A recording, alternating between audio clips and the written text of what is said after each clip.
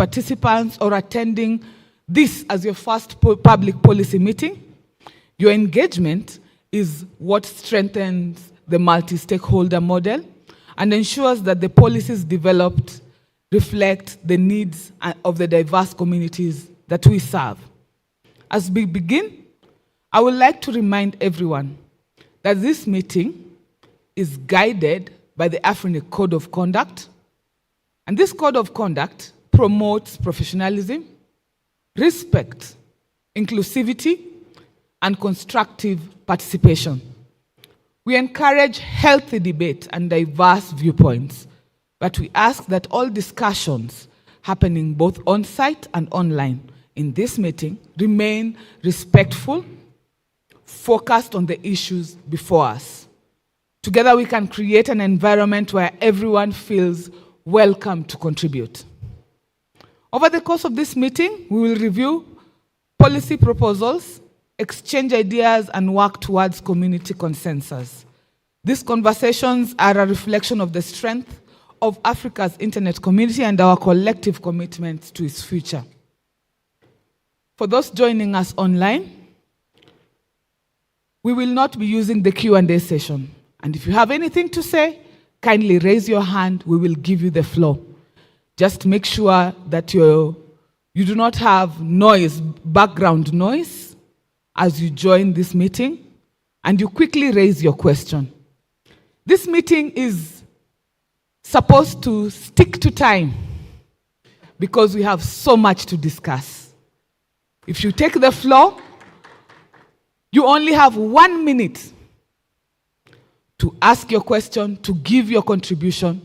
But remember to give us your name and affiliation. Remember, we have agreed that we are respecting each other and everybody has a voice in this meeting.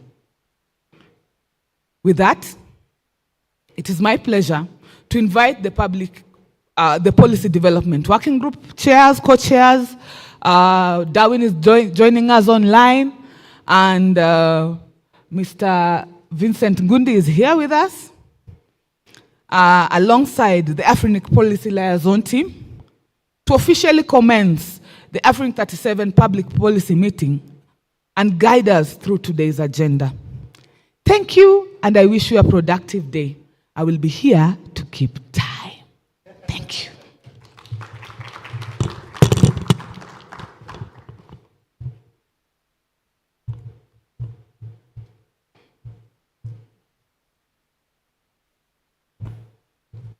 you. Thank you, Susan, for that introduction, and good morning, everyone. I'm sure we're all happy to be here after many years of not having a PPM. I certainly am glad to be here today. I want to thank Afrinic for organizing this meeting. It's been a long time, and I'm glad that now we can progress with this important work of making sure that we develop policies that are useful and meaningful and applicable to the Afrinic service region. So as Susan mentioned, my colleague, my co-chair, Darwin, is online. So I'll request Darwin to say a word or two. Hi, good morning, everyone. Can you hear me? Yes, we can hear you, Darwin. Go ahead. Perfect. Now, I just wanted to say, thank you, Afrinic, as well. And glad to be here together with Vincent and the PLT team. And we hope to have fruitful discussions over the day. Thank you very much, Darwin.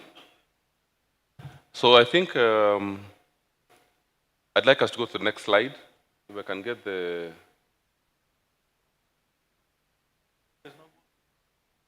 All right.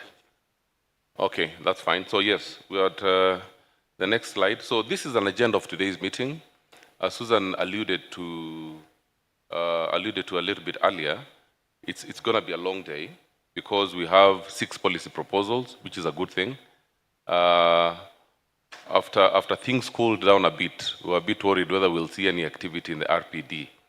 But I'm glad to say that we've seen quite a bit of activity, quite some constructive engagement, And that's why we have 6 draft policy proposals to look at today. And of course, we have the selection of the PDWG co-chairs later today, as well as the election of the ASO-AC. So I think it's going to be a very busy day. And as Susan said, I think let's respect the code of conduct and also let's keep time. So just a quick overview of the agenda. We've covered the first item, which Susan handled, actually the first and second. We have the first policy proposal on soft landing and recovered space and priority.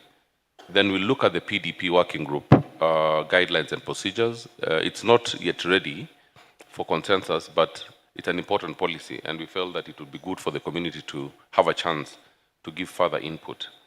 Then we look at the amendment of utilization in soft landing. We'll have the required newly created AS sets. Then we'll have an update after lunch, just before lunch, on ratified policies. Thereafter, we'll look at the policy proposals on IPv6 as a criteria in IPv4 soft landing.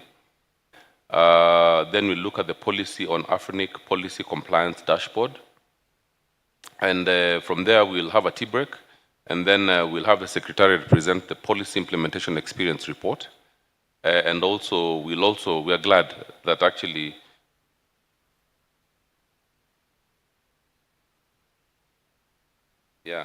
I'm also glad to say that we have ARIN and RIPE, 2 of the other regional internet registries, so they'll also give us a policy update. And welcome to Nairobi.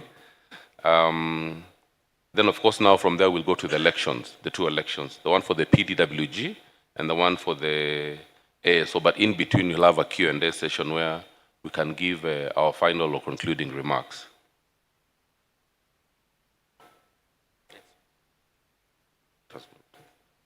So we'll go to the guidelines for participating. One is the African Code of Conduct, which Susan also alluded to. But as a participant in the Afrinic public policy meetings, you're expected to behave in a certain way. One, you need to be professional and respectful at all times, act in the best interest of Afrinic, and respect the agenda, including keeping your remarks on topic for the relevant part of the meeting. And that's a very important one, because we know what has happened previously. So harassment, intimidation, or offensive behavior will not be tolerated. And the African Code of Conduct is also available on the Afrinic website. How do you participate in the PPM? At some point, we'll have question time, a Q&A session. We also encourage you, and this Q&A session will be both for online and on-site participants. We'll also encourage you to use the Q&A window on the Zoom conference platform, and it will be monitored at all times. You can also subscribe to the RPD at Afrinic mailing list and make your contributions. And we also encourage you to consult the archives, the RPD archives, for the discussions that have been held previously.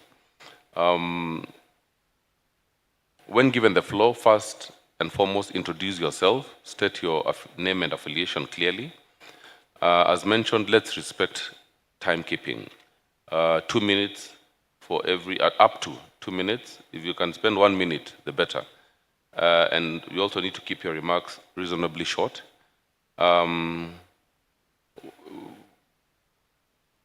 Africans speak multiple languages, so let's respect the language differences so that we also allow the translators to be able to translate properly. So we encourage you to speak slowly and clearly. If you're opposing or supporting any policy, you must give an objective reason. I think that's the whole idea of multi-secularism.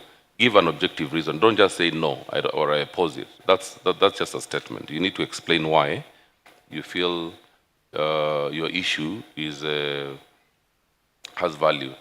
If microphones are closed before you have had a chance to speak, you can post your message on the RPD mailing list, which will be monitored throughout. And you can also use the Zoom teleconference chat to also post your comment. It will also be monitored throughout the sessions. We now go to the policy proposals for this meeting, the Afrinic 37 public policy meeting. And I'll hand over to my co-chair, Darwin, to lead the discussions on this first policy proposal. Over to you, Darwin. Thank you. Thanks, Vincent. Thanks, everyone, again. Also, take into consideration the words from Suzanne in the beginning. Let's be respectful with everyone while discussing these six policy proposals. As Vincent mentioned, it's a good number. We didn't solve that for a while, so we are keen to drive this through with you guys together today. Just a question from my side because I don't have visibility. Are the slides being shared, Matthew or Bryce? Darwin, I am trying to share, but it doesn't work. Yeah, I'm trying. I will try it again. I tested early in the morning and it worked. Does it work? Do you guys see anything on my side? I am trying to share my slides. Okay, now. Yeah, you can see them? Yeah. I cannot, but I'm wondering if the people in the room can see them. Let me see. Yeah, I can see them now. Yeah. Okay, yeah, thank you. Perfect. So before you actually share, Georgie, I would like to share mine. That's why I was asking whether PLT could. Can you just unshare it for a while, and then I will. I cannot hear you very well, Darwin. There is a lot of echo. I cannot hear you. I said, can you unshare for a little bit so I can share mine first? Okay. Yeah, very quickly. Yeah. All right. Then just give me a minute so I will share mine.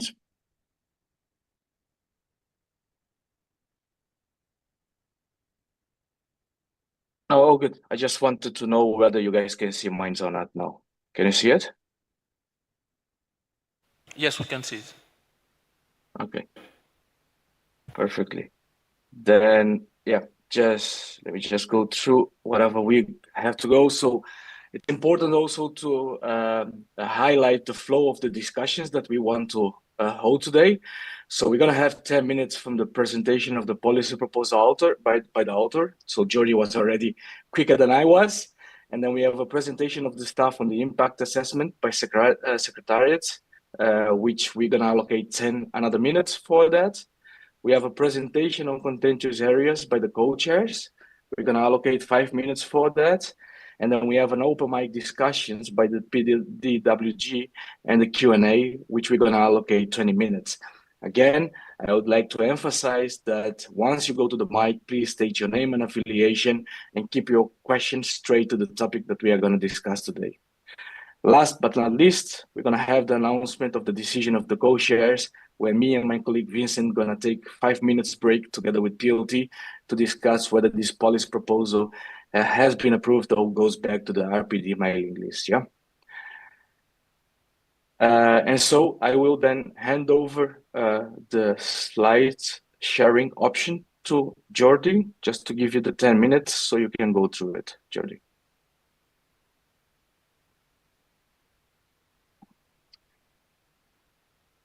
Okay, so I am sharing again the slides. We can see it, or at least Okay. I can see it.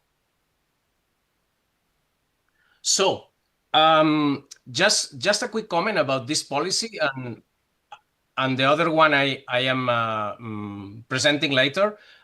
Those policies have been generated in response to the fire, to the policy assessment from the staff. Okay, so I'm not going to read all the slides, just to summarize it.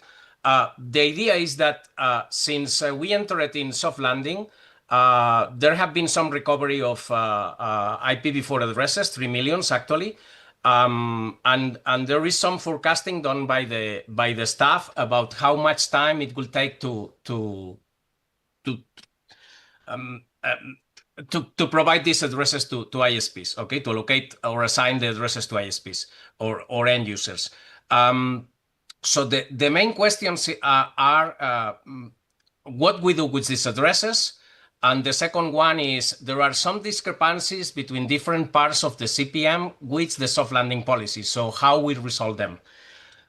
So basically, what I am suggesting with this proposal is that the soft landing was designed in a way that is not reversible. So unless we change our mind and we redo or amend the soft landing policy, the idea is that we stay in soft landing state even if we recover addresses. So my suggestion is, and this can be amended in the future. So it's not a definitive situation if we change our mind.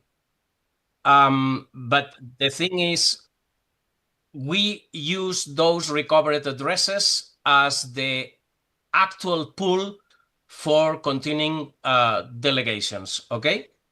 And then there are some clarifications on the text and resolving all the discrepancies with the rest of the sections of the CPM.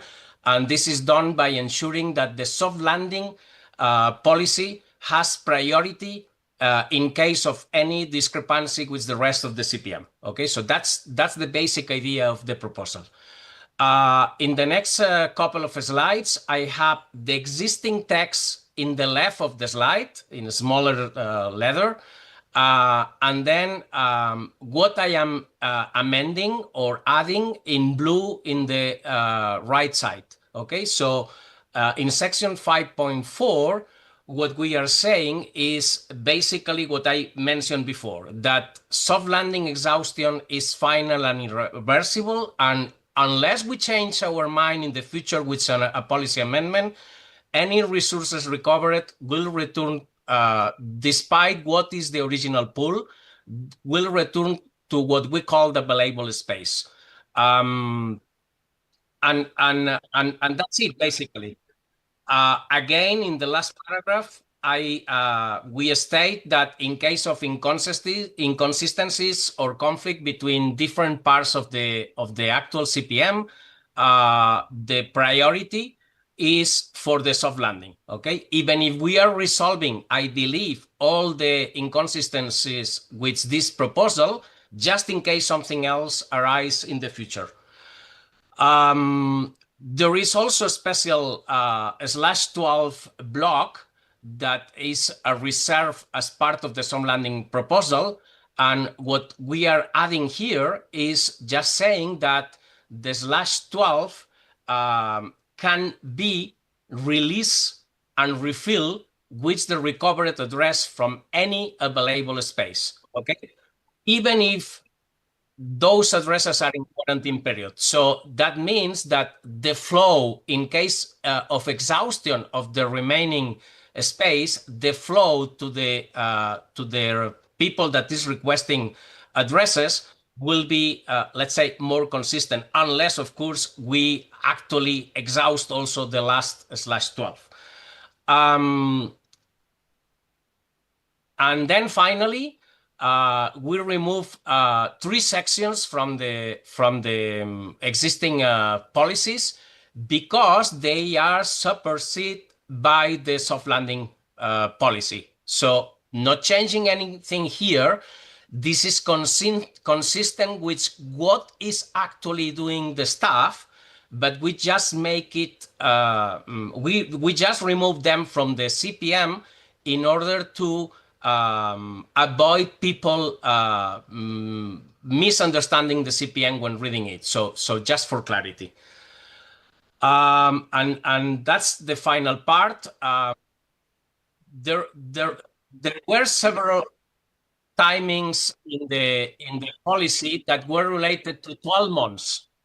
Okay, the soft landing changing that to 8 months. So this change is just to align with the soft landing. Again, is to resolve the inconsistency. And here is again the same. 8 months replace what in other parts of the manual, of the policy manual, were 12 months. Okay. And that's it. In other regions, there has not been any reversion of policies for exhaustion. And again, if we need in the future to adjust that because there is much more recovery of addresses or whatever, we can do that. This policy is not precluding future changes, but at least we have clarity at the moment. I believe that doing more changes in the soft landing policy will take much more discussion. So this is a way to, at least for the moment, make sure that there is clarity and there is not discrepancies between different parts of the manual. And that's it from my side. Thank you. Thank you, Jordi, and you were exactly on time. Thanks for that. That's what we need. Just for the context, and before handing over to the Secretariat for the impact assessment, I will share quickly my screen just to give a brief overview to everyone when the soft landing and recovered space and priority were posted. So version 1 was posted into the RPT mailing list on the 6th of May. And then we had the second version on the 60th of June, just for the context and for the audience. So now I will hand over 10 minutes to the Secretariat for the impact assessment.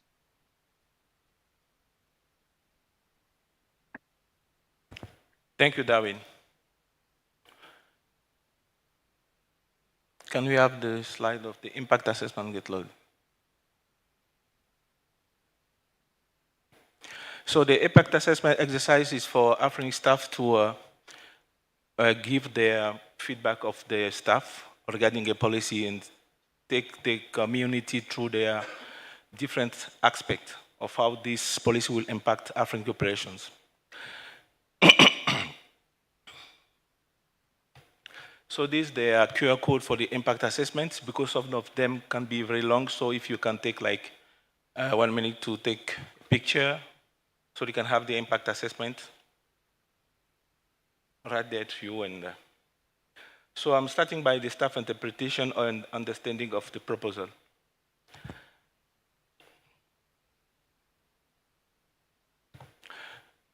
The policy proposal maps a way forward on how the recovered IPv6 space should be managed by being cleaned and returned to the available pool, where the resources can be delegated under the prevailing soft landing policy rules. It further acknowledged that the soft landing policy phase are irreversible, so that no phase 1 condition can be applied in the phase 2. And the current phase conditions are applied to all available IPv4 spaces. Space reserved for future use as per the policy statement and recovered space unless another policy that states otherwise is adopted. In practice, Afrinic shall maintain the quarantine period of its recovered pool of 12 months and may adjust it to 6 months if need be. The cleanup addresses will then be removed to the available pool. In the event that Afrinic is unable to satisfy the request from its available pool, the reserve/12 prefix will be then brought to the available pool. The proposal also introduced a positive change by removing some obsolete sections in the CPM, especially section 5.5.1.2.1, section 5.1.5.1.4.1, and section 5.6.3, thereby removing one of the major pinpoints of the current CPM, since the pre-soft landing section were conflicting with some of profound condition in the soft landing. Section 5.4.3.2 and section 5.4.6.1 in particular. It's also correct the projected period of need from 12 months to 8 months in the section 5.5.1.9 and 5.5.1.13.3.2 of the CPM. In the case that any other condition still conflict with the soft landing condition, the soft landing section takes precedence.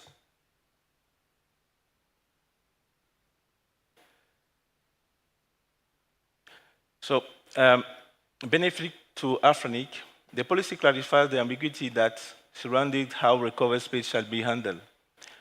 Impact on resource members, the policy will improve the readability of the CPMC's conflicting section will be removed.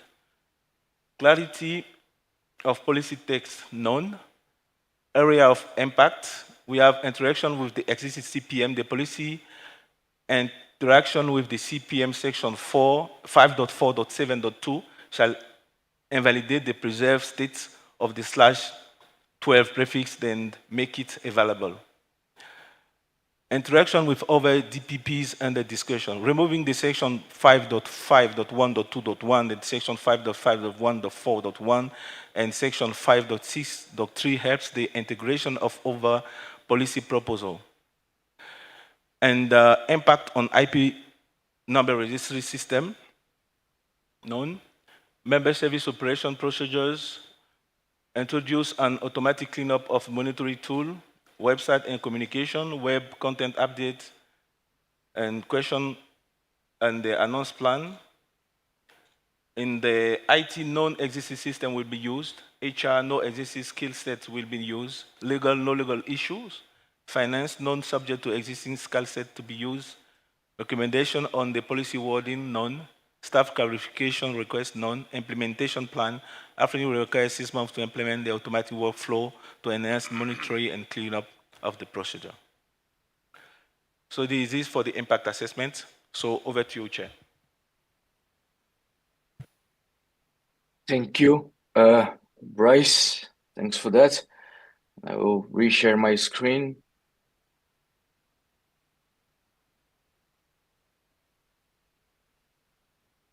I think you can see it now. So we're gonna have 2 slides for the contentious areas on this policy proposal.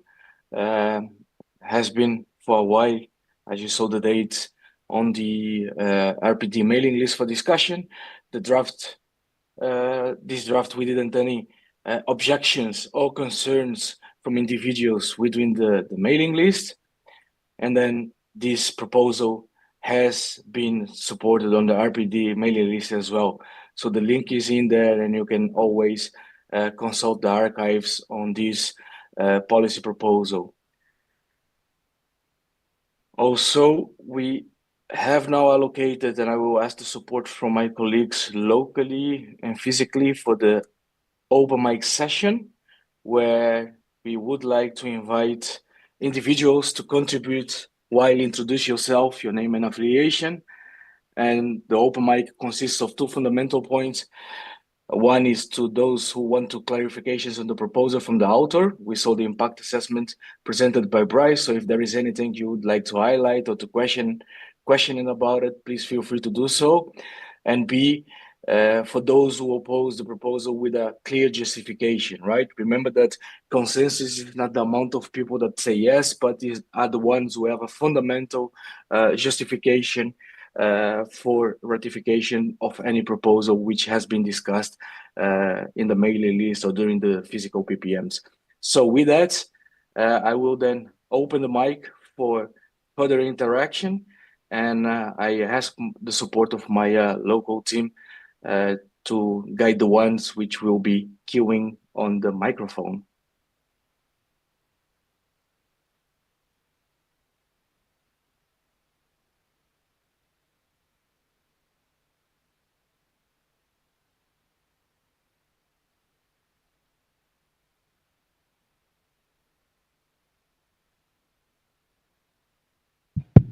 Anyone on the microphone already? Yeah. Sorry, I don't have visibility, so yeah. Thank you. Andrew Alston, Internet Consultant. I've got 2 points. I think that the quarantine period being set at kind of a fixed duration could be problematic, purely because with address space that has been recovered in the database does not necessarily mean no longer announced in the DFC. And if the space is still announced in the default free zone, the quarantine period probably needs to be extended until such time as we can get it cleared from the default free zone. It also needs to deal with space. Staff will need to do checks on that space to make sure there are no blacklisted issues because of previous spam, etc.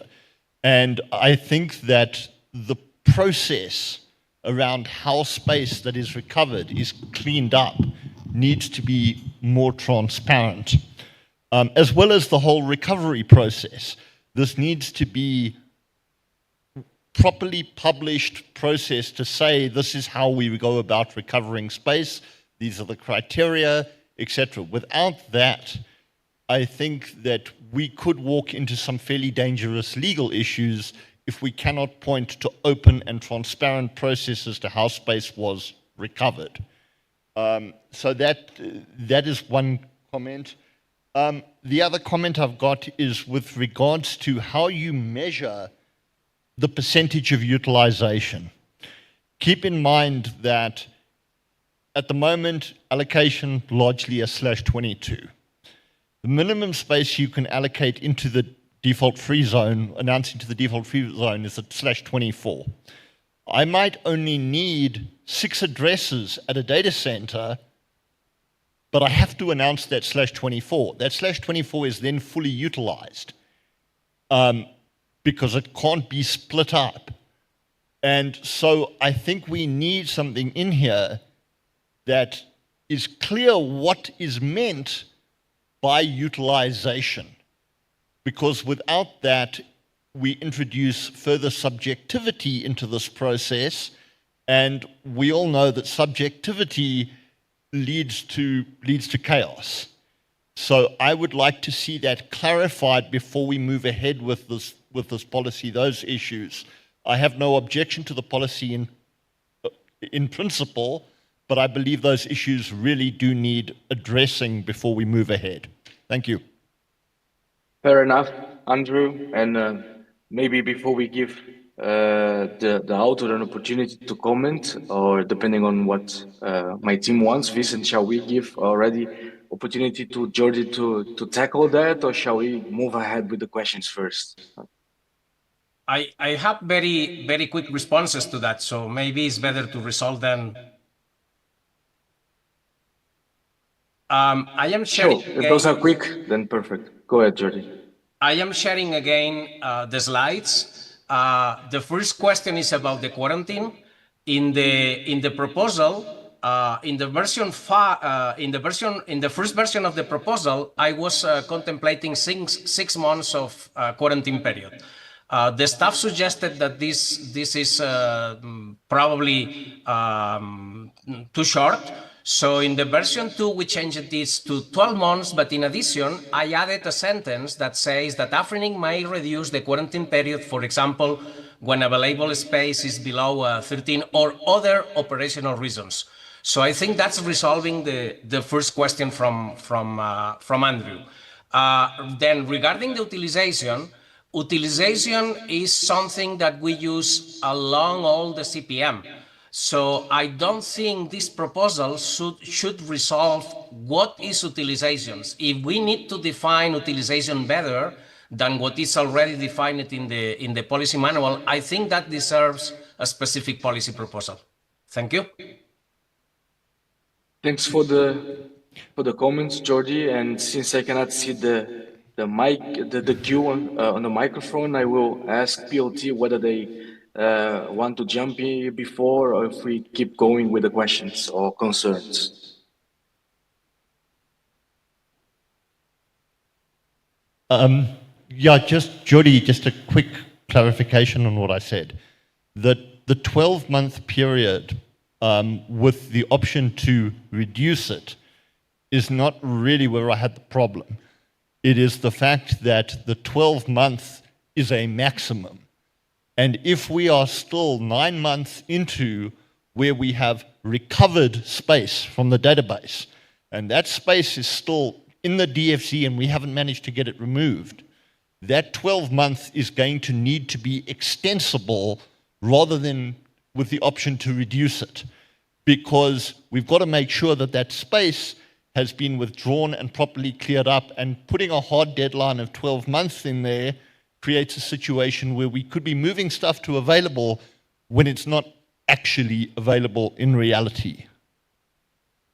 However, I think that the staff don't consider the space as recovered until that situation is resolved. And after that, they put it in quarantine. I am not sure if that's correct, but that's what I am understanding that the staff is doing. Yeah, Jordi, we're going to also ask the staff to jump into that. So, Matvey, if you want, please take the mic. Jordi, thank you, Andrew, for your questions. The quarantine period of 12 months has been okay until now. We do get it that if the space is not clean, we cannot push it to available pool unless it's all cleaned up. So the quarantine period in these instances, we don't prioritize the quarantine period. We prioritize the cleanliness of the address space. Okay, that's one. I've taken note of your request for transparency in regard to the cleanup process.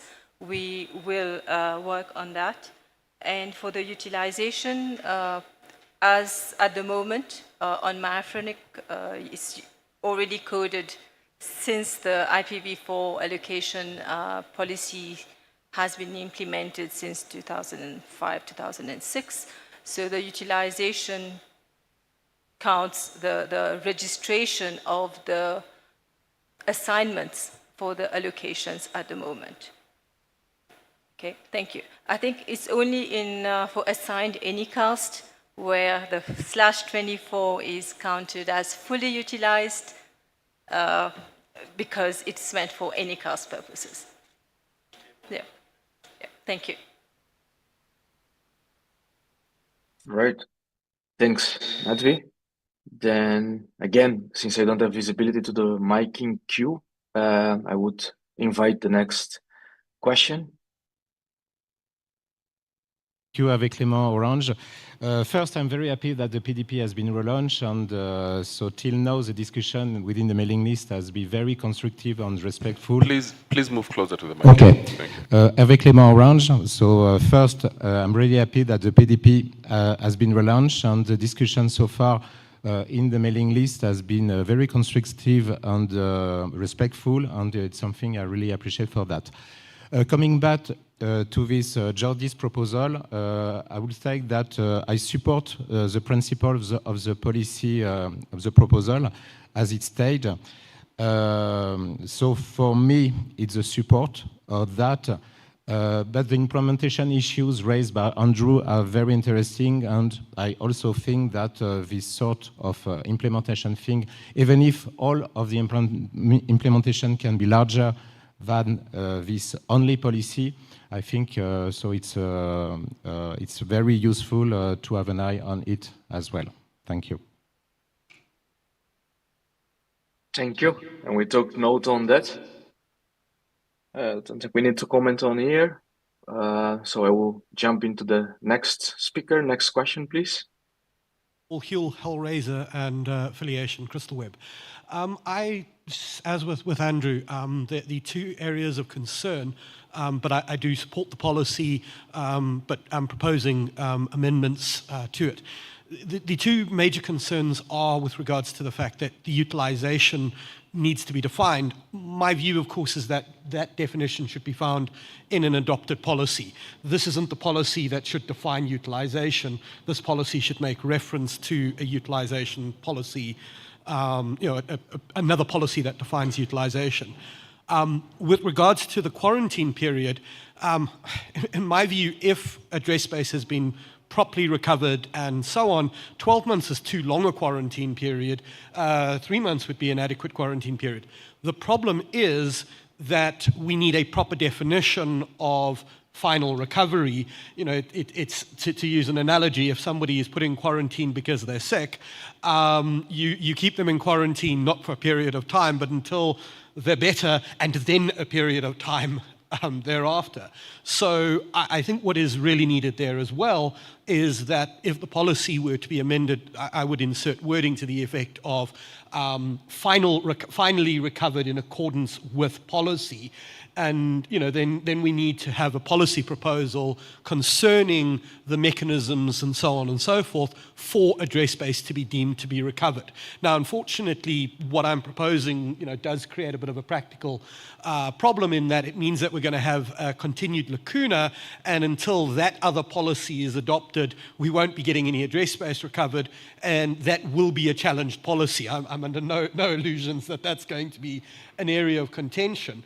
But I think if we adopt that approach, at least then the focus of contention will be where it should be, rather than people debating around things for ulterior purposes and so on. So that would be so as I say, I'm supportive of the policy, but at this juncture, without there being an amendment to ensure that utilization is governed by a policy that is adopted, and that what is deemed final recovery is governed by an open and transparent policy that is duly adopted. I would, at this juncture, put myself forward as a strong objection, but I think it's easy to make those amendments if the rest of the community is supportive of that approach. And I'm seeing Andrew nodding, which I'm hoping is approval, because that really boosts my ego.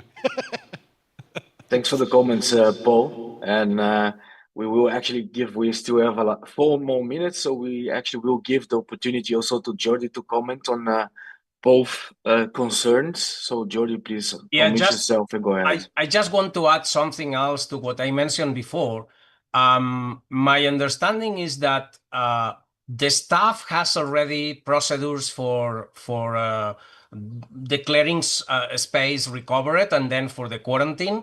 And also they have already rules for the utilization calculation. So even if we don't reach consensus in this proposal, the problem is still there. That's what I mean, that it's something isolated from this proposal. What we could do is, of course, not reach consensus on this proposal, resolve that, but meanwhile, we still have the problems that this proposal is trying to resolve. Or we can reach consensus on the proposal and in parallel ask the staff to provide a clear explanation of those 2 situations, the quarantine and the utilization. And if we believe that the operational measures that the staff has right now are not according to the community beliefs, then we can submit 2 new policy proposals for each of these topics. I think that will be the most realistic and non-blocking way ahead. Thank you. Well, at the mic, so he would like to explain on the topics that are being discussed at the moment.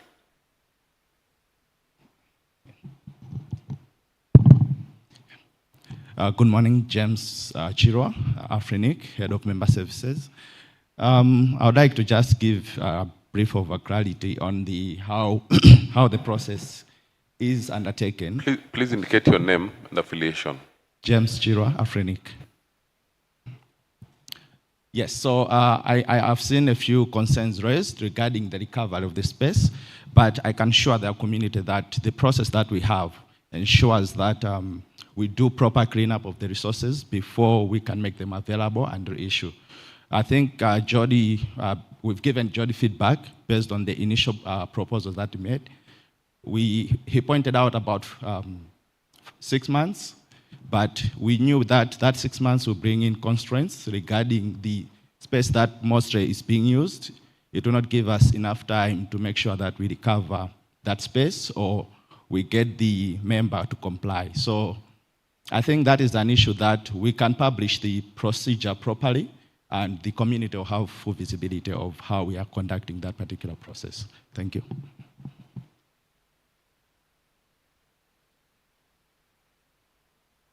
Thank you, James, for that. I see, do I see right? Is Andrew, I guess Andrew is on the mic, and we have shown us on the mic before, so please go ahead. We still have 1 more minute, so I will ask you just to go straight to the point so we can get this done, yeah? Go ahead. Thank you very much. Sheon Jideji, WCB. I'm speaking on my personal self. I think we shouldn't punish the policy proposal because the point of utilization is not actually a new thing. Jordi has just basically used existing word, utilization, so there's no reason why we should say because utilization is not defined, then we should not pass the policy. I don't think that should count.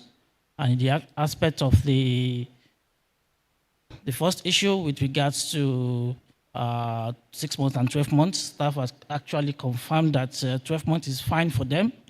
So I'm not sure why we want to also say because we are not sure 12 months will be fine for staff, and then because of that, we shouldn't pass the policy. I think that the policy as written is fine.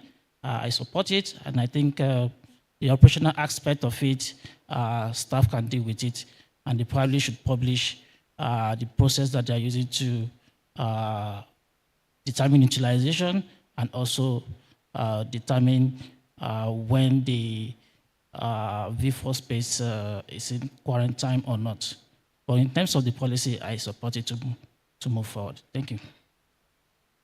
Thank you for the comments. And in the interest of time, Andrew, please just, we're going to take you as the last question. I don't know if we have someone else after that, but if not, then we take yours as the last one. Please go ahead. Be brief. I completely agree, and I thank the staff that they have policies and procedures. However, I would like to see those policies and procedures incorporated into the CPM by community consensus to do this, because how space is recovered, etc., is a very important issue for this community. And so what I would propose is that if the staff have got these things, that they bring forward a policy proposal that is ratified by this PDP to preserve the transparency and the ground-up approach. And once we have that in the CPM, this policy will become a lot, it will remove a lot of ambiguity for me. And to me, the removal of ambiguity in everything that we do and the transparent nature of it is absolutely core to everything we do. So that's what I would propose.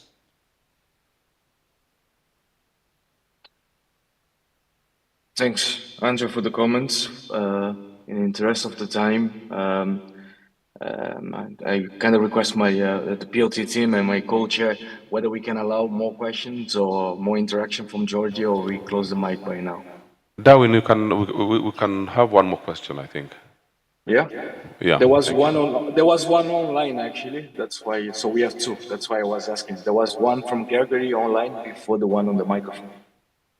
Oh, there's somebody at the microphone. Do you have anything online? I think just a microphone. Greg. Just one person. All right. Good morning, distinguished people here. My commentary really, I support the policy, but on the utilization, I'm from a background that a policy should have definitions to remove ambiguities, because one, if the definition is there, in the event you do audit of the numbers, the IP numbers that are used, then you determine the utilization of those numbers. Then you would come to the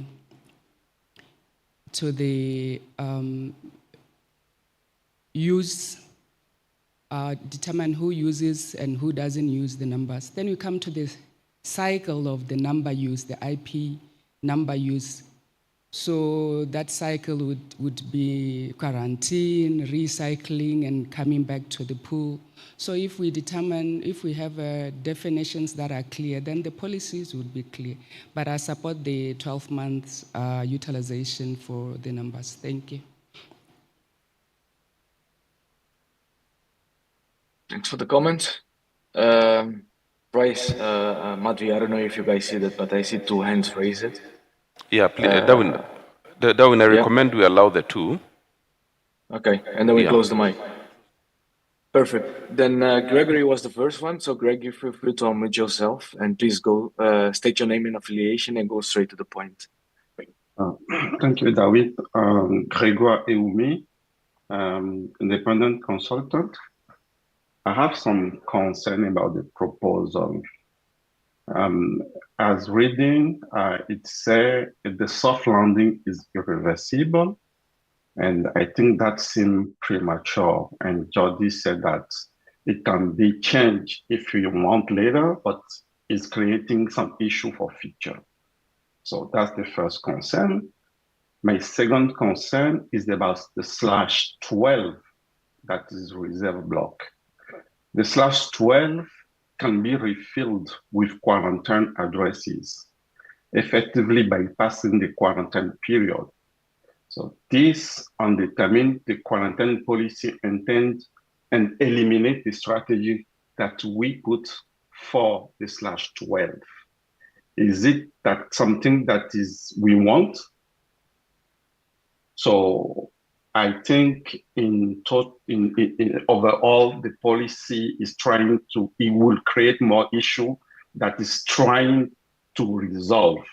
I know that the staff raised some issue, but trying to resolve it like this may create more. And I can see that Jody also said that there may be some other mechanisms to resolve that. And we are lucky that there is another proposal that have been posted on the mailing list that adds another period for cooling, like pre-soft landing period, that will resolve most of the issues that have been raised today. So I will suggest that Jody look with Alain Aina about that proposal to see if that can fit. Thank you. Thank you, Gregory. Georgie, maybe you would like to jump in, but very quickly. When I say it's irreversible, I mean in the current state. So it's just a clarification that today is not, let's say, clear enough in the soft landing, okay? So that don't means, as with any part of the CPM, that we can update it. So that's the point. The second point about the /12, which the quarantine, basically what it means is that even if we need to use the existing addresses in the /12, but there are addresses under quarantine period, shifting those addresses allows the flow of allocations and assignments to be more fluent. Of course, if we reach the point that in the /12 there are addresses that are quarantined, we need to wait until they are clear. That's obvious, and that's the actual procedures from the staff. So that's my clarification. Okay, thanks. And then we take Abdul Karim as the last for the question. Abdul Karim, please go ahead. State your name and affiliation. I hope you can hear me clearly. My name is Abdul Karim. I am from the University of Ilorin, Nigeria. I want to say I'm speaking on my. Can you hear me, please? Yeah, not that good. Can you go a little bit away from the mic and speak a little bit louder? Yeah. Is it better now? Yeah, it's better now. Yeah. Yes, sorry, just a quick one. I think, yes, the policy has some aspect which needs to be considered, like Sheo mentioned, and I totally agree with Andrew. The process in which the staff wants to put in place needs to be quite clear, and that needs to also go into this policy. And I think once that is done, then we can look at this again. So just to be very clear, thank you. Okay. Then thank you. And with that, we will then close the open mic unless one of my colleagues wants to say anything before that. But if not, then me and my colleague, co-chair Vincent, we're going to take 5 minutes to do the deliberation on this policy proposal for now. No more intervention? Great. Then I think we just take a 5 minutes break so we can do the further deliberation in this policy proposal. So bear with us and we're going to get back to you guys in a few minutes.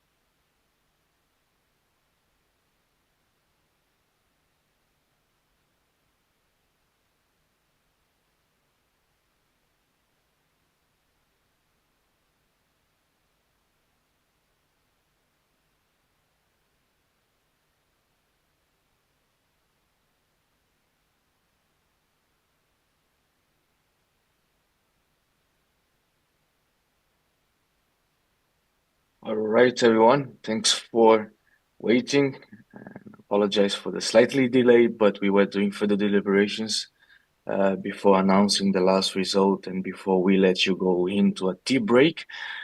So, ever considering the discussions in the RPD mailing list and the current PPM, the authors having addressed the concerns raised by the PDWG, the co-chairs have determined that work consensus has been reached. Secretariat is requested to publish a clear recovered space cleanup procedure and definition of the utilization during the last call. So please engage further during the last call. And for now, we will ask everybody to enjoy the tea break before we jump into our next policy proposal discussion. Thanks for the engagement so far. Thank you very much all for participating.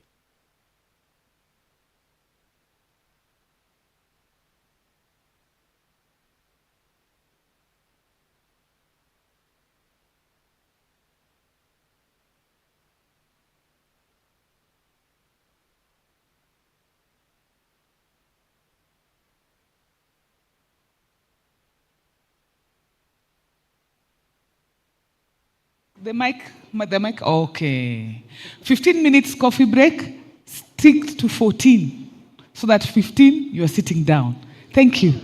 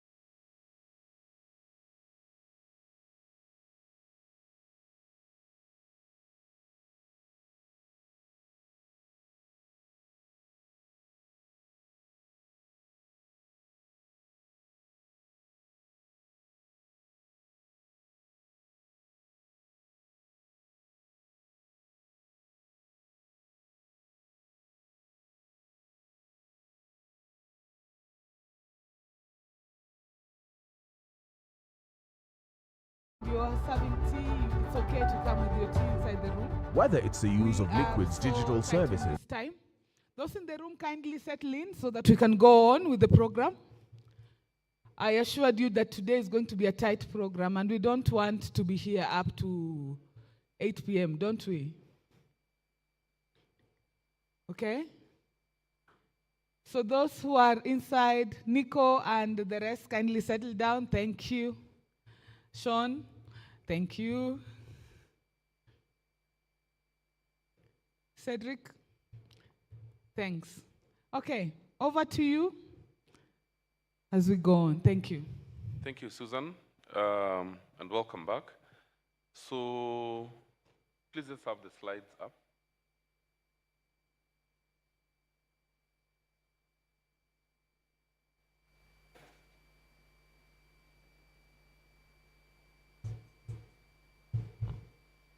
The ones for the co-chairs first, please.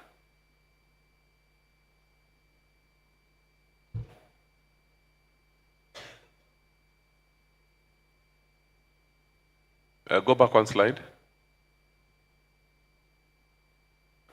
And if you could also put them up on Zoom.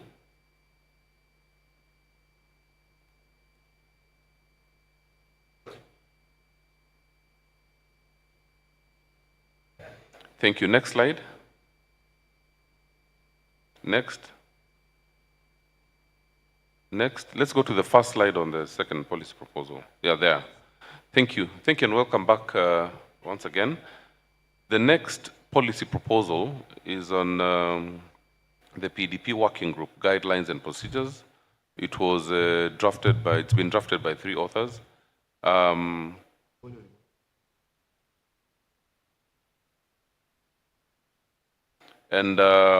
Next slide. Yes, it's been drafted by 3 authors. Discussions are ongoing on the RPD mailing list, but the authors have indicated that this proposal is not ready to seek consensus. So they're requesting for extra time to present the concepts and the policy details. So we have here with us Alain, who is one of the authors of the policy proposal, and we'll give him 20 minutes to just walk us through what the thinking is behind the draft policy proposal.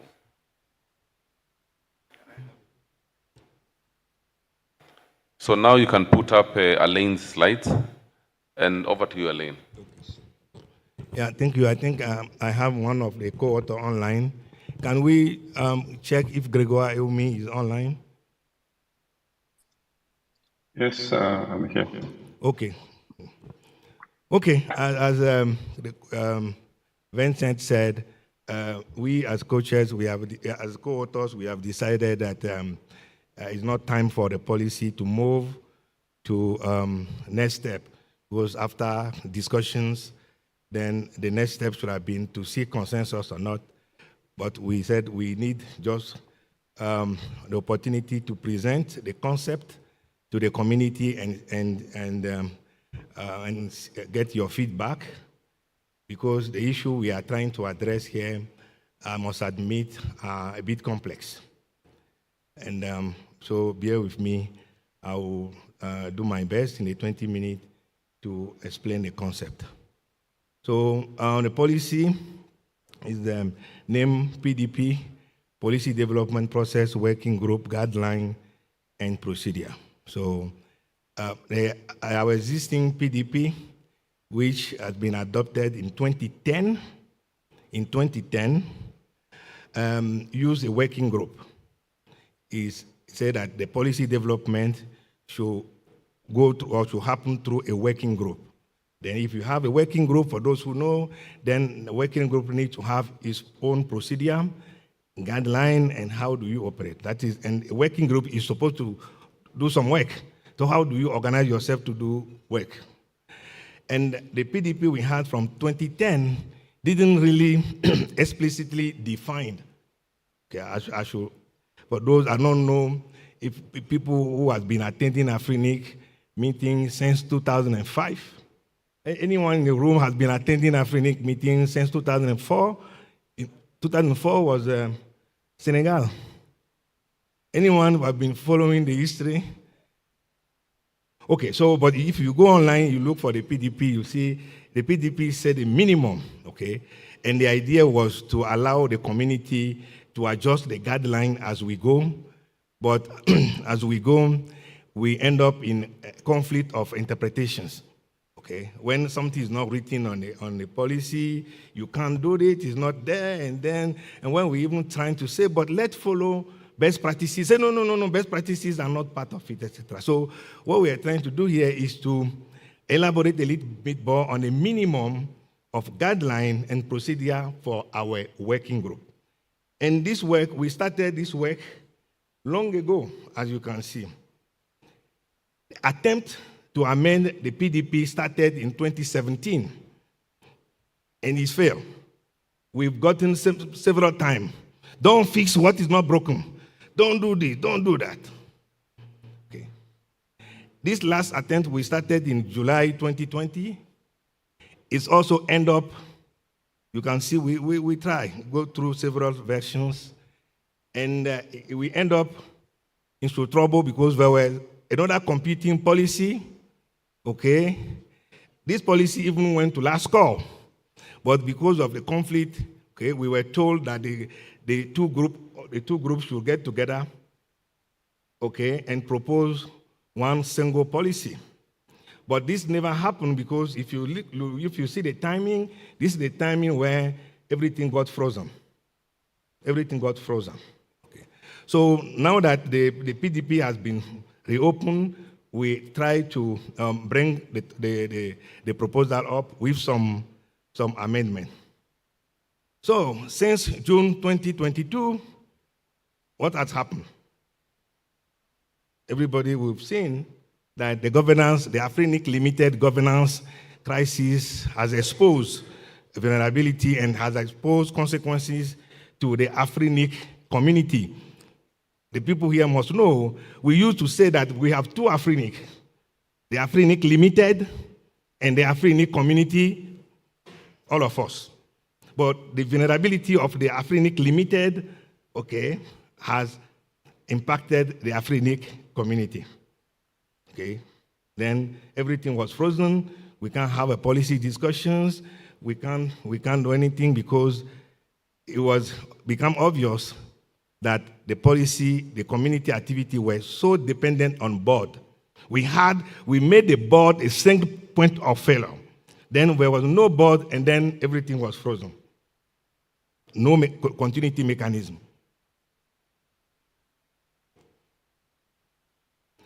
This is the current PDP framework. So I put the PDP framework in the global Afrinic framework for people to look at. And you can see, can we use this?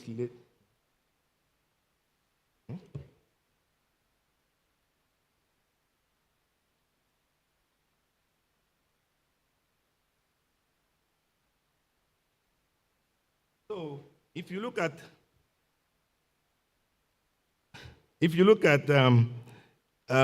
what you see, then I trying to put the policy development inside the governance framework. Then you can see the members. The members elect the directors. Okay, then you see the policy development working group there. Okay, and this working group is composed of the members, the Afrinic members, the resource members, and the community. And the working group has two co-chairs. You've seen them this morning. Okay, but if you look at the things, look at how board is involved.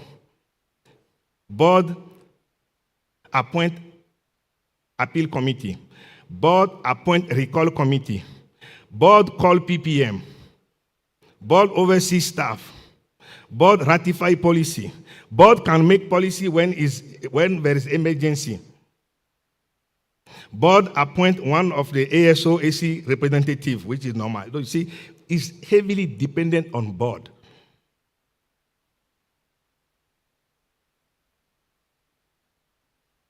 So this new proposal has evolved from the original one. The original one was to set clear rule for the working group, but we now decided to also ask, how do we manage risk? How do we make the working group and the PDP more resilient.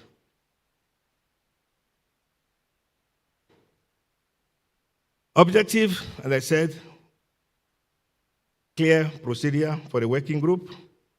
How do we elect co-chairs? How do we advance the discussions, but also reduce the PDP dependence on board, okay, and strengthen community, okay, oversight over the policy development process. And also introduce a mechanism, okay, against a scenario where community adopt a policy and board cannot ratify because board has no quorum, board is in litigations, board is not functional. So what do? We added something like that. And also, most importantly, we also are trying to align our PDP with the new ICP2. The new ICP2 has strict RIR ongoing requirement. If you don't meet them, there is something there, they say, derecognition. So you can be derecognized at RIR. And what we are saying, we do not want this thing to happen. But what happens if we are, or any of the RIR get derecognized? Where are the members? The members stay, they still run network. We can take the registry somewhere. But what happened to the community? The community must continue developing policy. And we have to guarantee, if we can't guarantee the continuity of our PDP, will not be compliant to the new ICP2. So, as I said, we propose some new things, and you can understand why we said we are not here for consensus, because some of the points there are still very contentious. Let's make it clear. We are not, through this policy proposal, despite what the legal assessment, and some people are saying, you guys are taking board power and giving it to community. We are not doing that. And I will present, and then I will hear your opinion on it. We are not trying to get the community to directly engage staff. We are not creating any parallel governance. But this is what we've been hearing. But let's go through the thing. This policy proposal identify two areas where the existing governance need to be changed. And this is there. According to this, the bylaw, the 11.2, it is board who call policy meeting. And we are saying that we should maybe change this sense. If board is not capable, we had another entity to call policy meeting. Okay, and then we also suggest that we should review how we elect the NRO-NC people, because now we are using the NRO-NC people elected in a region to form a regional number council to assist this community. So this is now a summary of what we are proposing. Okay, then you'll see that we trying to reduce, okay, the dependence, but you can see that on the Afrinic Limited side, we are not touching board. We are not really touching board. We are not changing board ability to ratify policy, board making policy, etc., but we are just reducing that. We should have a different entity to call PPM. Have a different entity, okay, for the appeal committee. Currently, our policy said board should appoint appeal committee. Board should appoint the recall committee. So what we are saying that, no, let's separate this, that a group of the representative, the co-chairs, okay, and form appeal committee, okay, and then we have a mechanism to automatically get an appeal committee instead of board appointing appeal committee, board appointing, etc., etc. So you can see this compared to what we are doing, that we are not touching the internal governance. We're not touching the internal governance. So board appointing ASO, AC1 member is still there. Board ratifying policy is still there. We are not touching this, but we think this community should self-organize as based on the ICP2. So we strengthen the community, I've said so. We put a petition-based ratification, saying that if board is unable to act to ratify a policy after 10 days, then the working group, the members in the working group can initiate the petitions. Because we community has adopted a policy, but now we are depending on the board procedural role of ratifying the policy. Then we initiate a petition, okay? And the petition must be supported by 15 members from at least 3 different regions. If the petition passes this threshold, then staff will organize a review of the policy. And if staff see the policy has no issue, the policy is ratified. It's ratified. Then this also is one of the contention issue. People are saying, why are you taking board power away? But we say, if there is no board, there is no power I'm taking from board. If board exists, well, board have power. But if board no longer exists, I'm not taking any power from non-existent board. Okay, but it's still one of the issue we are. So appointing co-chairs. Right now, we had the current PDP said we select co-chairs. Then sometimes some people say we vote. Some people say we don't vote to select co-chairs. For this election, what we do is we do show of hand to select co-chairs. Okay? For some of us, this show of hand is consensus, but for some people, it's voting. And we say, no, a working group who will be making decisions by consensus should be able to select co-chair by consensus instead of voting. Or if you want to vote, how do you get the voter register? For the community, people keep coming. There are people here I've seen for the first time. So if we were to elect co-chair in this room, some of the people, newcomers, will also raise hands. For example, no. Then we say, no, we should be by consensus. We should evaluate the merit of the candidate and decide by consensus, this is the one we want for co-chair. This one also is the problem. People say, no, we should vote. We should not do consensus, we should vote. So here, I'm trying to put a diagram here to say how we should do the things, and you can see consensus. If we have tie consensus, we do lot draw. So if we find 2, 3 good candidates and we can't, then we do lot draw and choose one. Okay? If there is consensus on one, it passes. If there is no consensus, but we need co-chairs, the regional number council appoint interim so that we can guarantee continuity. So the NRO-NC community representative, according to the ICP2 and the RIR procedure, where each region have 3 representatives at the NRO-NC, 2 elected by community and 1 appointed by board. So Seoul, for example, has been appointed by board to represent this region at the ASO-AC. Okay. So now we are changing the model. Okay. The current model, and probably people started voting, okay, is those who registered are from these regions will be eligible to vote for the NRO-NC. We said, no, let's change a little bit. The members vote. The Afrinic resource members must vote, plus the people who registered from this region, but who had attended at least one Afrinic, one policy meeting before, so that at least they know a little bit of the context, etc., etc. Then this is also the diagram saying that what will happen. The Afrinic members have right to vote, and then, for example, the people in this room who registered face-to-face, those who are online will not vote. Face-to-face, who can justify that they attended the meeting before will also vote, just to make sure that we strengthen and improve.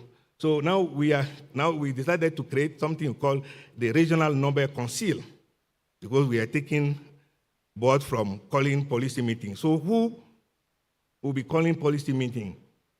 So let's get the 3 representatives, the ASOEC, plus the 2 co-chairs form the regional number council. They will call PPM. They will appoint interim co-chairs if we need interim co-chairs, etc., etc. Appeal committee. We want to move from board appointing appeal committee, board appointing recall committee. The recall committee role is when we are not satisfied with a co-chair, how do we recall co-chairs?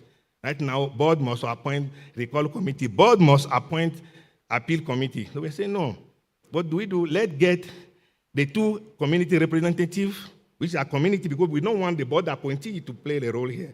The two community representatives plus the immediate past co-chair to form the appeal committee. So there is a mechanism to automatically have appeal committee, etc. Because as soon as you have the two community elected ASO, we already have an immediate past co-chair. Then we have an appeal committee. We have an appeal committee. Because what happens these days is there is a case, board for a committee, then people object, say, this committee has been selected because these people never like me, these people never like me. But if this committee existed before the case occurred, nobody will complain. But when there is a case, then the board appoint. Then I will look and say, no, Madvi never liked me, but Madvi is not the recall committee, so Madvi will slap me. Madvi will slap me, etc., etc. Then we also amended the procedure. If you want to recall, how do you, because currently the ground to recall is not that strong. I think five supporters will be enough, but then we trying to say before you can support, okay, a recall, there are criteria. 10 different organizations, you must be subscribed on the mailing list for more than at least 1 year, must attended some meeting before you can support, okay, a request to recall. Then, I think I need to go.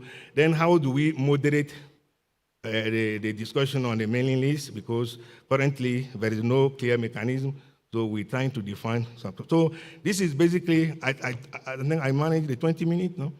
Oh, I still have 1 minute, eh? So Greg, any comment, anything to add?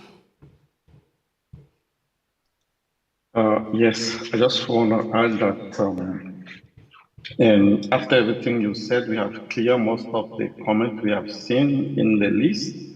And also the area that we have found to modify in the bylaw, to amend in the bylaw, is already a good timeline, because right now the bylaw review is ongoing, and this proposal must represent the community view. If you are agree and we already identify what we need to do in the bylaw, is a good thing. So thank you. Okay, so thank you, Co-Chair. So I think we can open the floor for question and comment. But as I said, we are not here to seek consensus.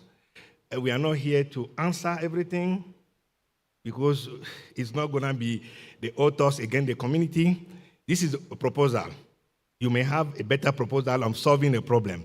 So if you see that we have a real problem we are trying to solve, and if you have any suggestion, please say so, but don't expect that we're going to be arguing on this thing. Okay, so. Yeah, thank you, Alain. And as Alain mentioned, the authors are not seeking consensus on this draft policy proposal. I'd like to direct the community, the PDWG, to the website for the staff impact assessment, because this is going back to the RPD mailing list.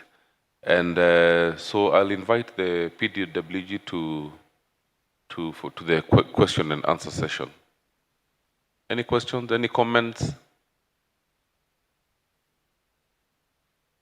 Do you have anybody online? There are some questions online from Jordi and from Abdul Karim.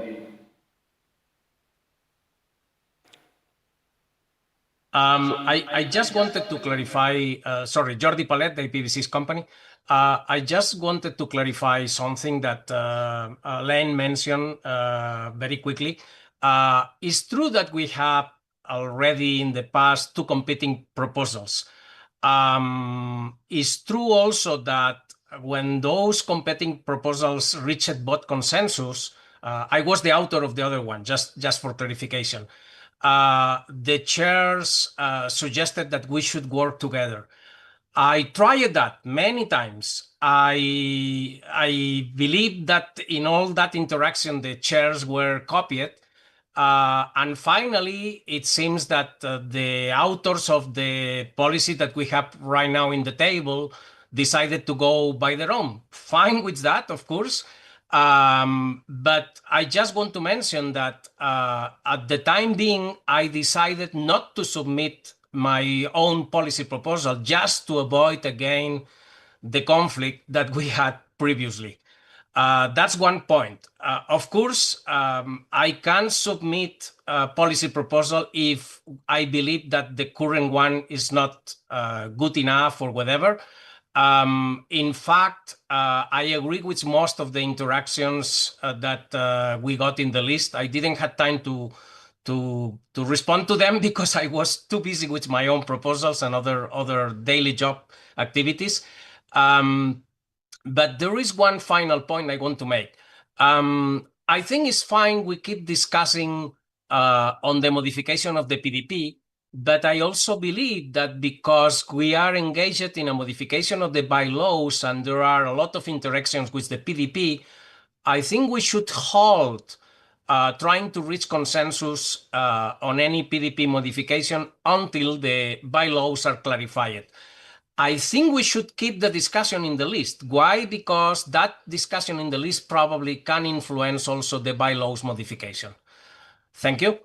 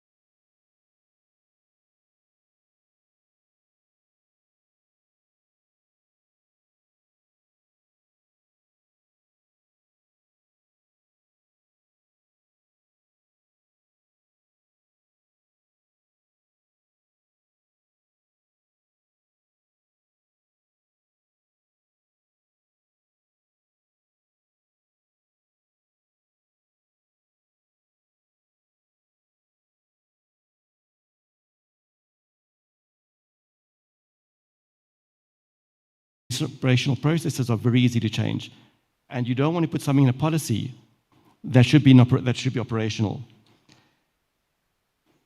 Again, coming back to the them and us, the community can't work in isolation. The community has no fiduciary duty for the company. If you make policies or you pass something that the board is accountable and responsible for, there's quite a lot of. You can't just work in isolation. The board has to approve things. The company, the Afrinic Pty Limited that you spoke about, has to have the final say, or not necessarily the final say, but have a say in the process. Does this make financial sense for me? Am I, as the CEO or director, going to go to jail for this policy? So you've got to be careful about what you're trying to solve. You're trying to solve a whole bunch of processes which actually aren't for us to solve.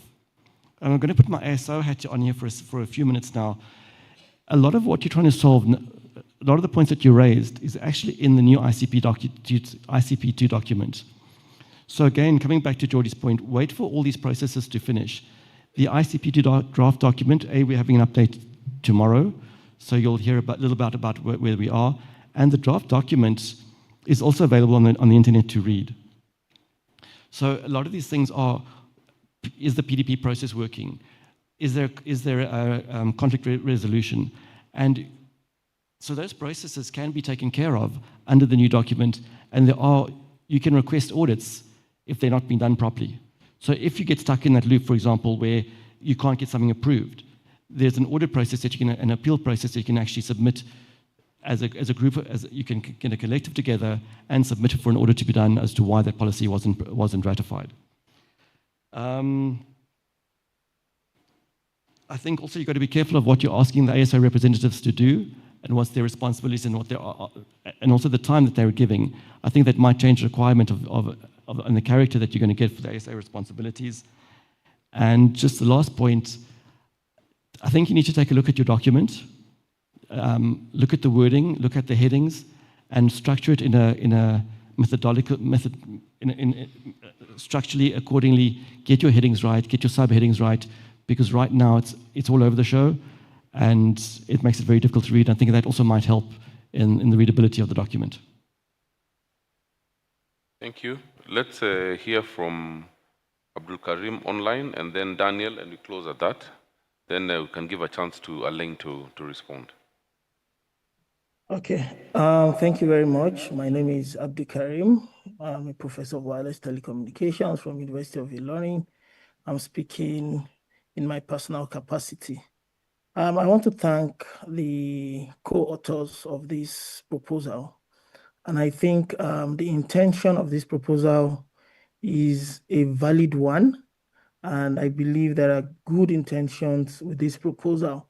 And I believe this proposal needs to be given some attention because there are issues that has to be resolved. I think we have moved away from those days that if something is not broken, you don't need to be fixed.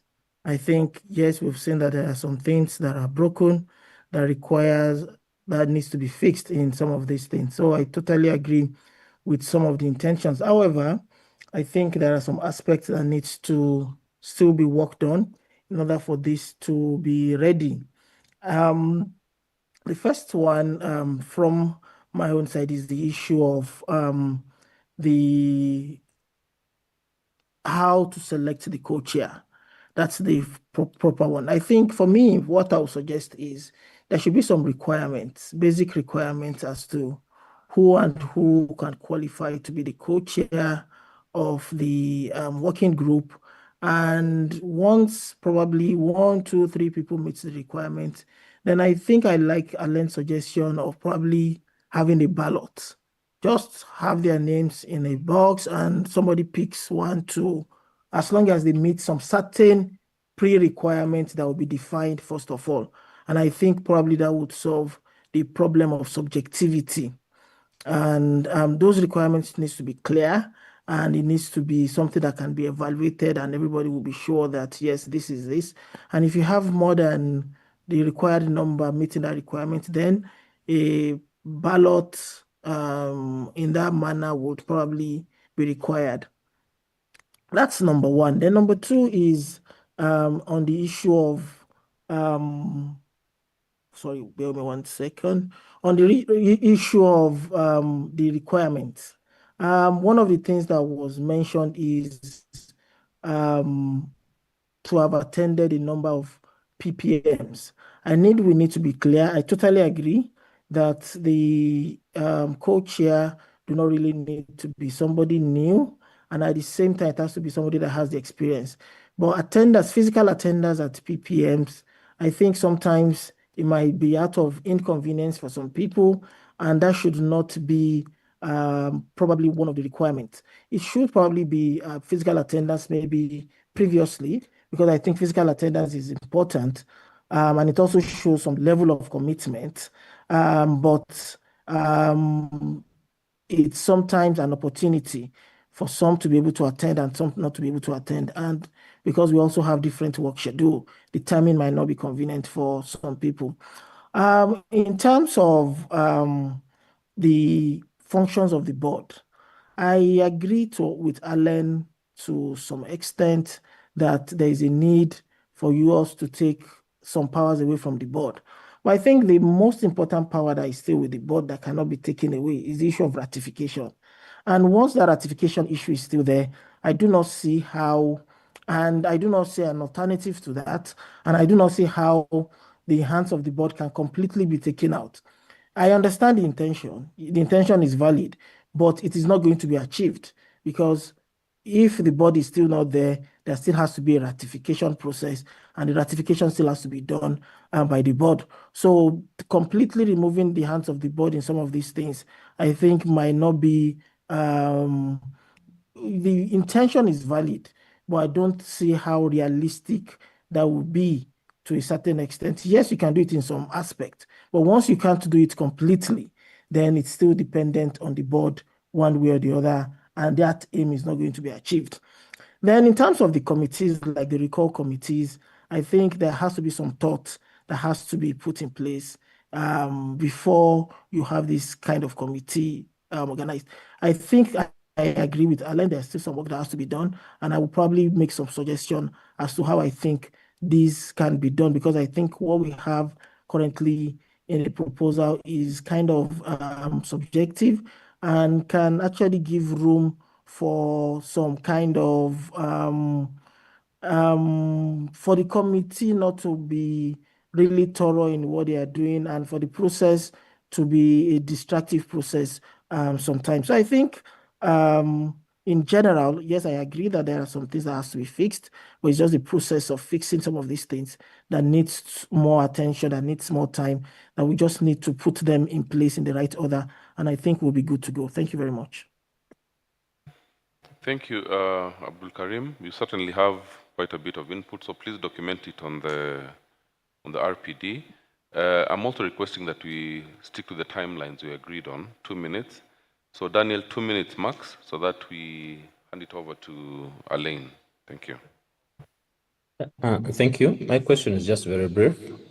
I'd highlighted it in the chat regarding to the impact of the GovCom, because when you speak about the board and the CEO, they all receive requests from the board. They give a request to the GovCom.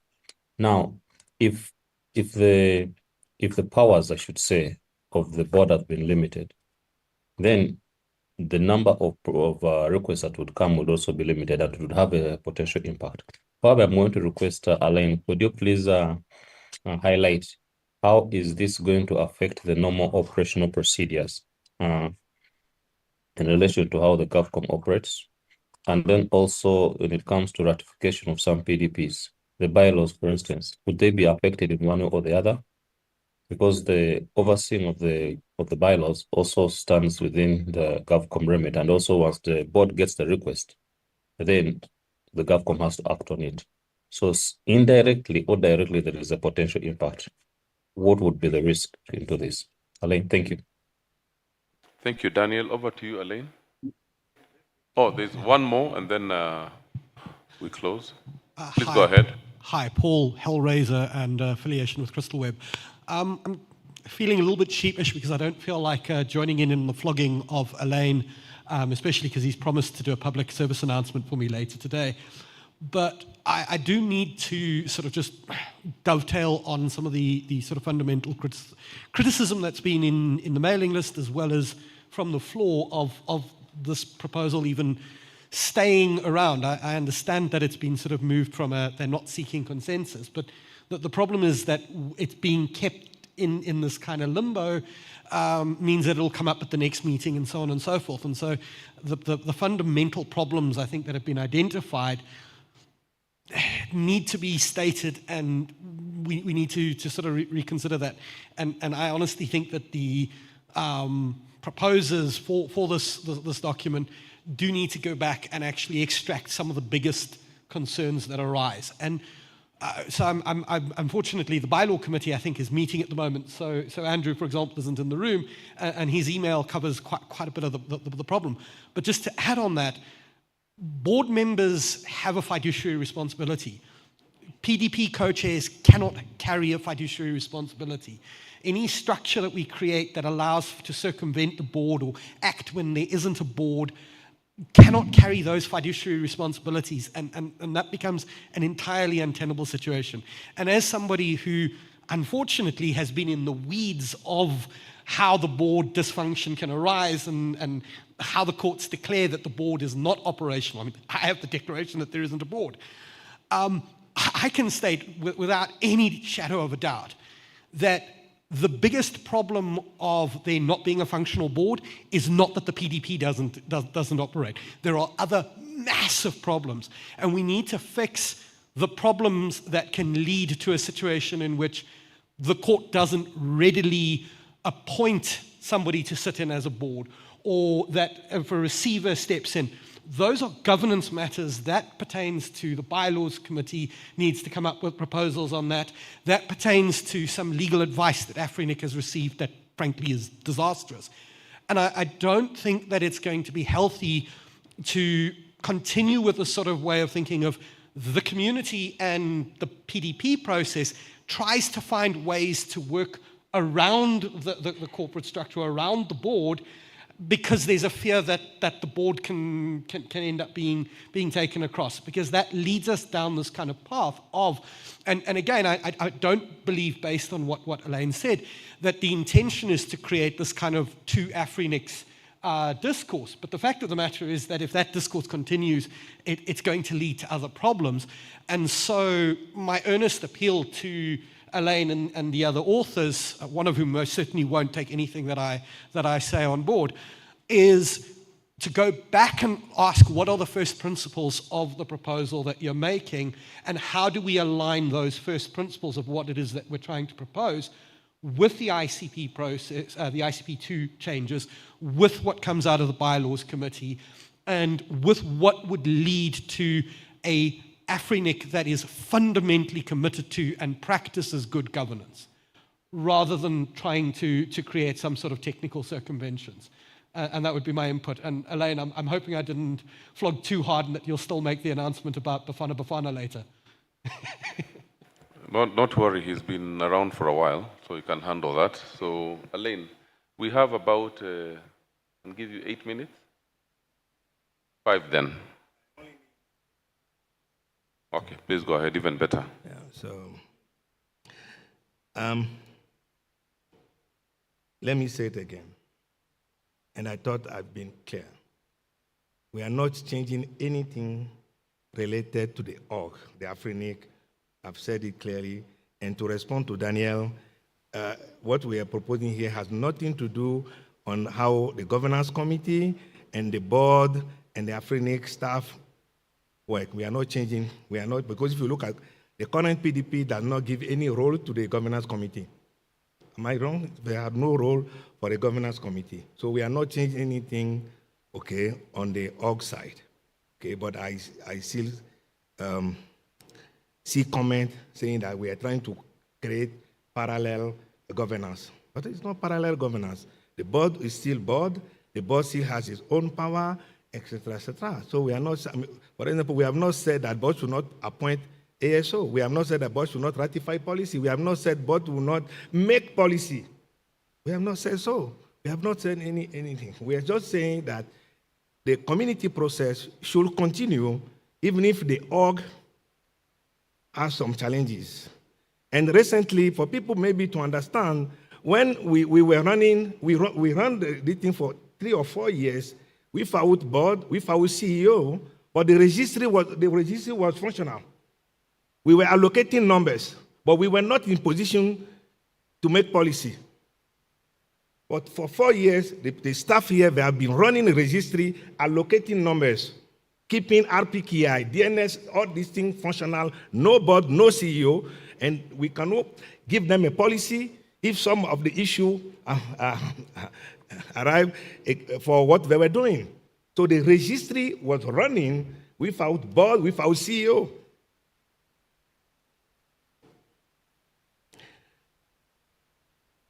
So I got your point on the format on the website. We do have this problem. It's the way staff put policy on the website. Okay, and I even submit a Google Doc that maybe next time is to link, because they have a certain way of putting the long text in very small format. It affects the visibility of the text. Okay, So I submitted the text versions, a Google Doc, and then which is more, more easy to read. Then we will address this with staff. As for this policy coming back and forward, I said, and I'm going to repeat again, the 2020 process led us, and Jody said, we went to last call. And the two policy, we end up with two policy adopted. And then we were told, go work together on one policy. So it means that this community has accepted the problem this proposal was solving.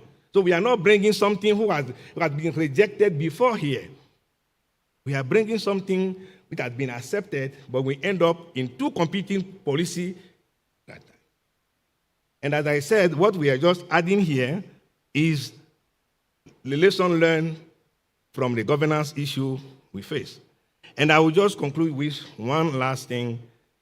We should be careful that we should not solve everything directly in bylaw. What we used to do, which is, and I think the other area are here, the community, the members should identify where there is a need for bylaw to be amended. And I think what we are doing clearly show that we want the bylaw to be amended. But if we are going the other way around, say we let amend bylaw, the bylaw guide Afrinic Limited. And the bylaw is under Company Act, Mauritius Company Act. Okay. But according to ICP2, this thing is supposed to be bottom-up, community-driven. Then we, community, agree what we want. The lawyers will tell us, oh, it can be managed. Then we change bylaw. But if we were not going to change bylaw to fit community requests or community wishes, I'm concerned. But the current process is say that the bylaw committee is asking community input on what to change in the bylaw. And I think what we are doing is almost like we are telling them, this is one avenue you should be looking at. So I'll just stop there because I think we are here to hear more from the community than expressing our views. So, Vincent, I'm done and you can proceed. Thank you, Alain, for the response and for taking up the 8 minutes that I'd initially offered on a light touch. So I think, as we mentioned earlier, and as clarified by the policy authors, this goes back to the RPD. I think there is a lot to discuss. And thank you for the clarifications, especially on the separation between the PDP, the work of the PDP co-chairs vis-a-vis the governance instruments and the role of the board when it comes to the various mandates of Afrinic. So I think this goes back to the mailing list and encourage people to actually read. If you actually look at the summary of the problem being addressed, you'll realize that these are things we have experienced in actually in the last 16 years, so to speak, at different times. But I think the last 3 years were challenging for us as a community, and it's important that we take a very keen interest in this policy proposal so that we have something that is futuristic and something that works for us as a community. We'll now progress to the policy proposal on amendment of utilization in soft landing, and I'll request my co-chair, Darwin, to lead us on this one. Thank you. Over to you, Darwin.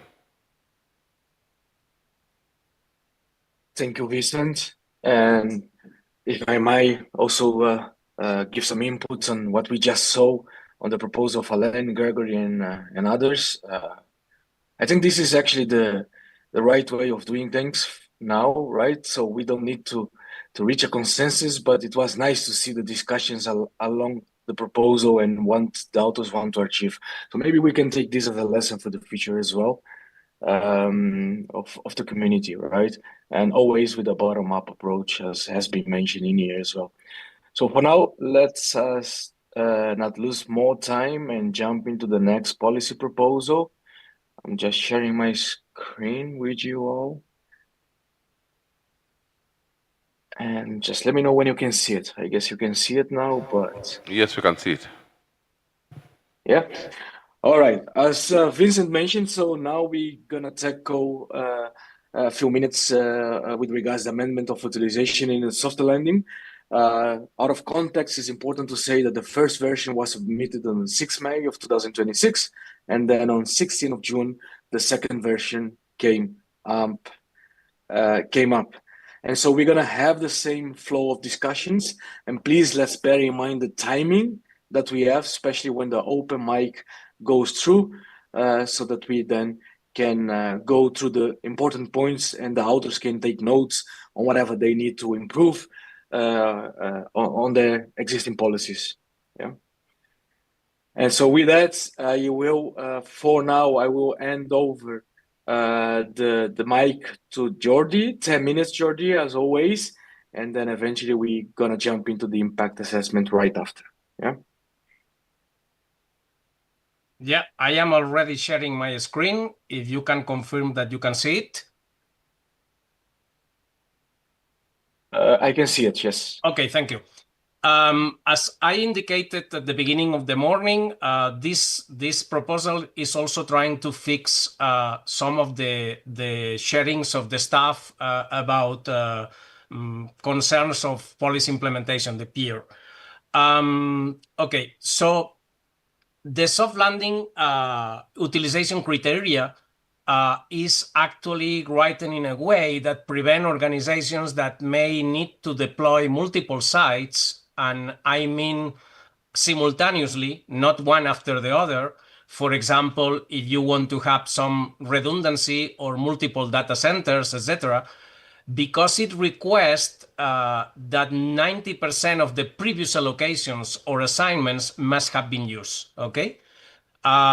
This is especially key, and I have been in this situation in hundreds of deployments of 464X-LAT when you want to do the transition to IPv6, because you typically have multiple PGP POPs, and you need to have, for redundancy requirements, high availability, etc., you need to announce multiple slash whatever, maybe 24, maybe 22, depending on the size of the network, simultaneously in all the sites. And most of the time, even taking all the sites together, you are not reaching 90%, because as much as more contents become IPv6 enabled, you are doing less and less utilization of IPv4, but you cannot announce something smaller than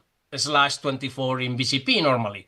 Okay, so this is a clear problem, and as said, the current writing of the policy is preventing a good deployment of IPv6, not just even running multiple IPv4 only data centers, which of course I will not suggest to do anymore, but also moving on to IPv6.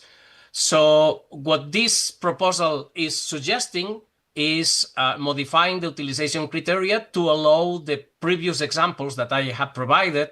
And this is not a problem, because we already know from the staff that 3 million of IPv4 addresses have been recovered. So increasing the delegation or assignment of prefixes, if they are really needed, is not going to shorten the life of existing IPv4 addresses in Afrinic. Okay, so that's not becoming a problem. So this is the modification. The modification that I am proposing is in section 5.4.6.1. We keep the meaning, even if the writing of the text has changed it slightly, but we keep the meaning of the first two paragraphs, but we add one more paragraph, which basically allows those cases. I am not going to read it. And those cases are examples. The staff might qualify for other cases that are equivalent to those to request multiple allocations or assignments simultaneously, instead of holding up to the 90% of the first one has been utilized.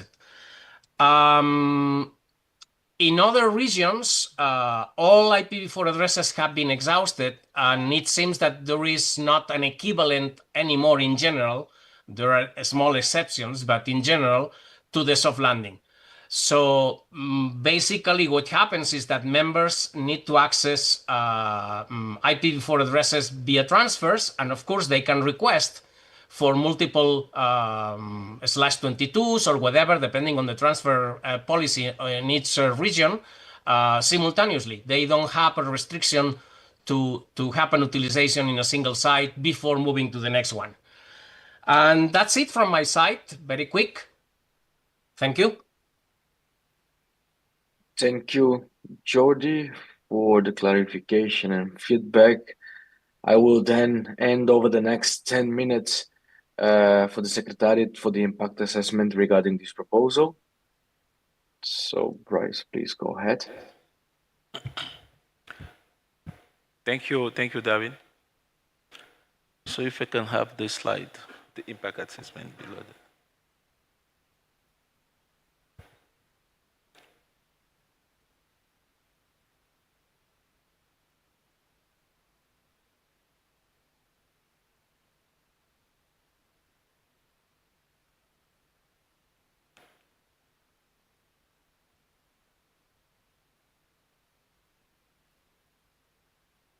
Can you have this, the green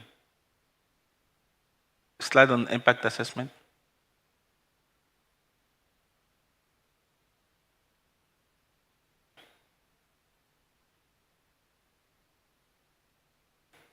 So as for the previous policy proposal, we are going to give the staff impact assessment on this policy. This is basically what are the different areas that this policy is going to impact in Afrinic operations and the system, and also for our members. So we are waiting for the slide to be loaded, and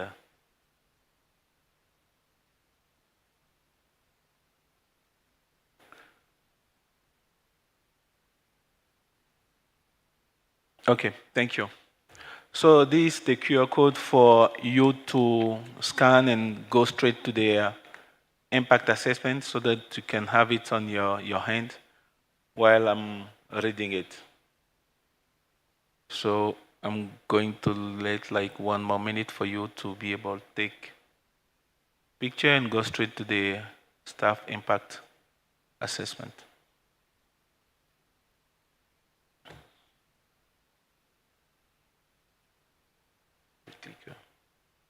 Next slide, please.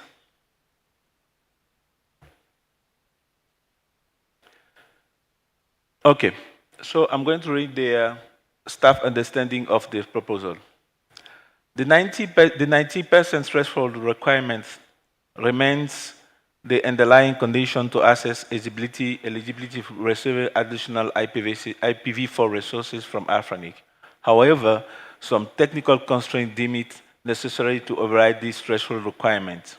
Operational constraints shall not be considered as justification to override this threshold requirement.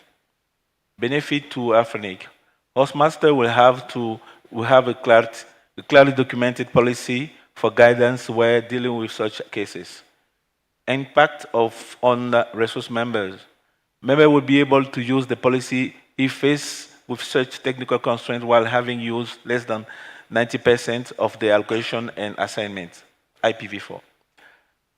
Clarity on the of policy text. Overall, the proposal is clear and easy to understand. Next slide, please. Areas of impact. First, interaction with the existing CPM. The policy will update section 5.4.6.1 of the CPM.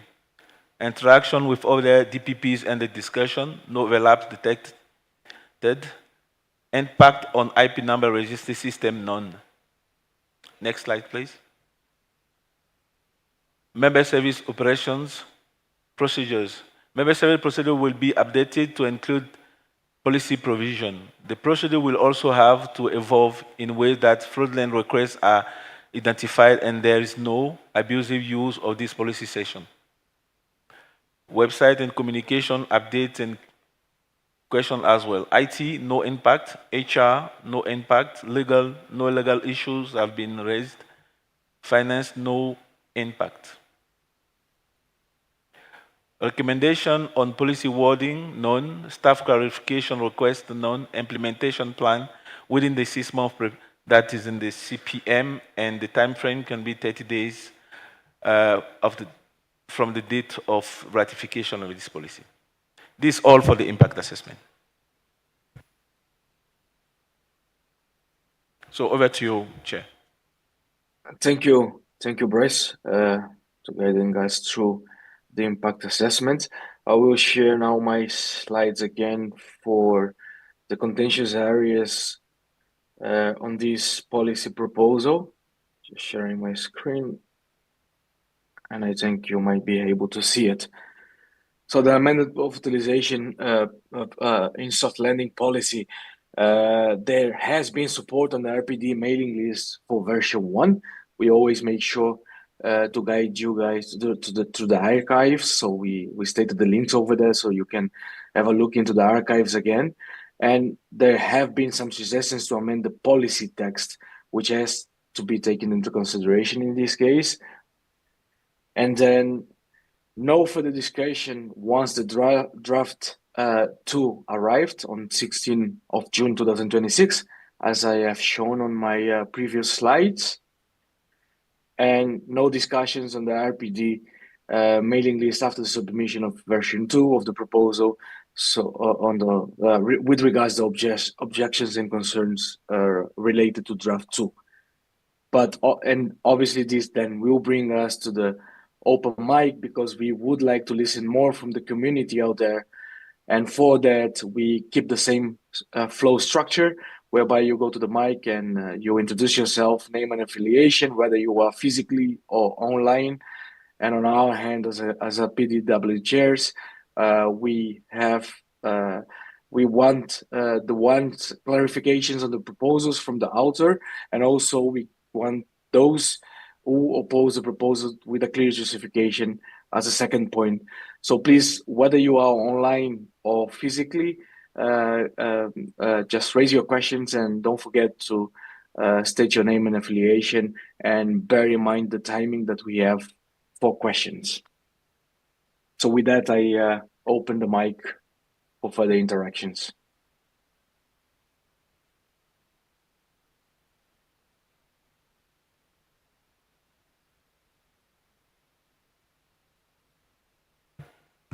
Yes, please go ahead. Okay, there is some mic. There is none online, so if there is someone on the mic, please go ahead. Thank you. My name is Christian from KT Rwanda Network. You will bear with me if the policy language is new to me, and I had this related to operations. Some projects are time sensitive, and I was wondering if during the process of assessing if the 90% of the previously allocated space was given, it has to be a very small timeline so that it doesn't hinder a project of a member. Sometimes we want to get these addresses as quickly as possible, and so that we proceed with the project so smoothly. Maybe it may have been said in the slide, or I would like the clarification or the time to assess if this 90% of the addresses were used before. Thank you. Not sure if Jordi wants to clarify anything within these regards, or yeah, if I understanding correctly, what he's saying precisely is what this proposal is trying to fix. So you have a project, and the time to deploy, for example, multiple sites that belong to the same project because redundancy or high availability or whatever, we want to avoid that timing until you reach the 90% of the first allocation of assignment. And instead you want to move in parallel to do the project or to deploy that project in parallel. So I think we agree, but I am not sure I understood correctly if that was the question.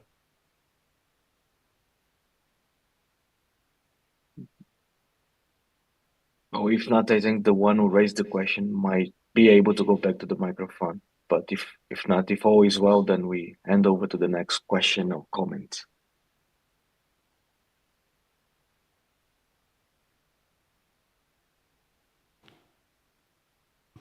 Okay. Yeah, a member has to demonstrate that 90% of previously allocated space is used so that they can get a new address. So in a process to assess that they have used the previously allocated space, that process, operational process, I mean, has to be short enough or as quickly as possible so that it doesn't impact the timeline of the project of the member.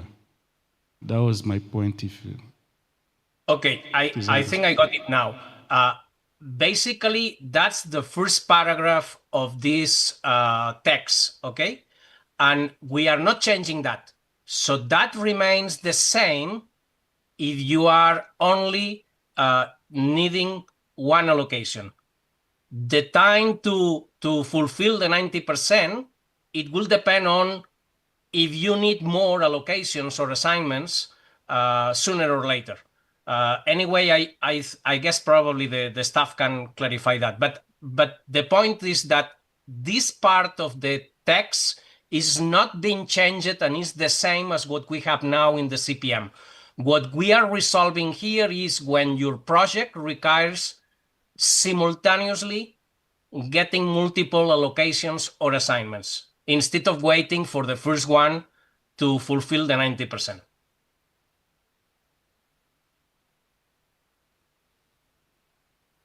All right.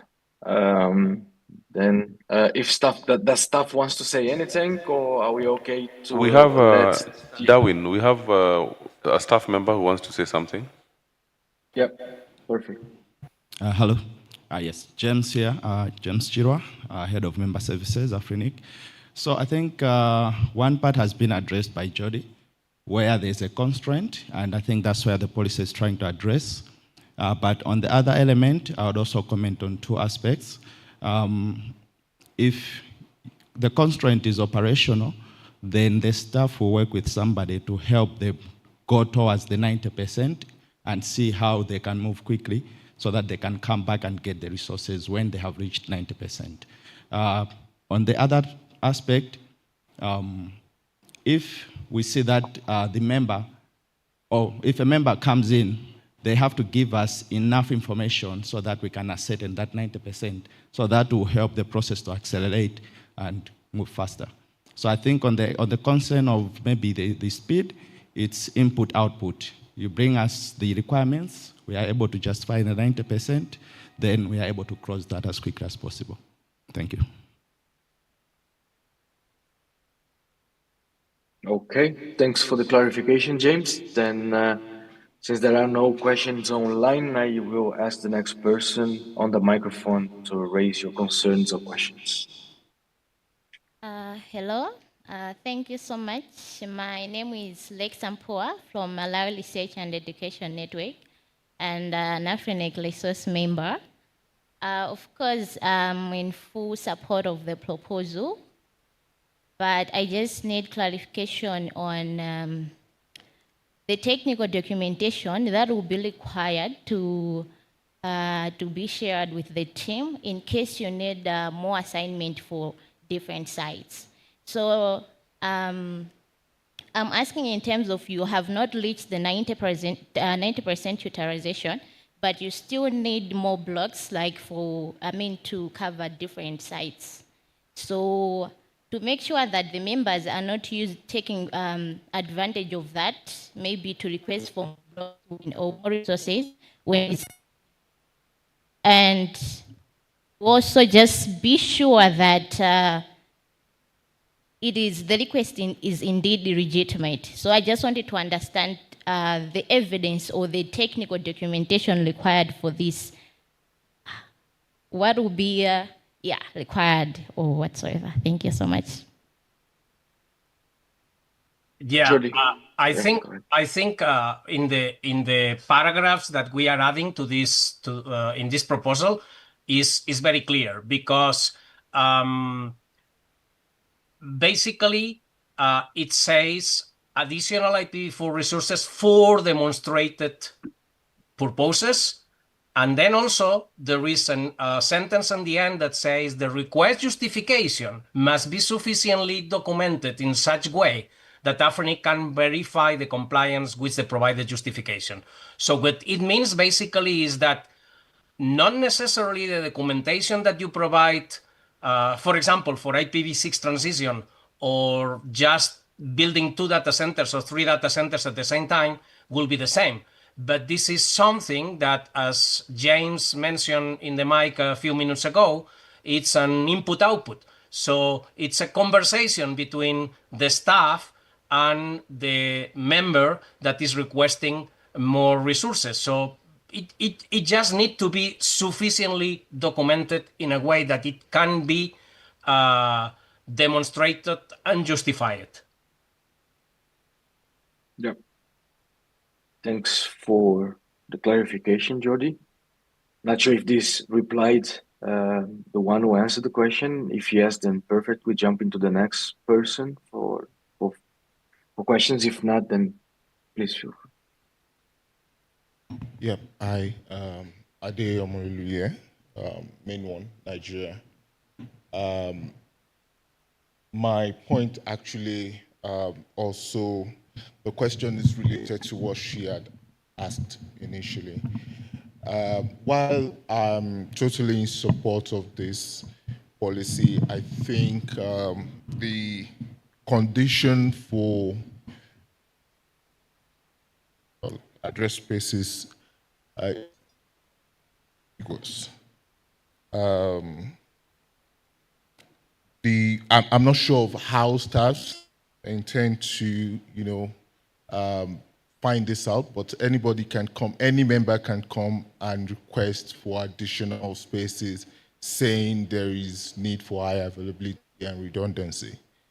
The way I see it, we still need to tighten this policy more to define those conditions. Right now, with what I see, I think it's still very, very ambiguous.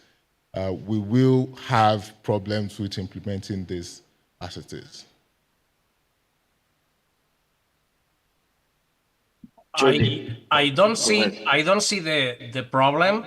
That's why the impact assessment was not recommending any changes. So it seems that the staff has already seen a way to verify that. And again, I remember the last sentence in the paragraph that we are reading, that it must be sufficiently documented. So if you don't provide sufficient information, and the information not necessarily is the same in every case, you will not get the new allocations.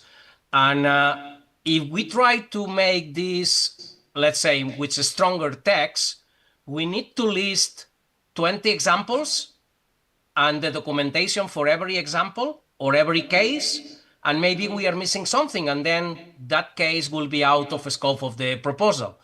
So, as we say often, we don't want to micromanage the staff in their duties. I think we need to give some freedom.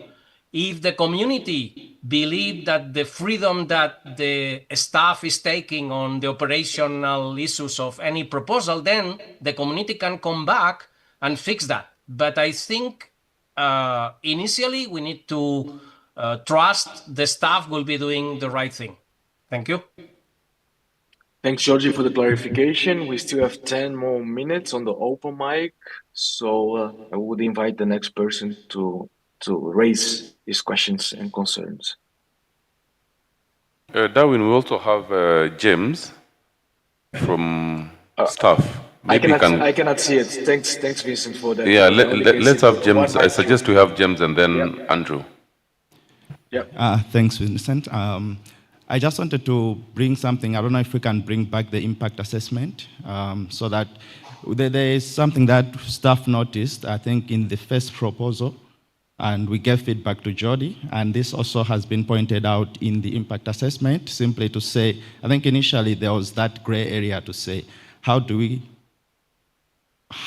does the policy itself define this whole technical constraint? So I think our feedback was also to say that at least there should be clarity on the difference between technical constraint and operational constraint. So I think this is something that while reading the policy proposal, the community should take into consideration that there is a definition that is, or not a definition, but there is a difference between what could be considered operational constraint and technical.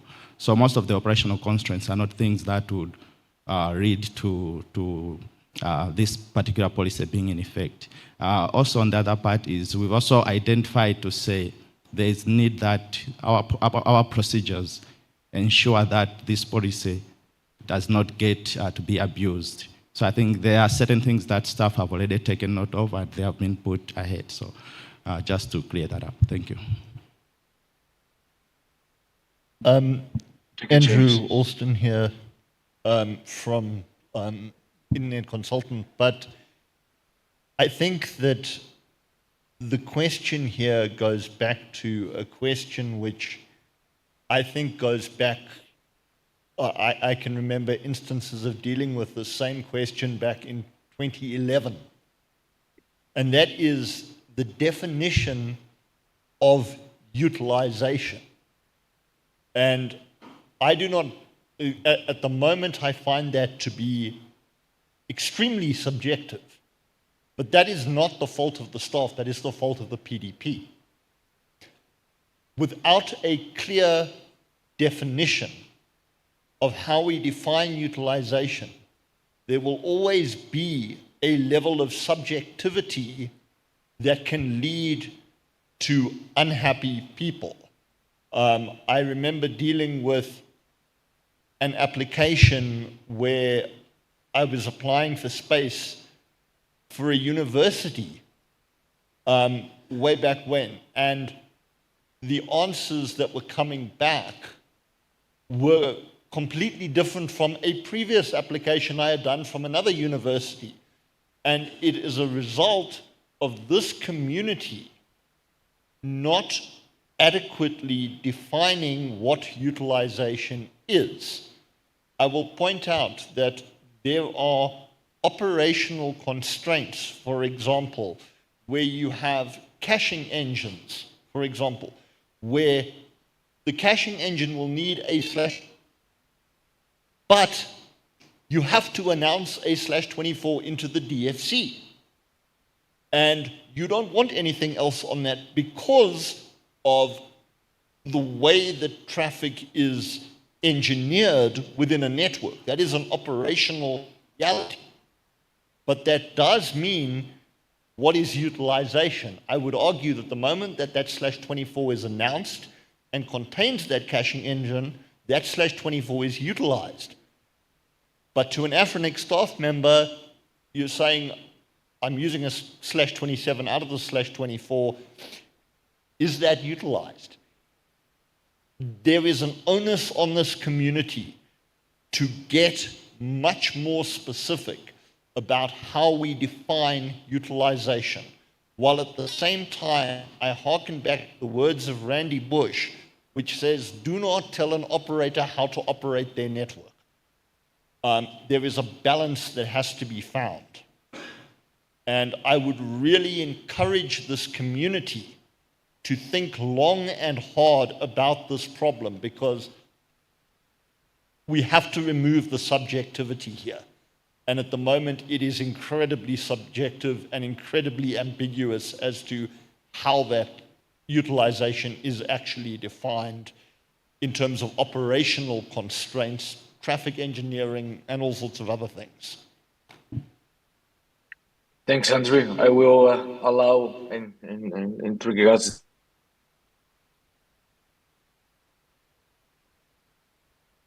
On the top of my head, this problem is not just a problem of Afrinic. I think we have the same problem in all the registries. And the reason for that is because it's almost impossible to find a definition which match all the possible cases. I think the last thing Andrew said about don't tell me as an operator how to do my things describes the case. So I understand that, but again, my answer is the same as in the previous proposal. If we want to fix the utilization thing, that should be a specific section with a clear definition in the manual, in the CPM.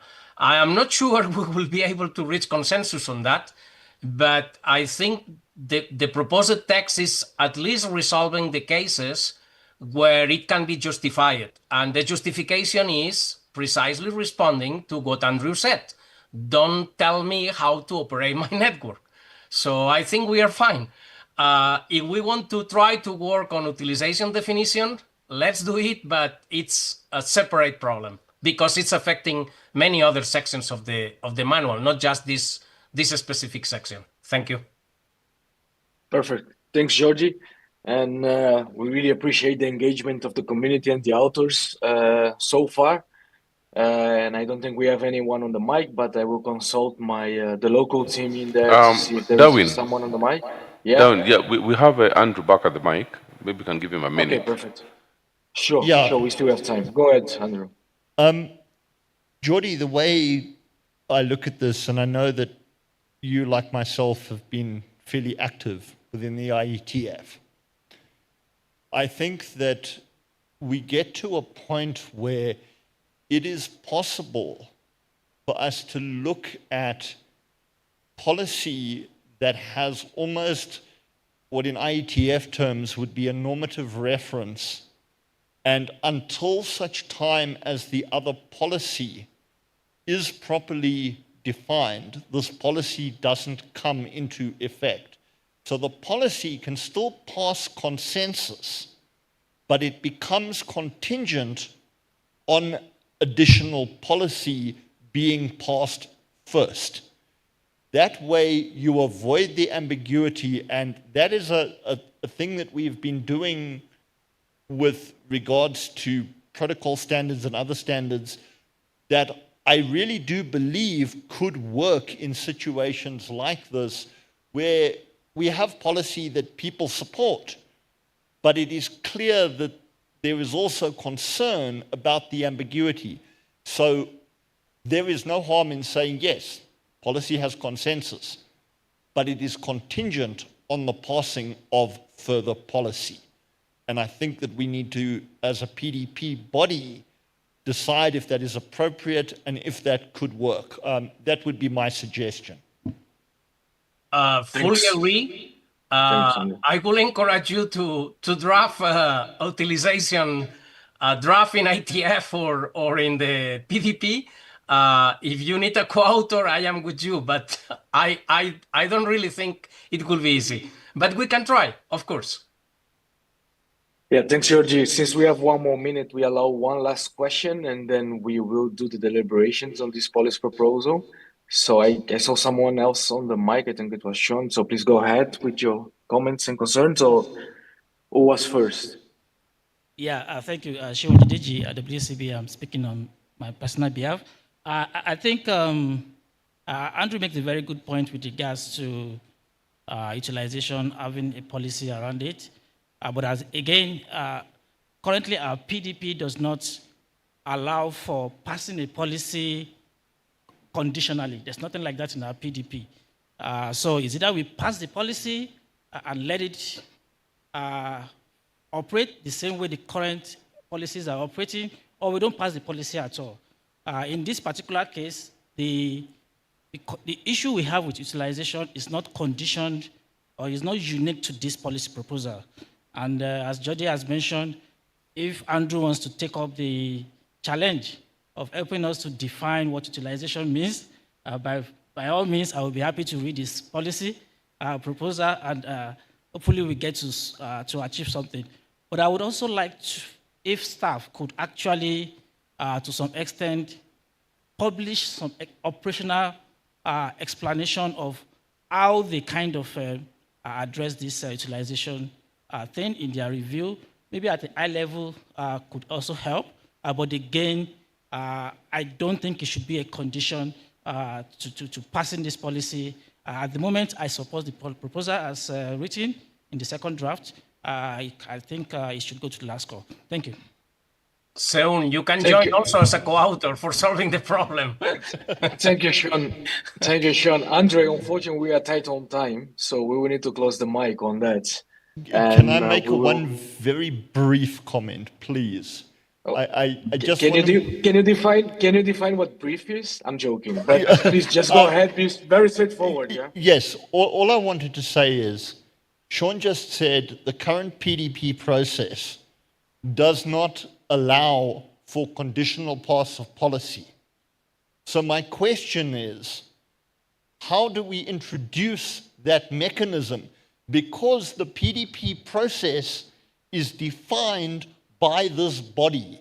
The PDP process is not set. And to say it doesn't allow for it is to say that the PDP process itself cannot evolve. And I'm saying that perhaps it should evolve. Okay, thank you. Sorry, So, I'd yeah, like to sure. clarify. I think I've been misinterpreted. The PDP itself is a policy.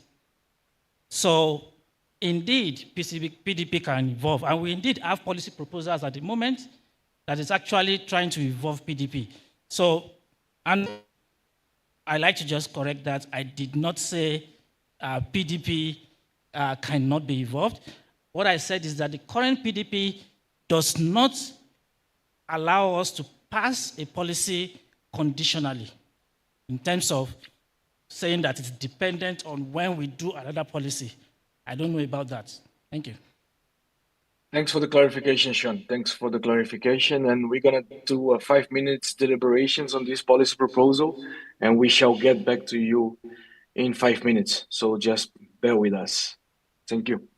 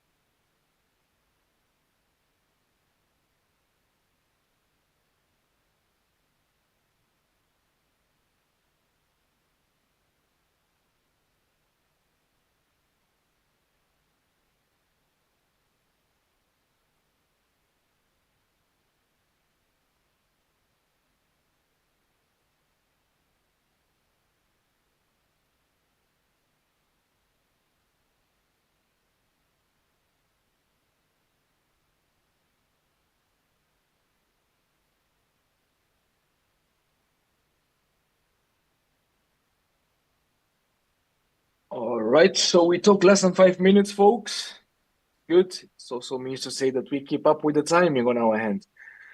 So, considering the discussions, the RPD mailing list and the current PPM, the authors having addressing the concerns raised by the PDWG, the co-chairs have determined that work consensus has been reached. Secretariat will share the definition of utilization during the last call. Thanks again for pointing this out, and we kindly ask the Secretariat to clarify that during the last call. So thank you, and I will hand over the microphone to my co-chair, Vincent Gundi, for the next policy proposal. Thanks all for contributing in the discussion. Thank you. Thank you, Jody. Thank you, Darwin, for that session. We'll now go to the next policy proposal.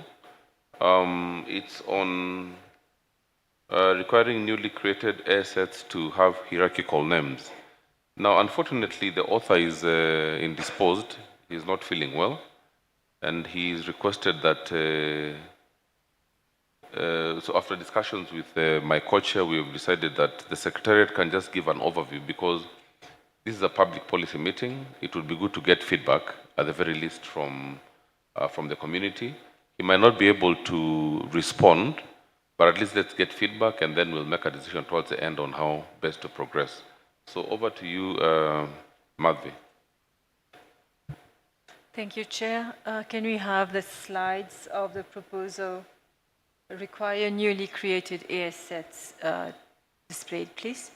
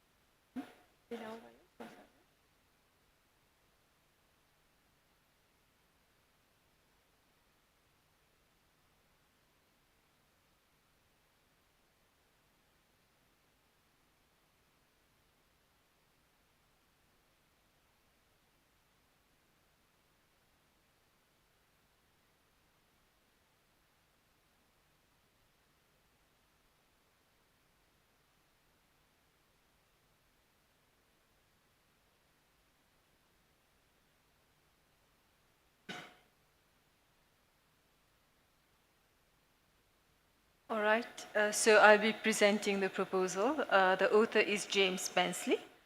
And next slide, please. So the problem statement of the proposal is that the AS set names are not unique across the 5 RIR databases. AS4 can exist in multiple or all of the 5 RIR databases.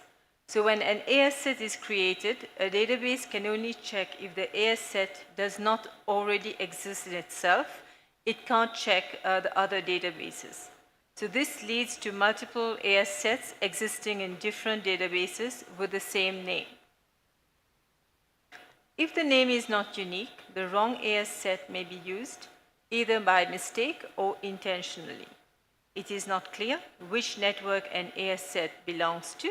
Nothing in the name AS4, for example, indicates which ASN it relates to. So the proposed change is to add a section to the policy manual that all newly created AS sets must use a hierarchical name. The hierarchical set names are already defined in RFC 2622, Section 5. The AS set name is preceded with an AS number, and this addresses both problems. This ensures the AS set name is unique across all 5 RIRs because the preceding AS number only exists in the local database as delegated from IANA to the RIR, and only the owner of that AS number can create an AS set with that ASN at the start, ensuring that the users of the AS set know which ASN this AS set relates to. So we can, in the absence of the author, we can proceed to the staff impact assessment. Yes, Madhu, you can go ahead with the staff impact assessment.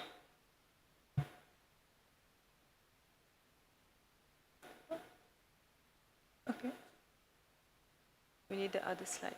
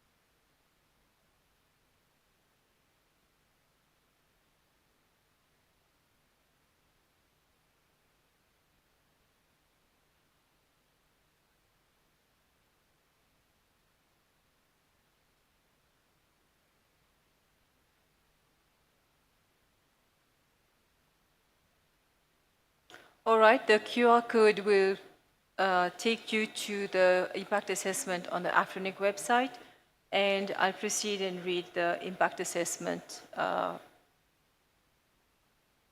of it, actually.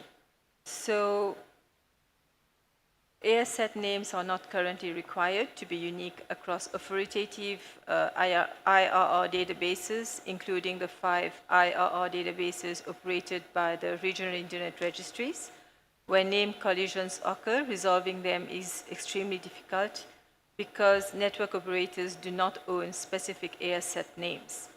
Although industry practice is to choose a name that clearly identifies the associated network, example AS Amazon for Amazon, any name may be used, making AS set names inherently ambiguous.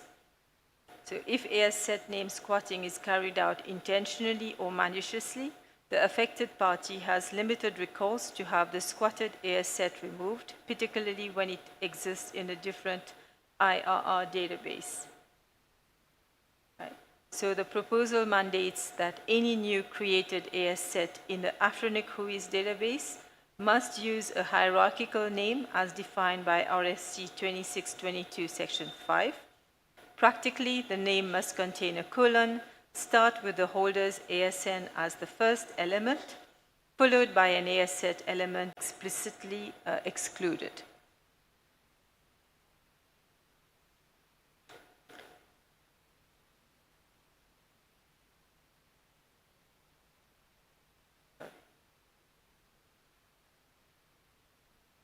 So there are some assumptions. Enforcement is limited to the authoritative Afrinic IRR creation workflows. Mirroring resolver behaviors is out of scope. Validation will occur server-side and in any exposed create form or APIs. No retroactive cleanup or bulk migration is intended.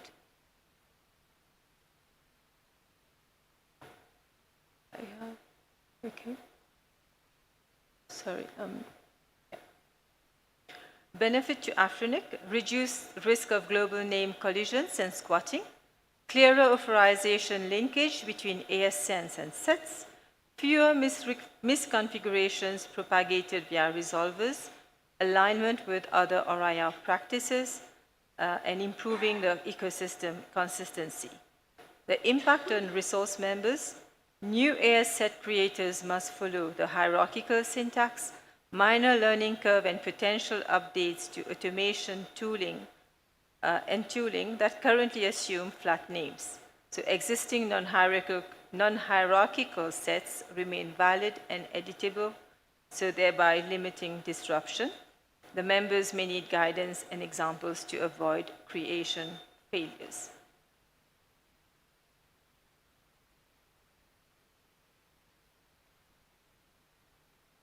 So we recommended a certain text to the authors for the purpose of clarity. It's on the screen. And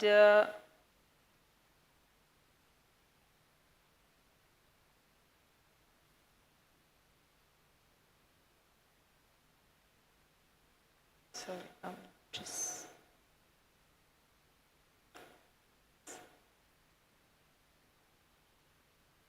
And there is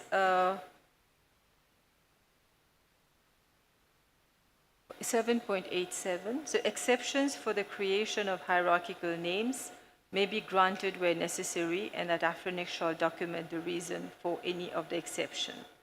There haven't been any overlaps on our systems or the existing consolidated policy manual. And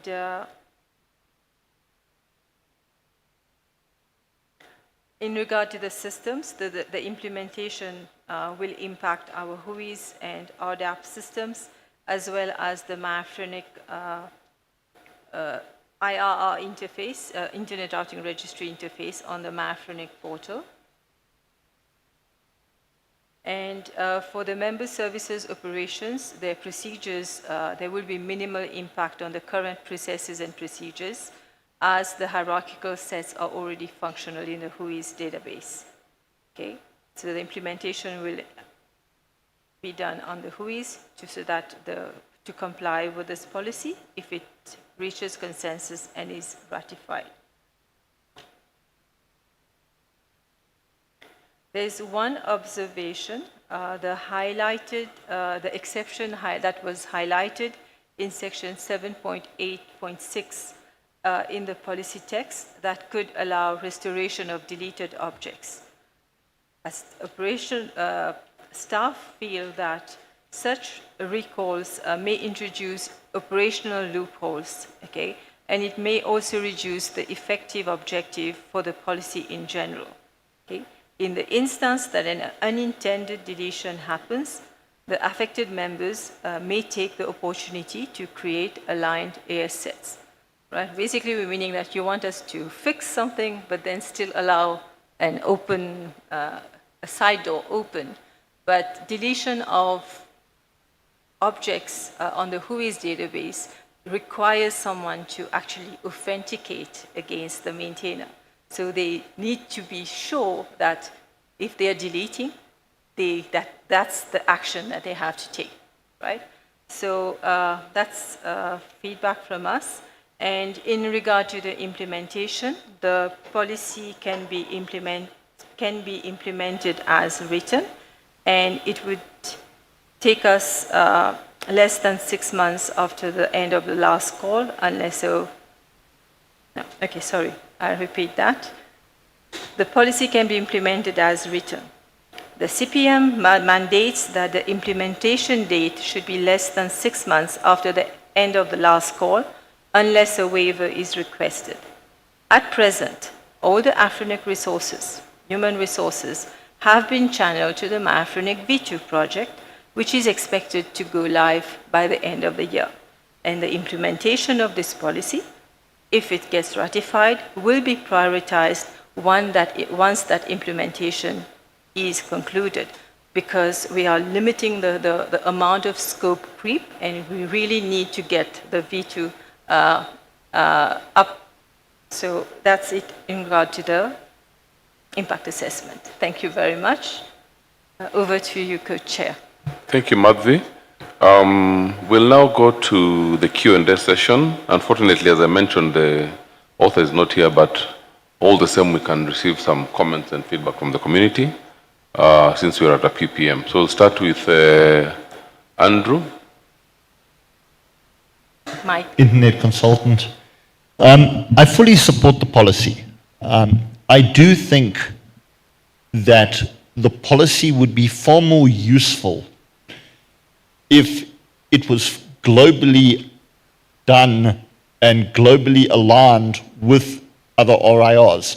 To my knowledge, only RIPE at the moment is enforcing hierarchical AS sets. And this means that while this will clean up Afrinic's own stuff, it does not stop somebody going and creating a duplicate AS set name in an APNIC, in LACNIC, in ARIN, and I think that it would be useful for this same policy to be put before all of the RIRs with a level of global coordination to make it a lot more useful. So yes, it does help some things, but to be more effective, it needs to be done with global coordination amongst all of the RIRs.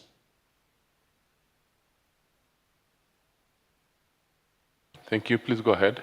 Yeah, thank you, Sean Dideji, WCB. I'm speaking on my personal behalf. I think I also agree with Andrew. And in fact, I mean, this may be something that the NRO, NC may be considering as a global policy, if possible. But again, that is a different thing. But for this proposal, within the scope of Afrinic, I do support it. However, I have a concern with the implementation constraint that was mentioned by staff. I don't understand why, if this policy is ratified, it cannot be part of the plan for V2, Afrinic version 2 that has been expected to roll out in November. I'm not sure I understand why that is actually a difficult thing because it looks like it's something as basic as possible that should not really require so much. Thank you. Thank you very much. Let's see online. I see no comments online. Andrew again. Okay. A similar proposal was actually put before Aaron, I believe. Sander can correct me if I'm wrong, and it was rejected for out of scope.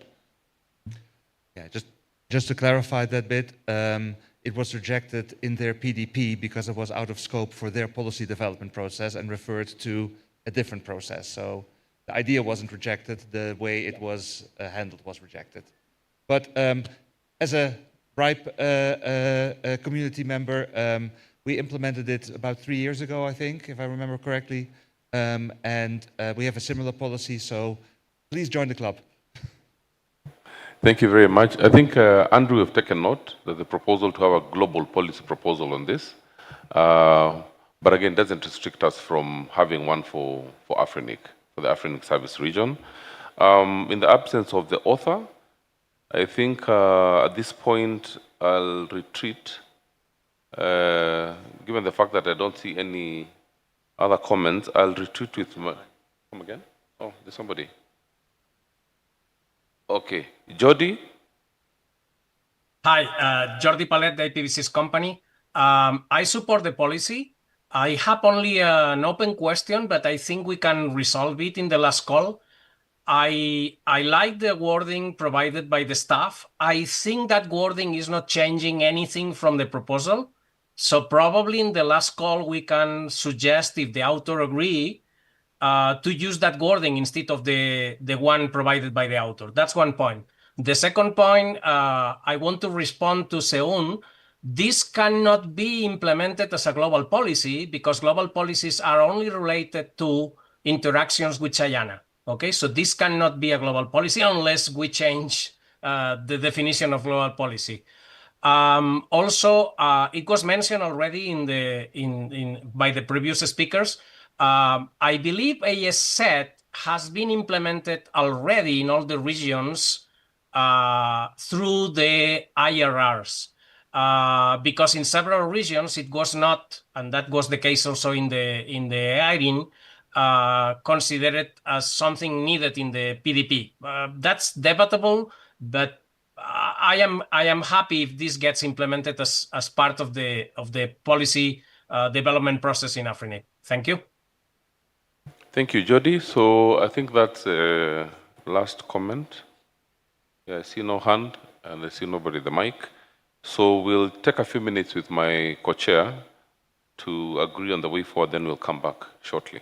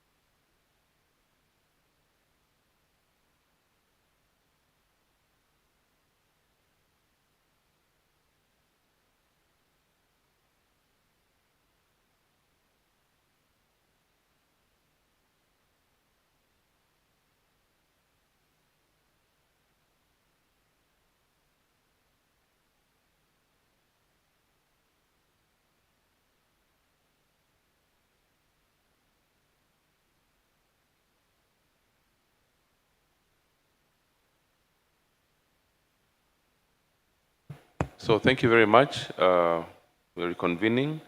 And having considered the discussions in the RPD mailing list and the current PPM, the authors have addressed, not really addressed, the authors have addressed the concerns raised by the PDWG, and the co-chairs have determined that draft consensus has been reached. Now, there are a few items, and I think those can be handled during the last call. One of them being, there are some comments on rewarding, but they don't change the meaning and the purpose of the policy proposal, an observation by staff, and then the resource constraint because of my Afrinic version 2. I think those are things that we can discuss during the last call. They don't change the purpose, the objective of the policy proposal, and yet it's also a very important policy proposal for our service region. So a rough consensus has been reached. The draft policy proposal moves to the last call. Thank you. Now, since I still have the mic, I think the next item is an update on ratified policies. I'll hand that over to, is it Bryce or Madhvi? Madhvi will handle that before we break for lunch. Thank you.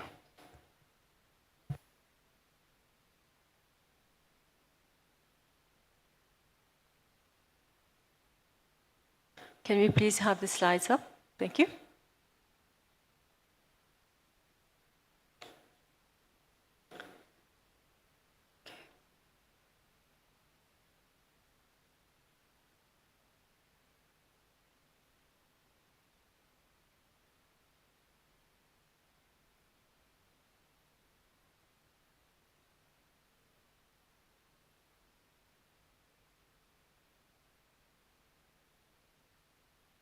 All right. Madhvi Gokul, talking to you as her role as policy liaison at Afrinic. And today I'll be talking about the proposals that have already been ratified by the Afrinic board. Okay. So before I delve into the actual proposals, this is a slide talking about the Afrinic V2. That's a long-awaited upgrade. Afrinic is our member resource management portal, and it has been the primary interface for both hostmasters, member services staff, as well as our resource members for managing the IP resources and also the related services. And it's been operational for close to 20 years now, right? And like typical systems, all right, at some point in time, they become difficult to scale and they lack certain, like the current system lacks certain workflows for modern usability and interoperability, okay? So the development work on Afrinic V2 had in fact started in 2020. But we've faced multi-year budgetary constraints as well as other resource constraints. And there have been delays. Now that this year, late last year in fact, we have revived the Afrinic V2 project and intent on actually pushing the development work, concluding everything so that it can go live by the end of this year. Okay? For us to make that happen, we need to limit the scope, right? Those who do projects, you would know about scope creep. So this is what, at the moment, what our update to you regarding the ratified policies status are. They've been ratified. We've looked for options. Can they be implemented on the other systems? All right?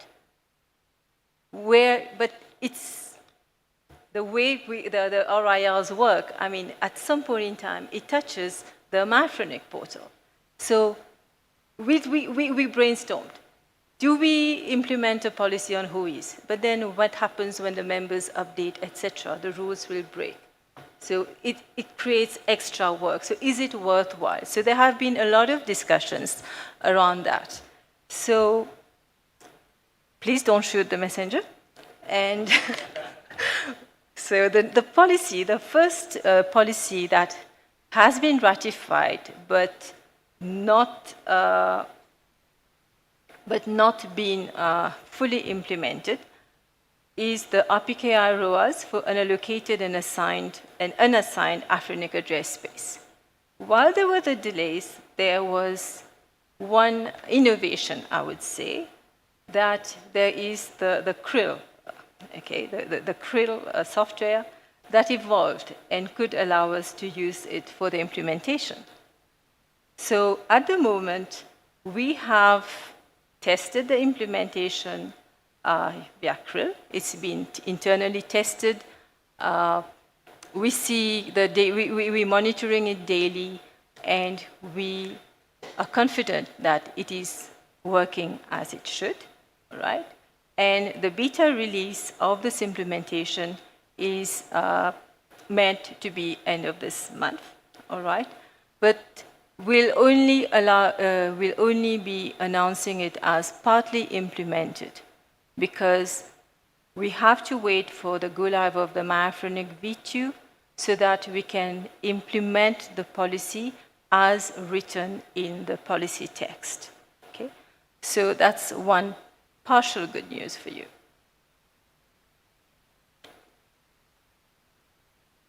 So we have the Afrinic number resources transfer policy, which amends the intra-RIR, so within the transfers within the Afrinic region, as well as brings in inter-RIR transfers. Okay? The policy was found to be reciprocal with the other 4 RIRs. The date that we checked was April of this year. So implementation is underway, meaning that the member services team have actually started working with the other RIRs, member services team or equivalent teams there to map the implementation, because inter-RIRs require coordination between the source RIR and the recipient RIR. Okay? And for this policy, the technical implementation on our systems will be prioritized once we have the Afrinic V2 in deployment. The second policy that got ratified earlier this year, the abuse contact policy update, the technical implementation on our systems will be prioritized post the Afrinic deployment. Okay, and that brings me to the end of my presentation. Do we have questions? Thank you, Madhi. Any questions? Comments? Right. It seems we have about 18 minutes. We've saved about 18 minutes this morning. So I'd suggest if the members are agreeable, we could spend 15 minutes of that 18 minutes to go through the policy implementation experience report that was scheduled for the afternoon. Then we break for lunch at 1. Are we agreeable? Thank you. So we'll have James. James, the floor is yours.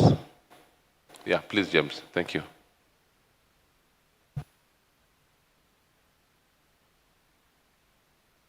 Can we have the slides, policy implementation experience report put up, please?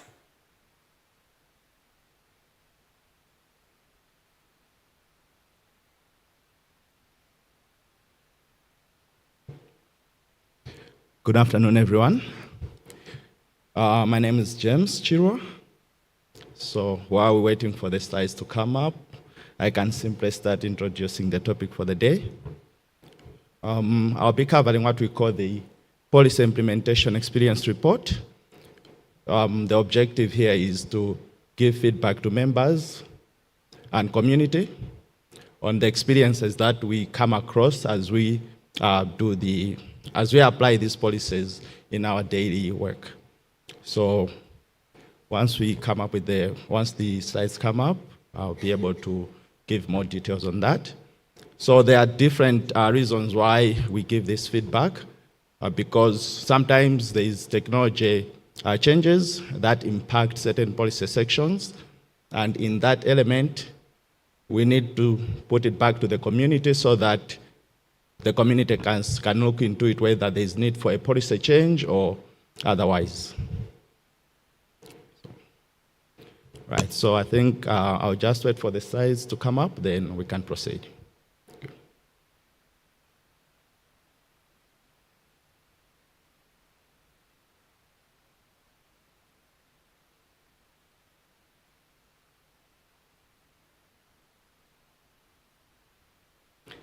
Yeah, so apologies again for the delay because initially this session was supposed to be in the afternoon, but I think in the interest of time, we can maximize the remaining 15 minutes and get a head start.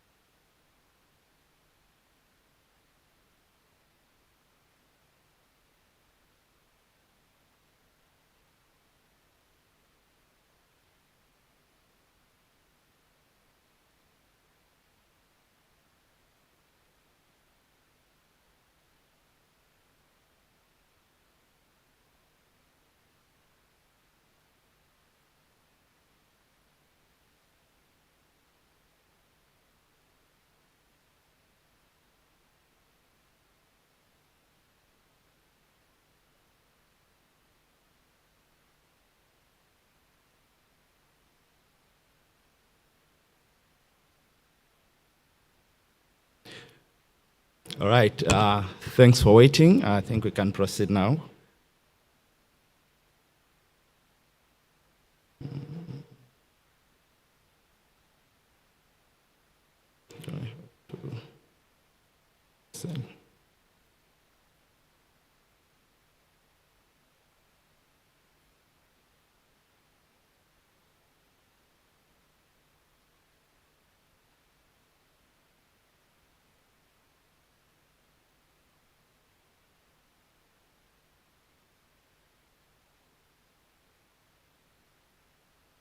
Did I continue? Stop.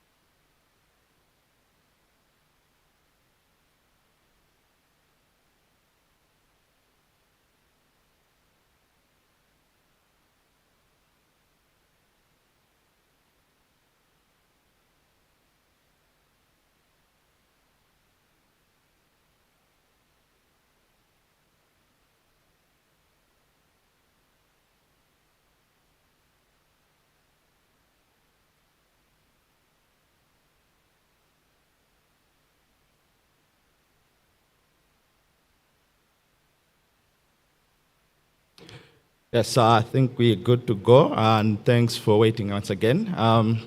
So as I was saying, policy implementation experience reports are simply meant to provide our experiences and challenges encountered by the hostmasters while processing requests under the currently implemented policies. In addition, we also try to identify certain or bring forward certain text or policy sections that we find ambiguous or they need more clarification to be received from the community. Most of the times, these changes also that we deal with are driven by technological changes, so the policies simply have to adapt. So we raise this based on what we're experiencing so that the policies can also be equally adapted. In my presentation today, I'm focusing mostly on the Consolidated Policy Manual Section 5.64, which talks about the PI assignments to critical infrastructure. In addition to that, we'll also be looking at it conjunctively with Section 11 of the CPM. So the Section 5.6.4.1, that's simply what it says about the critical infrastructure. So this is what we have based on the policy manual.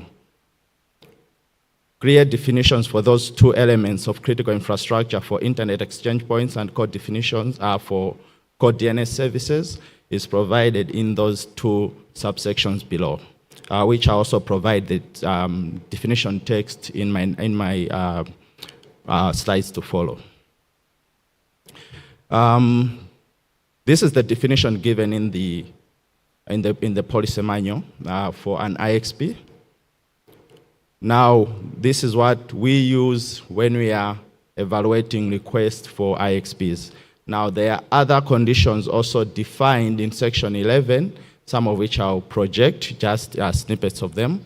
But this definition has been in the policy manual for quite a while. I think it's been there for over 15 years. So one of the questions that we'll have will come along towards the end. Now, that definition is also in our daily evaluation of internet exchange points, also collaborates with some sections of, the sections of CPM 11, and where one of the policy text states that Afrinic has to reserve a /16 for IXPs so that IXPs can be able to, or can be accommodated in future within that particular pool of IPv4 addresses. It also reserves another /16 for IXP management. So there are pools that we use in that area when somebody qualifies through that definition and meets the other conditions of Section 11. So Section 11 now also provides for certain conditions that we use to determine whether that particular IXP falls into a category where they can be given resources at no cost. Now, my biggest question in this is whether just for the community to consider the current definition as per the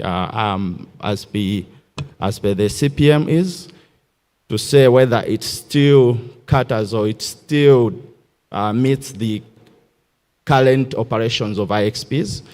I think that is food for thought for the community to look into, because we know that 15 years have elapsed. There's been a lot of evolution in that space, so the community may want to look into it so that as we do our work also, we still know that we are aligned with the current practices of the internet exchange points. The other aspect that I would like us to look at is also on Section 11, still that talks about the same internet exchange points. Now, for the policy details for 11.4, it talks about the peering LAN. So what it deems is the peering line assignments for each IXP should ensure that adjacent /24 IP block is reserved. So based on the minimum end user assignment policy, that is policy back in section 5. Now, to support the future growth of the IXP, this will enable an IXP to increase this peeling land to resources to /23 without having to renumber. But now, as I was saying, we've seen that IXPs are growing. So /23, if they grow, they will have a limit of 512 peers on that. But in reality, within the region, the growth rates are different, but we've seen that some IXPs are already growing faster than others. Some are already reaching that threshold of /23. So that means they cannot grow beyond that until the next time they want to change, they will need to renumber their fabric. So the question is, does the /22 and 24 growth still caters for the IXPs that are growing faster? Or the policy needs to be looked at in that aspect, so that at least we have a clear wording in the policy text that can also accommodate the growth of those fast-growing IXPs.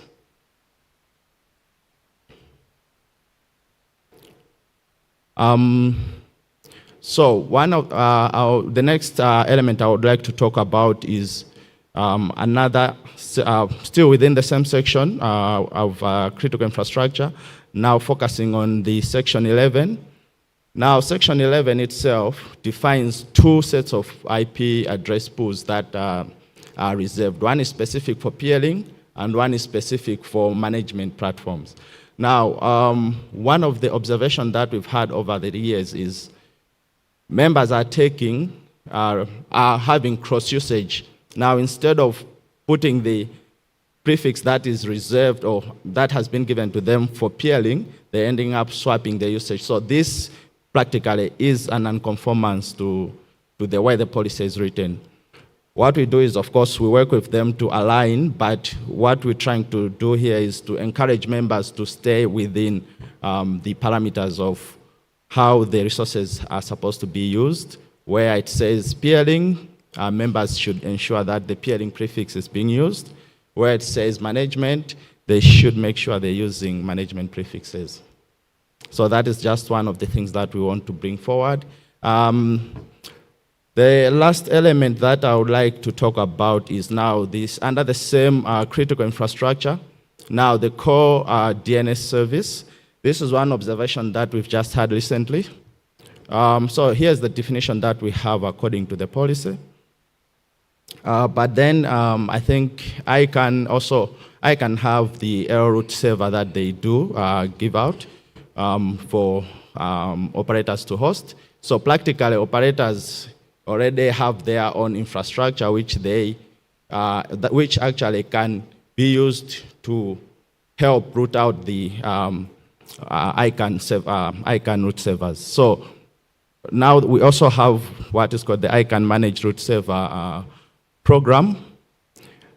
So what we just wanted to bring forward is that we've had some requests recently that in practice wanted to fall under this particular policy text, but as hostmasters we find it different because the ICANN cluster comes with its own set of IPs and just need the hosting operator for routability. So unless the community thinks otherwise, but this is something that we just come up along and we just wanted to bring up to the community.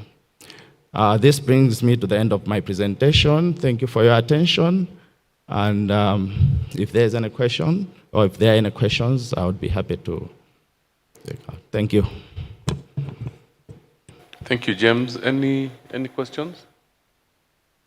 Yes, please.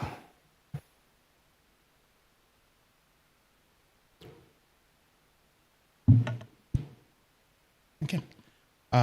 Good morning, everyone. Cedric Mbeye, Afrinic. Just a comment on the last one regarding the core DNS. Just a comment for the whole community to also consider, because for us this is one of the challenge, and with all the engagement that we are doing in the region, talking to multiple stakeholders, one of them being the CCTLDs. One point that I want to put on the table for the community also to consider when it comes to core DNS is that CCTLDs in our region consider themselves as core DNS operators, which is not the same as it is defined in our policy. So maybe it will be good for us to see how we can accommodate those CCTLDs, taking into consideration the fact that some of them are still not fully financially sustainable to become Afrinic member and pay all the membership fees. And many of them approached us to see what can be done for them, and because they consider themselves as critical infrastructure, while the CPM doesn't really, they don't really meet the criteria for the critical infrastructure. Thank you. Thank you, Cedric. I leave that to the community. Hi, Paul Hellraiser in Crystal Web. I am inclined to the view that I think a change there is probably a good idea. I'm probably going to reveal that that I'm a bit tired and my maths or off by one error is quite possible. So I'm going to give two numbers. But if I look at the earlier slide, the allocation of a /16, or not allocation, sorry, reservation of a /16 for IXPs, and an IXP taking /23, that means it's either 32 or 64. Like I say, my maths is a little bit off. But either of those numbers means that's actually quite a small number of potential IXPs, peering points, and so on for the entire continent. And I am just kind of wondering if I'm missing something, or if there is a genuine, potential constraint here running up in that. Not so much whether IXPs, as some IXPs get larger, to go beyond the /23, but basically whether or not /16 as the reservation is a sufficient reservation for peering at IXPs, or whether that portion of critical infrastructure shouldn't be considered as requiring a /15, which would double it. And again, I'm not sure if it's 64 or 32. I'm battling to count correctly and to factor how many are requiring a /23 or a /21 or a /22 or the like. But essentially, it just seems to me as though there's currently sort of a limit as to the number of IXPs that would be able to be critical infrastructure, and if there is some additional address space coming from the proper reclamations and that sort of thing. I think it isn't a discussion for today, but I think that is something that needs to be looked at, because, yeah, my maths might be wrong, but it does seem as though that's a little bit small. You'll probably be in a better position to tell me if my maths is horribly off. All right, thank you, Paul. I've taken note of your point. I think that I'll still put it back to the community to see whether the current /16 is enough or not. I think what staff can do is we can practically provide the statistics of how the consumption has been in the past since that policy was ratified, and then it can give a big picture, a better picture to the community on how they can deliberate on that. Hi, Andrew from NAP Africa. So we're in a potentially different position in terms of the numbers. So just in Johannesburg, for example, we have 2 /23s already.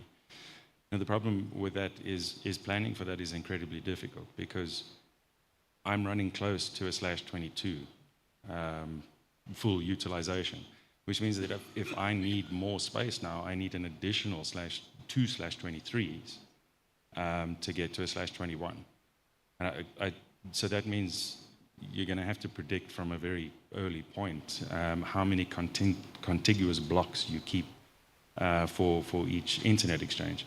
And I'll tell you that's important, because the last time we did a renumber, when we moved on to the first /23 of the reserved space, which I think we did probably about 8 years ago, we're still not finished. We still have people using old addresses, and the initial change probably took us about 2 years to get that done. And so I hope for my own sanity that the next 2/23s for my specific Johannesburg deployment are actually reserved for me, because if I had to renumber now, just in Johannesburg, it's another 3 to 5 years for me to get that done. So it is a very difficult planning process. But do you now go and say you're giving a /23 where realistically an internet exchange is just never going to reach that point? Yeah, so a difficult one then. All right, thank you. So I think even that I wouldn't give much more comment on that, but I think that's one of the realistic challenges that has already come up, and he has put it in the best way, that they have lived the kind of challenge that we try to see if the community can look again and be able to just make it possible, so that those that are growing faster can easily be accommodated and avoid future renumbering, as well as those other ones who are still or operate at a smaller stage, they can still be able also to be accommodated in terms of growth and scalability. Sorry, one more comment. RPKI AS0 for internet exchange prefixes. When you allocate in individual blocks like that, I've got 2/23s. I can't do AS0 on the /22.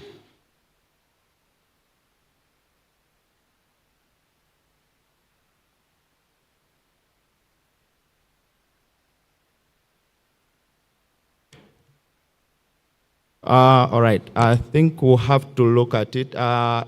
We'll look into it and give you feedback on that.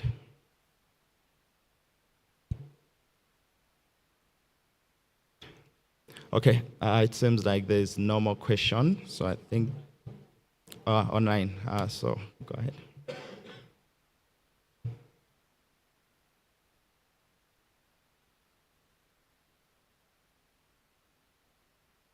Jordi, Hello. please unmute yourself. Thank you. Jordi Palet, the IPv6 company.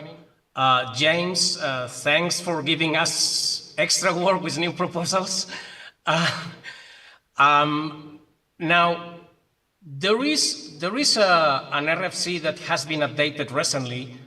Is RFC 8950, which is advertising IPv4 network layer reachability information, which an IPv6 Nets hub. So that means basically, in theory, you can build an internet exchange even if it's dual stack without a specific public IPv4 addresses. That said, I think because we have recovered addresses and I don't think they will be allocated or assigned in the next 5 or 10 years, I think it's okay to submit a proposal to address that, okay? So I think it's easy, and if someone want to take it, please do it. Otherwise, I am happy myself or with other co-authors to address that. Same for the CCTLDs. I think it's a problem that should be resolved. Thank you.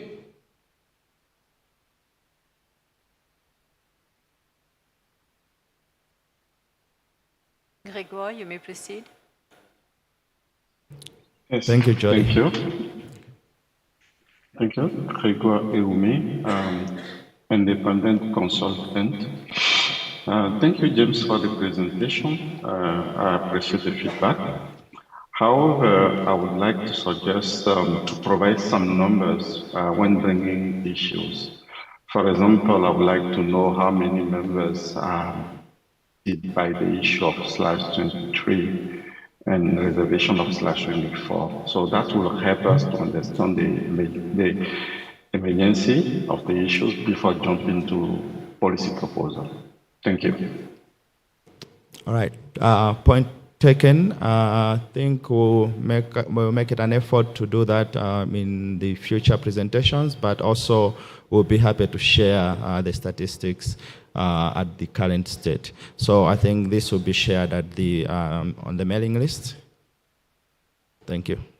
Thank you, Gregor.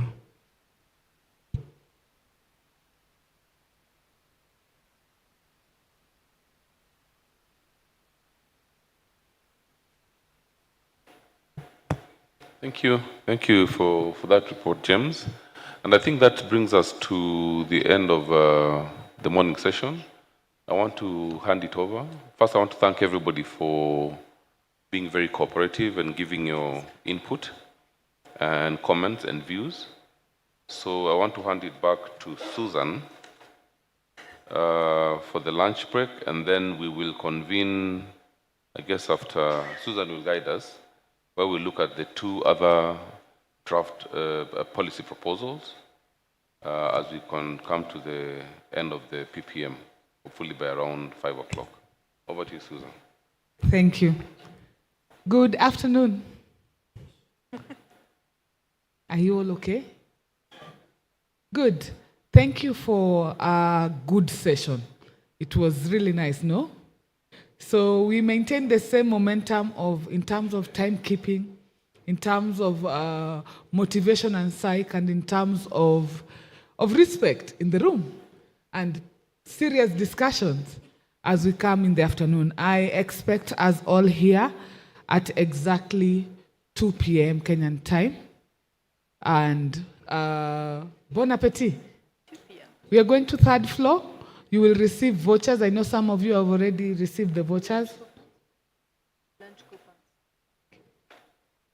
Yeah, I know most of you have received. So if you haven't, the ladies are at the door. Kindly proceed for lunchtime. Thank you. Bon appetit.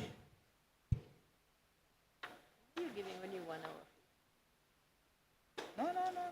We want to finish this thing early. Yeah, but the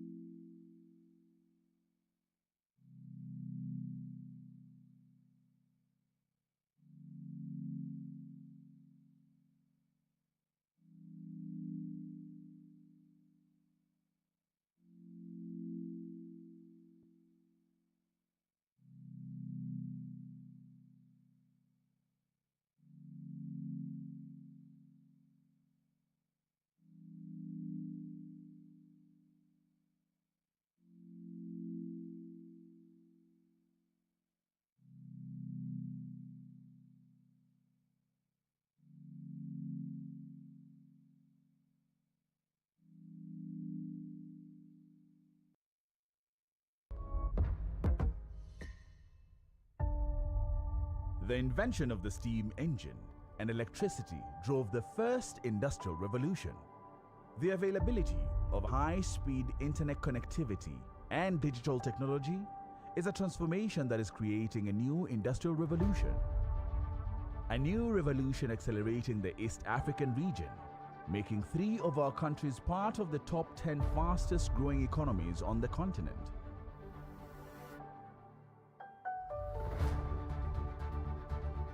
This is because of the extensive and reliable network infrastructure that Liquid Intelligent Technologies has brought to Kenya, Rwanda, Tanzania, Uganda, Southern Sudan, and beyond. Running through the veins of economic hubs and even the remote areas, bringing world-class connectivity to businesses and homes alike. Whether it's the use of Liquid's digital services and connectivity that power the tech hub that Kenya has now become synonymous for, or the public-private partnerships with local government that helped Rwanda transform into an information technology-driven economy. Partnering with people in Uganda to ensure that our backbone infrastructure and digital services can help cater to the thirst that the locals have for indigenous local ICT expertise and innovation to ensure that their future is bright and promising. The deployment of Azure Stack hubs in Kenya and Tanzania makes in-country cloud computing possible for businesses running latency-sensitive applications whilst enabling local data regulatory requirements by keeping data within the local borders. We built the first underground fiber infrastructure in Southern Sudan, delivering internet access to its people, businesses, governments, and NGOs, ultimately helping the country to progress towards the UN Sustainable Development Goals. Whether it's leveraging our unique African intelligence, digital services, and network infrastructure to develop African solutions, transforming sectors like financial services, manufacturing, retail, agriculture, healthcare, and hospitality. Or building digital skills across all ages through partnerships with tech hubs, 21C Skills e-learning platforms, and connecting schools to fiber, thus powering e-learning ecosystem. We are reimagining a digital future that leaves no African behind.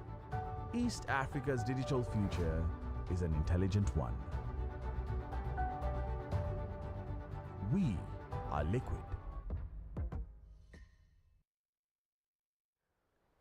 Welcome to Africa, a continent made up of millions and millions of people just like you. Maybe you are a young African person with a great idea. Maybe you are an African charity organization, a school, a startup, a small business, or big corporate. You could be a restaurant, a sports team, a media outlet, or celebrity master chef. One thing is for sure, you are an African with a story to tell. So, what is the biggest thing that any idea, business, or organization needs to tell its story? You need a unique space on the internet to let everyone out there know who you are and exactly what it is you're doing. When you are creating that space on the internet, you need a domain to go with it. You've heard of .com and .org, right? How about .ke, .ng, or .za? These are all top-level domains where you can register the name of your idea, company, or organization so other people can easily find you on the internet. But how about identifying yourself with this most awesome continent that you call home? How do you create a space on the internet that is uniquely African? This is where we come in. You can now create your own unique African digital identity with the .africa top-level domain and be able to reach and appeal to the millions of African people across the continent. Claim your own .africa domain now.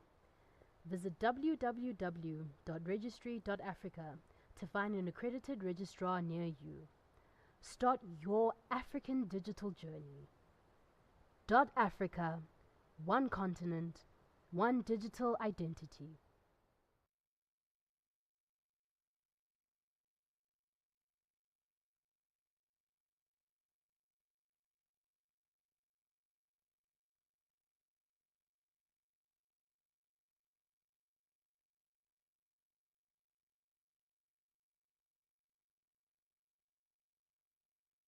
The new GTLD program. Next round. 10 things you always wanted to know about GTLDs. ICANN is preparing to open a new round to accept applications for new generic top-level domains. Top-level domains, or TLDs, are the part of an internet address that comes after the dot. For example, in the domain name ican.org, the characters ORG identify the TLD. The internet started with just a handful of GTLDs. Today, there are more than 1,200. That's because of ICANN's new GTLD program, which launched in 2012. Today, ICANN is preparing to start accepting applications for new GTLDs. This time, we want you to participate. The Internet's domain name system can support domain names in multiple scripts and TLDs longer than 3 characters. A GTLD can be a source of revenue through the management of domain name registrations and renewals. An organization operating a GTLD can provide users and customers with confidence in its security and legitimacy. Remember, applying for a TLD is not the same as applying for a domain name, which any individual can do. When you apply for a GTLD, you're applying to operate a registry, a key part of the DNS ecosystem. The registry operator generates the zone file that allows computers to route internet traffic to and from TLDs anywhere in the world. All GTLD applicants have to demonstrate that they have the financial and technical ability to operate a registry. Getting prepared to apply for a GTLD requires looking carefully at the investment involved and weighing other considerations. The costs associated with applying for and operating a TLD are beyond the reach for many.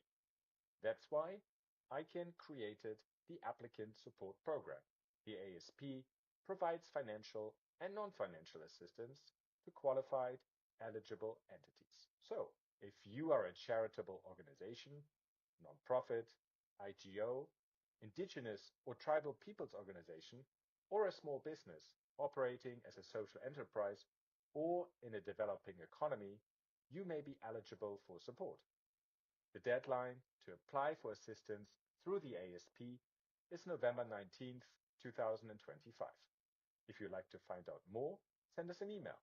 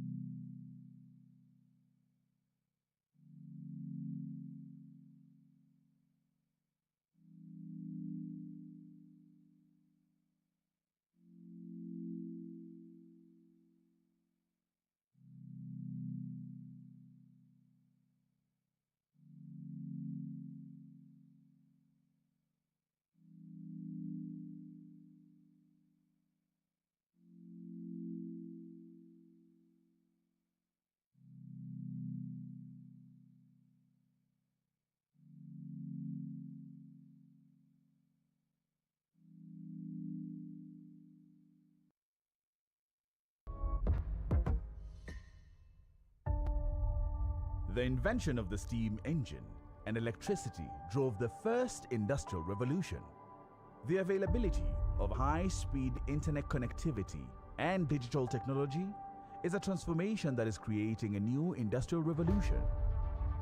A new revolution accelerating the East African region, making 3 of our countries part of the top 10 fastest growing economies on the continent.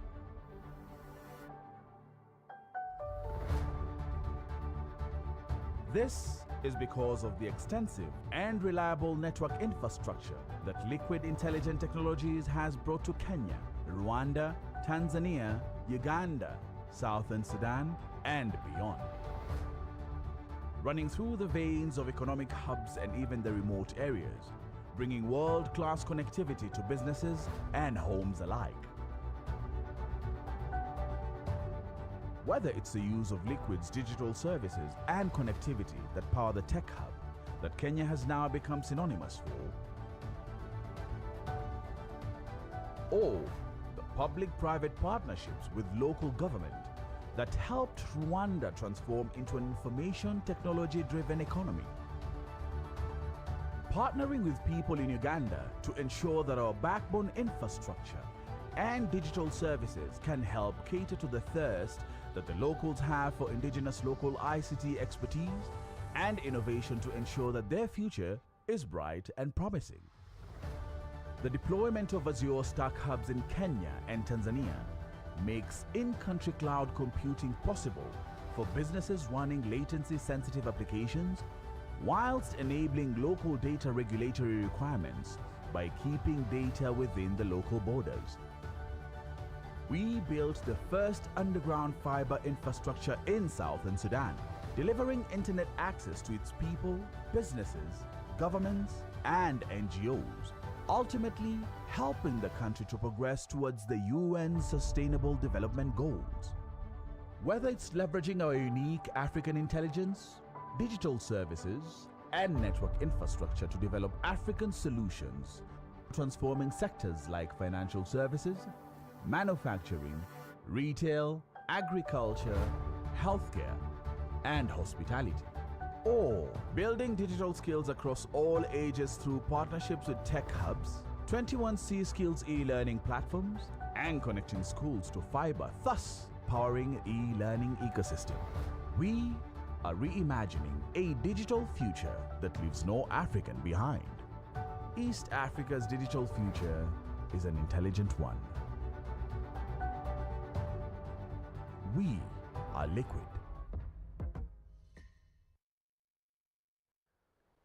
Welcome to Africa, a continent made up of millions and millions of people just like you. Maybe you are a young African person with a great idea. Maybe you are an African charity organization, a school, a startup, a small business, or big corporate. You could be a restaurant, a sports team, a media outlet, or celebrity master chef. One thing is for sure, you are an African with a story to tell. So, what is the biggest thing that any idea, business, or organization needs to tell its story? You need a unique space on the internet to let everyone out there know who you are and exactly what it is you're doing. When you are creating that space on the internet, you need a domain to go with it. You've heard of .com and .org, right? How about .ke, .ng, or .za? These are all top-level domains where you can register the name of your idea, company, or organization so other people can easily find you on the internet. But how about identifying yourself with this most awesome continent that you call home? How do you create a space on the internet that is uniquely African? This is where we come in. You can now create your own unique African digital identity with the .africa top-level domain and be able to reach and appeal to the millions of African people across the continent. Claim your own .africa domain now. Visit www.registry.africa to find an accredited registrar near you. Start your African digital journey. .africa, one continent, one digital identity.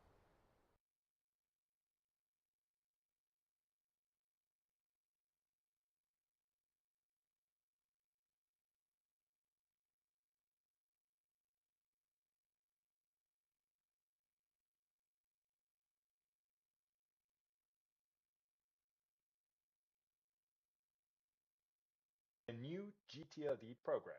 Next round. 10 things you always wanted to know about GTLDs. ICANN is preparing to open a new round to accept applications for new generic top-level domains. Top-level domains, or TLDs, are the part of an internet address that comes after the dot. For example, in the domain name ican.org, the characters ORG identify the TLD. The internet started with just a handful of GTLDs. Today, there are more than 1,200. That's because of ICANN's new GTLD program, which launched in 2012. Today, ICANN is preparing to start accepting applications for new GTLDs. This time, we want you to participate.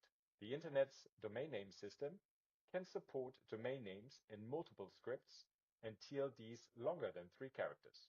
A GTLD can be a source of revenue through the management of domain name registrations and renewals.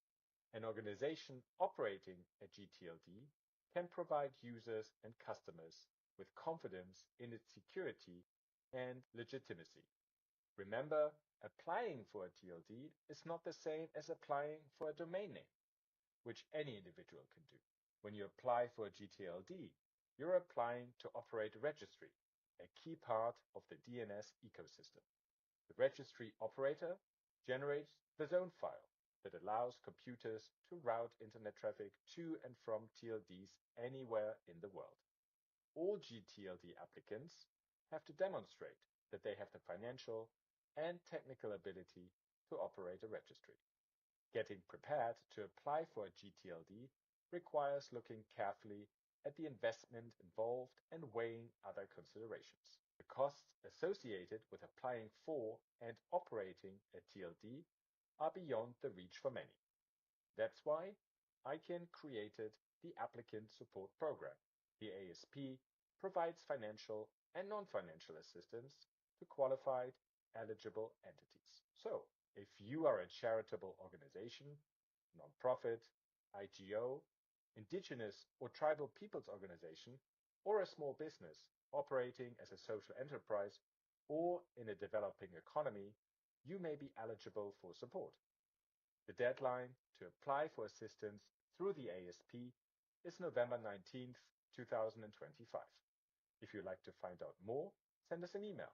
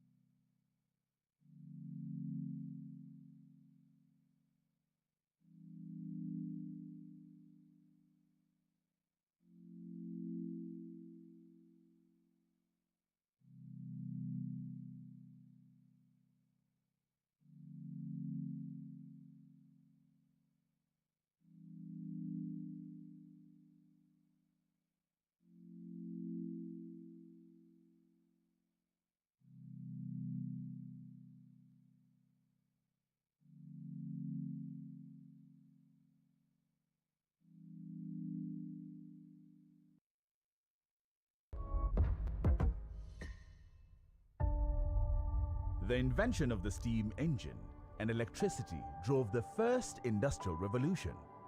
The availability of high-speed internet connectivity and digital technology is a transformation that is creating a new industrial revolution. A new revolution accelerating the East African region, making 3 of our countries part of the top 10 fastest growing economies on the continent.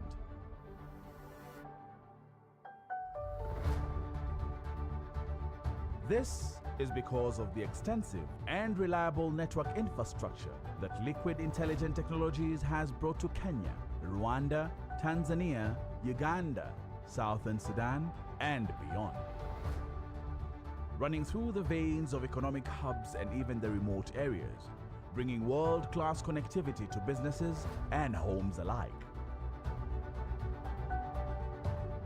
Whether it's the use of Liquid's digital services and connectivity that power the tech hub that Kenya has now become synonymous for, or the public-private partnerships with local government that helped Rwanda transform into an information technology-driven economy. Partnering with people in Uganda to ensure that our backbone infrastructure and digital services can help cater to the thirst that the locals have for indigenous local ICT expertise and innovation to ensure that their future is bright and promising. The deployment of Azure Stack hubs in Kenya and Tanzania makes in-country cloud computing possible for businesses running latency-sensitive applications whilst enabling local data regulatory requirements by keeping data within the local borders. We built the first underground fiber infrastructure in Southern Sudan, delivering internet access to its people, businesses, governments, and NGOs, ultimately helping the country to progress towards the UN Sustainable Development Goals. Whether it's leveraging our unique African intelligence, digital services, and network infrastructure to develop African solutions, transforming sectors like financial services, manufacturing, retail, agriculture, healthcare, and hospitality. Or building digital skills across all ages through partnerships with tech hubs, 21C Skills e-learning platforms, and connecting schools to fiber, thus powering e-learning ecosystem. We are reimagining a digital future that leaves no African behind.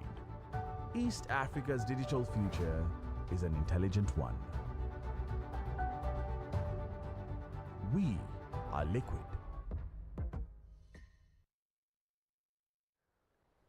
Welcome to Africa, a continent made up of millions and millions of people just like you.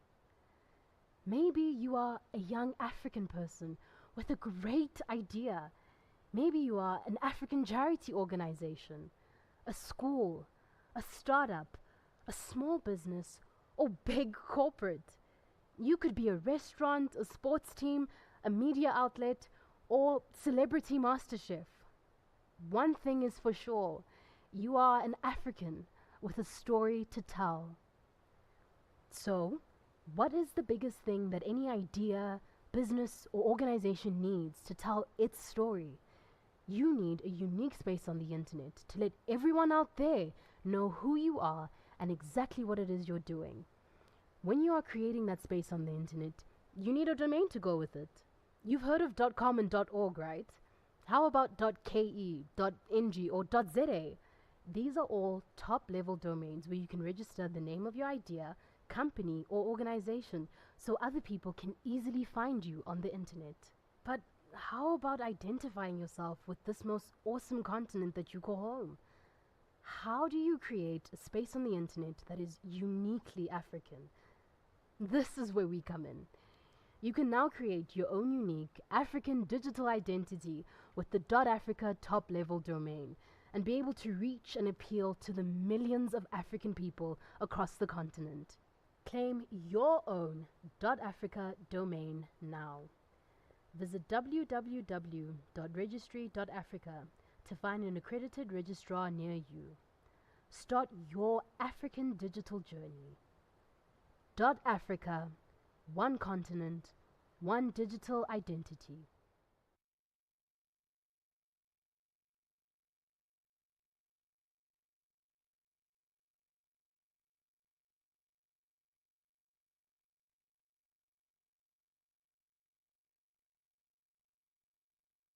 the new GTLD program.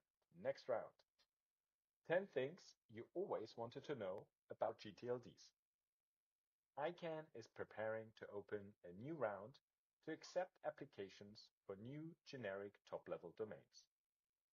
Top-level domains, or TLDs, are the part of an internet address that comes after the dot. For example, in the domain name ican.org, the characters ORG identify the TLD. The internet started with just a handful of GTLDs. Today, there are more than 1,200. That's because of ICANN's new GTLD program, which launched in 2012. Today, ICANN is preparing to start accepting applications for new GTLDs. This time, we want you to participate. The Internet's domain name system can support domain names in multiple scripts and TLDs longer than 3 characters. A GTLD can be a source of revenue through the management of domain name registrations and renewals. An organization operating a GTLD can provide users and customers with confidence in its security and legitimacy. Remember, applying for a TLD is not the same as applying for a domain name, which any individual can do. When you apply for a GTLD, you're applying to operate a registry, a key part of the DNS ecosystem. The registry operator generates the zone file that allows computers to route internet traffic to and from TLDs anywhere in the world.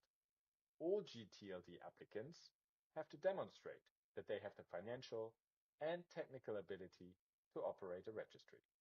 Getting prepared to apply for a GTLD requires looking carefully at the investment involved and weighing other considerations. The costs associated with applying for and operating a TLD are beyond the reach for many.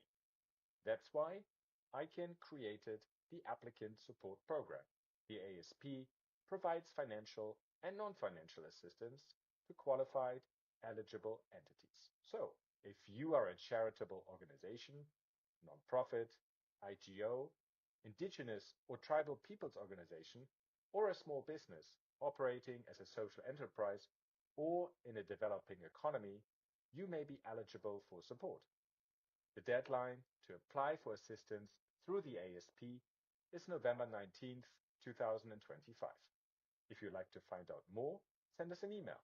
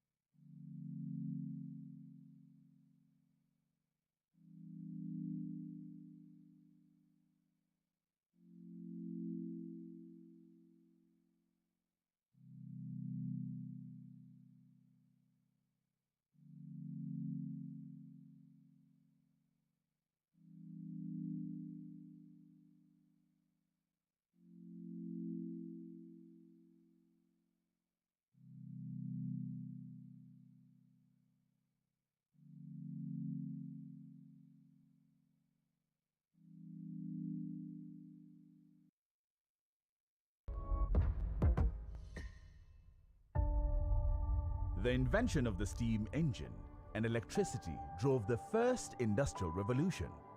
The availability of high-speed internet connectivity and digital technology is a transformation that is creating a new industrial revolution. A new revolution accelerating the East African region, making 3 of our countries part of the top 10 fastest growing economies on the continent.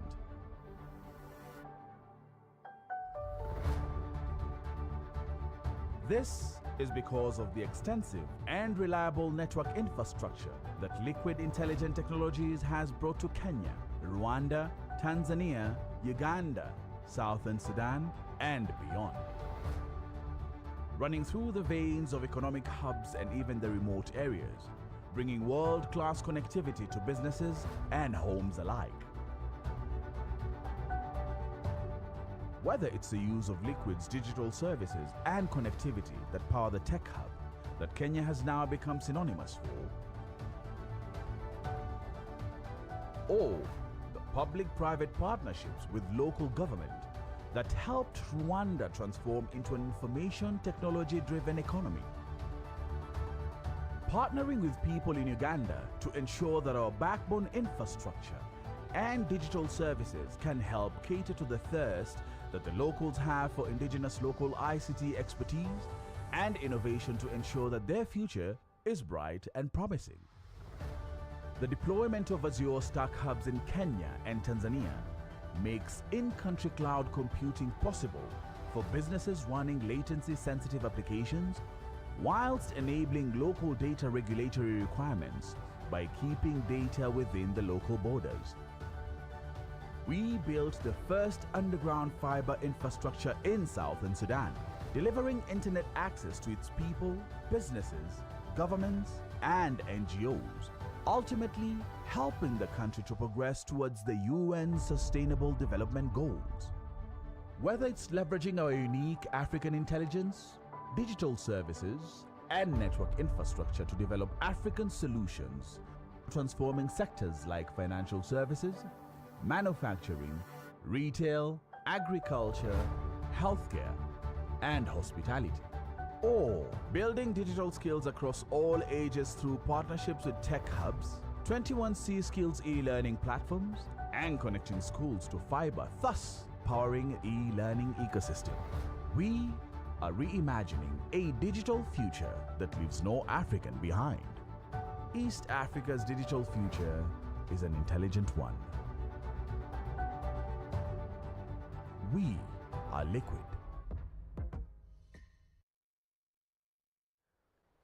Welcome to Africa, a continent made up of millions and millions of people just like you. Maybe you are a young African person with a great idea. Maybe you are an African charity organization, a school, a startup, a small business, or big corporate. You could be a restaurant, a sports team, a media outlet, or celebrity master chef. One thing is for sure, you are an African with a story to tell. So, what is the biggest thing that any idea, business, or organization needs to tell its story? You need a unique space on the internet to let everyone out there know who you are and exactly what it is you're doing. When you are creating that space on the internet, you need a domain to go with it. You've heard of .com and .org, right? How about .ke, .ng, or .za? These are all top-level domains where you can register the name of your idea, company, or organization so other people can easily find you on the internet. But how about identifying yourself with this most awesome continent that you call home? How do you create a space on the internet that is uniquely African? This is where we come in. You can now create your own unique African digital identity with the .africa top-level domain and be able to reach and appeal to the millions of African people across the continent. Claim your own .africa domain now. Visit www.registry.africa to find an accredited registrar near you. Start your African digital journey. .africa, one continent, one digital identity.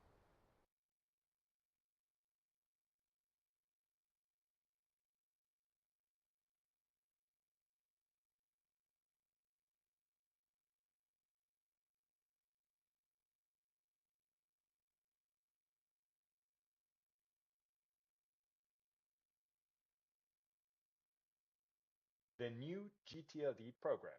Next round. 10 things you always wanted to know about GTLDs.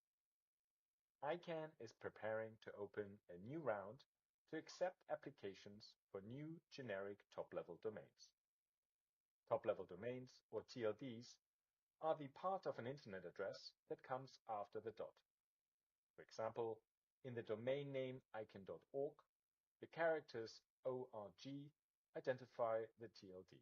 The internet started with just a handful of GTLDs. Today, there are more than 1,200.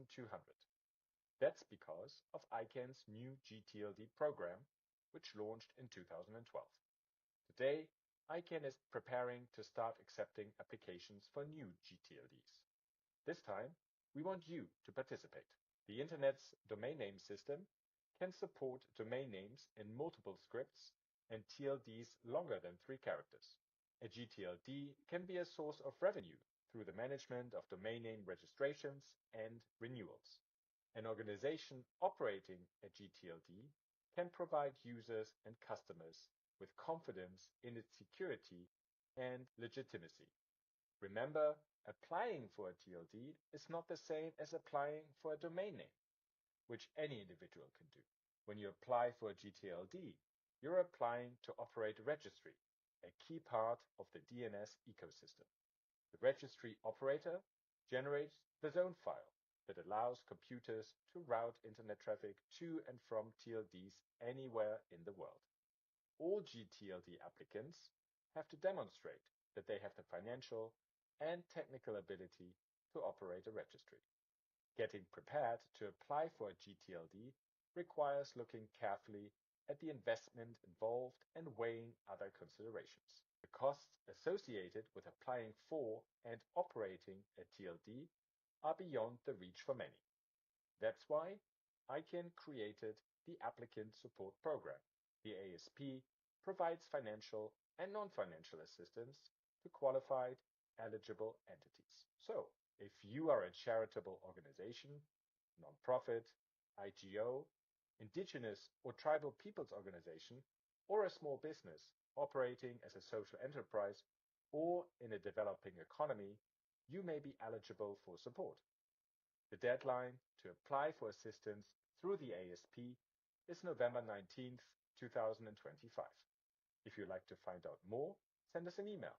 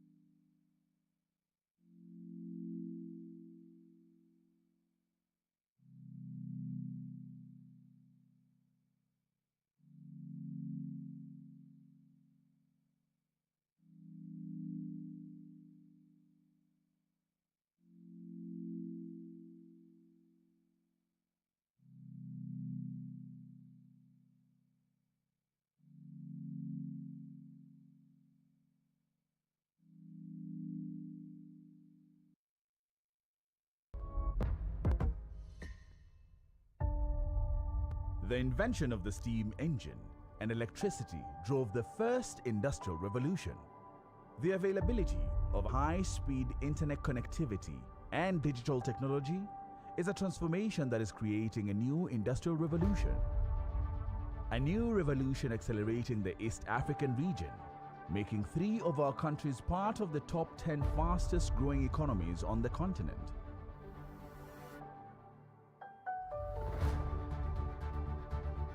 This is because of the extensive and reliable network infrastructure that Liquid Intelligent Technologies has brought to Kenya, Rwanda, Tanzania, Uganda, Southern Sudan, and beyond. Running through the veins of economic hubs and even the remote areas, bringing world-class connectivity to businesses and homes alike.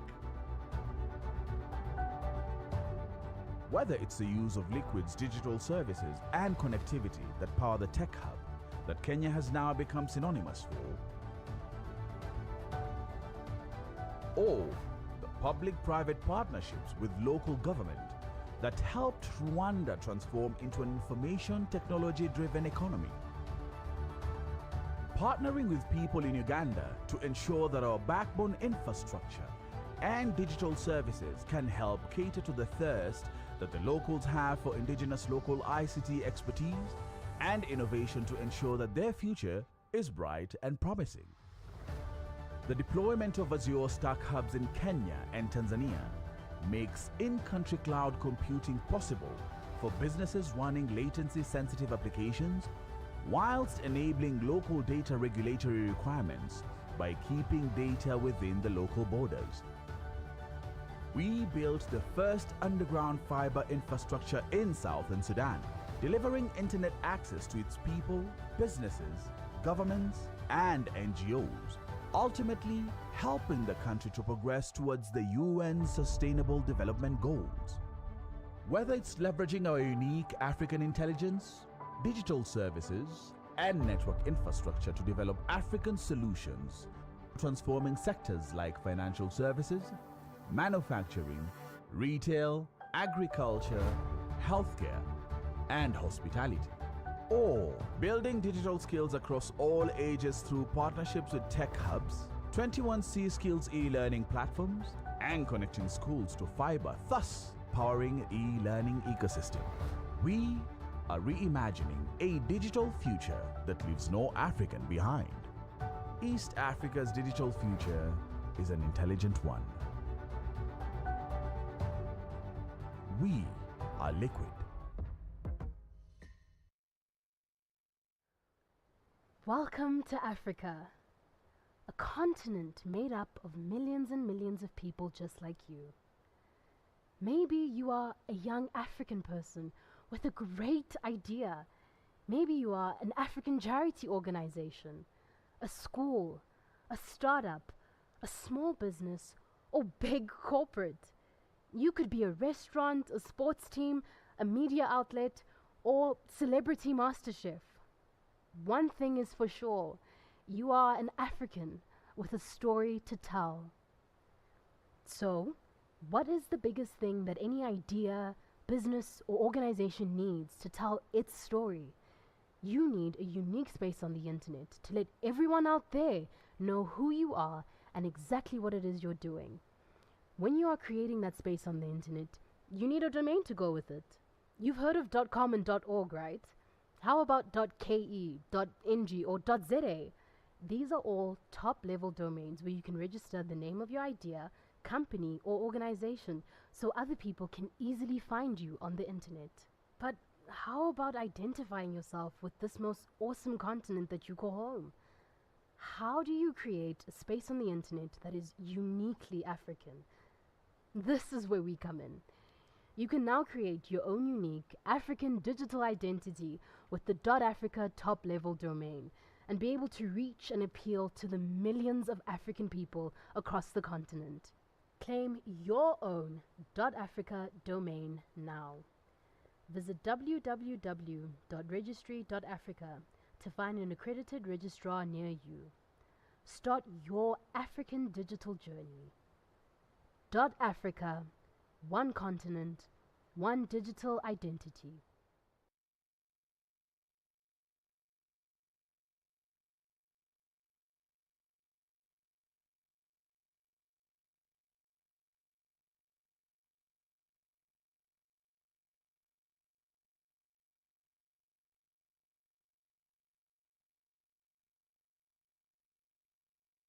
the new GTLD program. Next round. 10 things you always wanted to know about GTLDs. ICANN is preparing to open a new round to accept applications for new generic top-level domains. Top-level domains, or TLDs, are the part of an internet address that comes after the dot. For example, in the domain name ican.org, the characters ORG identify the TLD. The internet started with just a handful of GTLDs. Today, there are more than 1,200. That's because of ICANN's new GTLD program, which launched in 2012. Today, ICANN is preparing to start accepting applications for new GTLDs. This time, we want you to participate. The Internet's domain name system can support domain names in multiple scripts and TLDs longer than 3 characters. A GTLD can be a source of revenue through the management of domain name registrations and renewals. An organization operating a GTLD can provide users and customers with confidence in its security and legitimacy.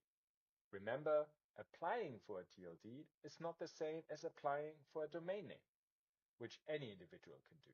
When you apply for a GTLD, you're applying to operate a registry, a key part of the DNS ecosystem.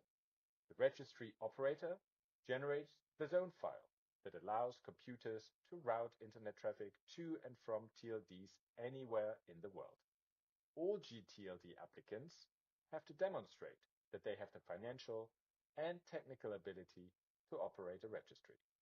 Getting prepared to apply for a GTLD requires looking carefully at the investment involved and weighing other considerations. The costs associated with applying for and operating a TLD are beyond the reach for many.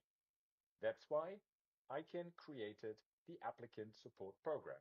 The ASP provides financial and non-financial assistance to qualified, eligible entities. So, if you are a charitable organization, nonprofit, IGO, indigenous or tribal peoples organization, or a small business operating as a social enterprise or in a developing economy, you may be eligible for support. The deadline to apply for assistance through the ASP is November 19th, 2025. If you'd like to find out more, send us an email.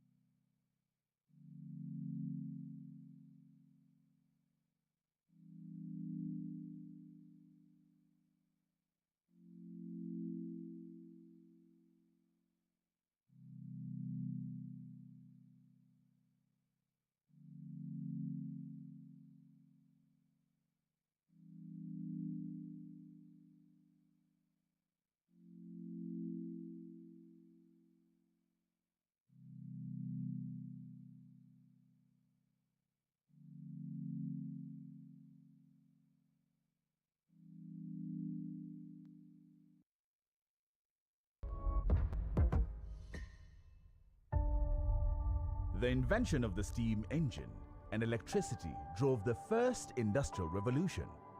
The availability of high-speed internet connectivity and digital technology is a transformation that is creating a new industrial revolution.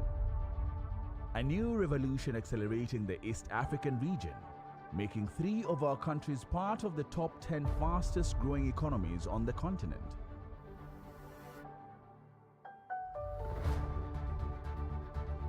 This is because of the extensive and reliable network infrastructure that Liquid Intelligent Technologies has brought to Kenya, Rwanda, Tanzania, Uganda, Southern Sudan, and beyond.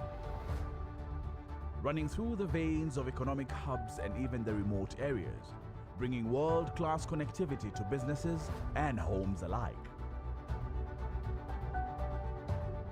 Whether it's the use of Liquid's digital services and connectivity that power the tech hub that Kenya has now become synonymous for,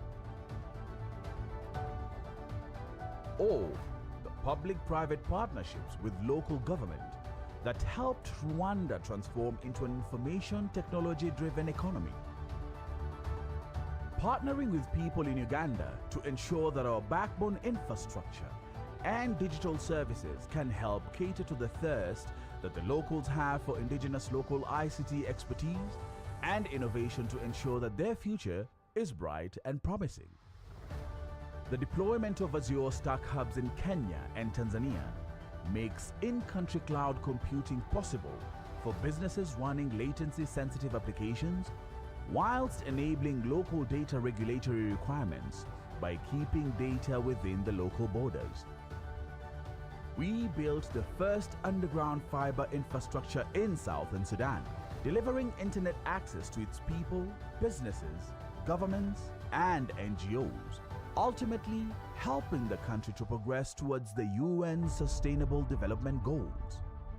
Whether it's leveraging our unique African intelligence, digital services, and network infrastructure to develop African solutions, transforming sectors like financial services, manufacturing, retail, agriculture, healthcare, and hospitality.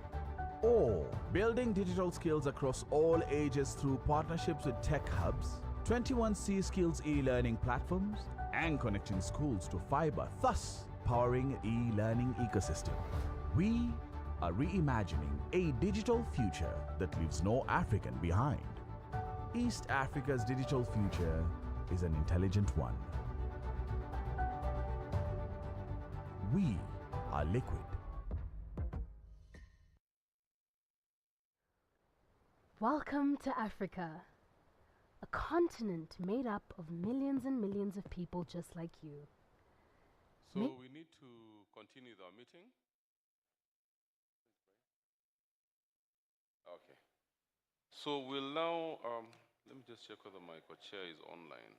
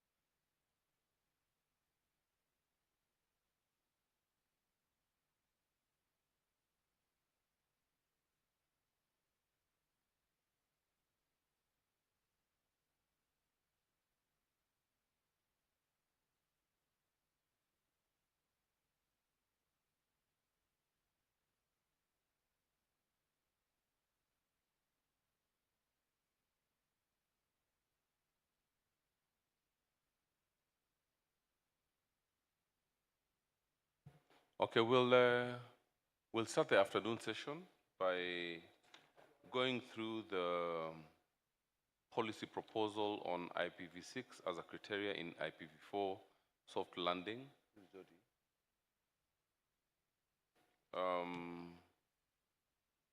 If we could put the slides for the PDWT co-chairs.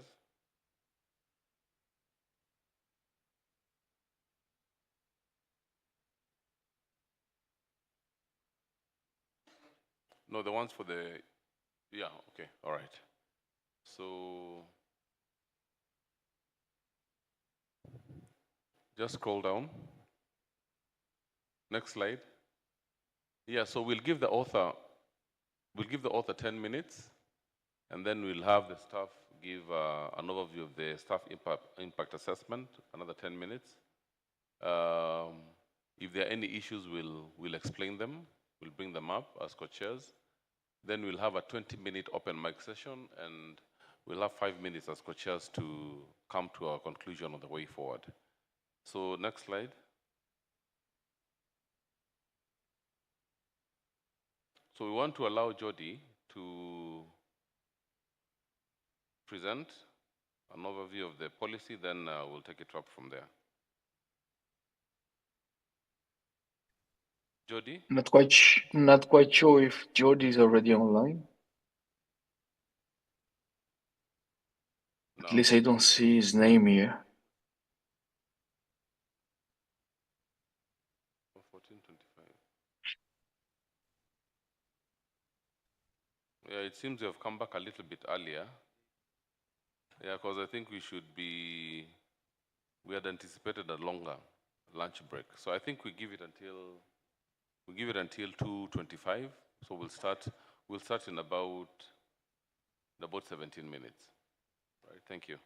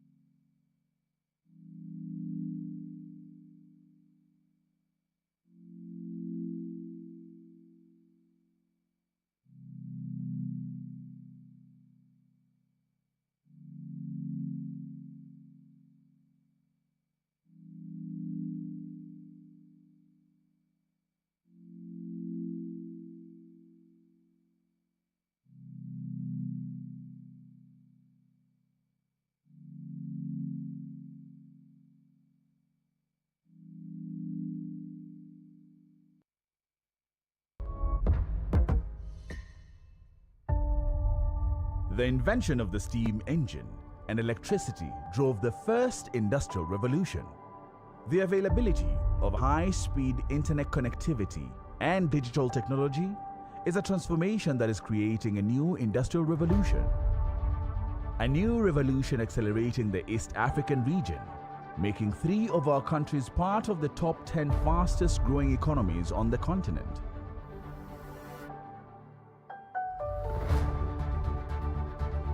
This is because of the extensive and reliable network infrastructure that Liquid Intelligent Technologies has brought to Kenya, Rwanda, Tanzania, Uganda, Southern Sudan, and beyond.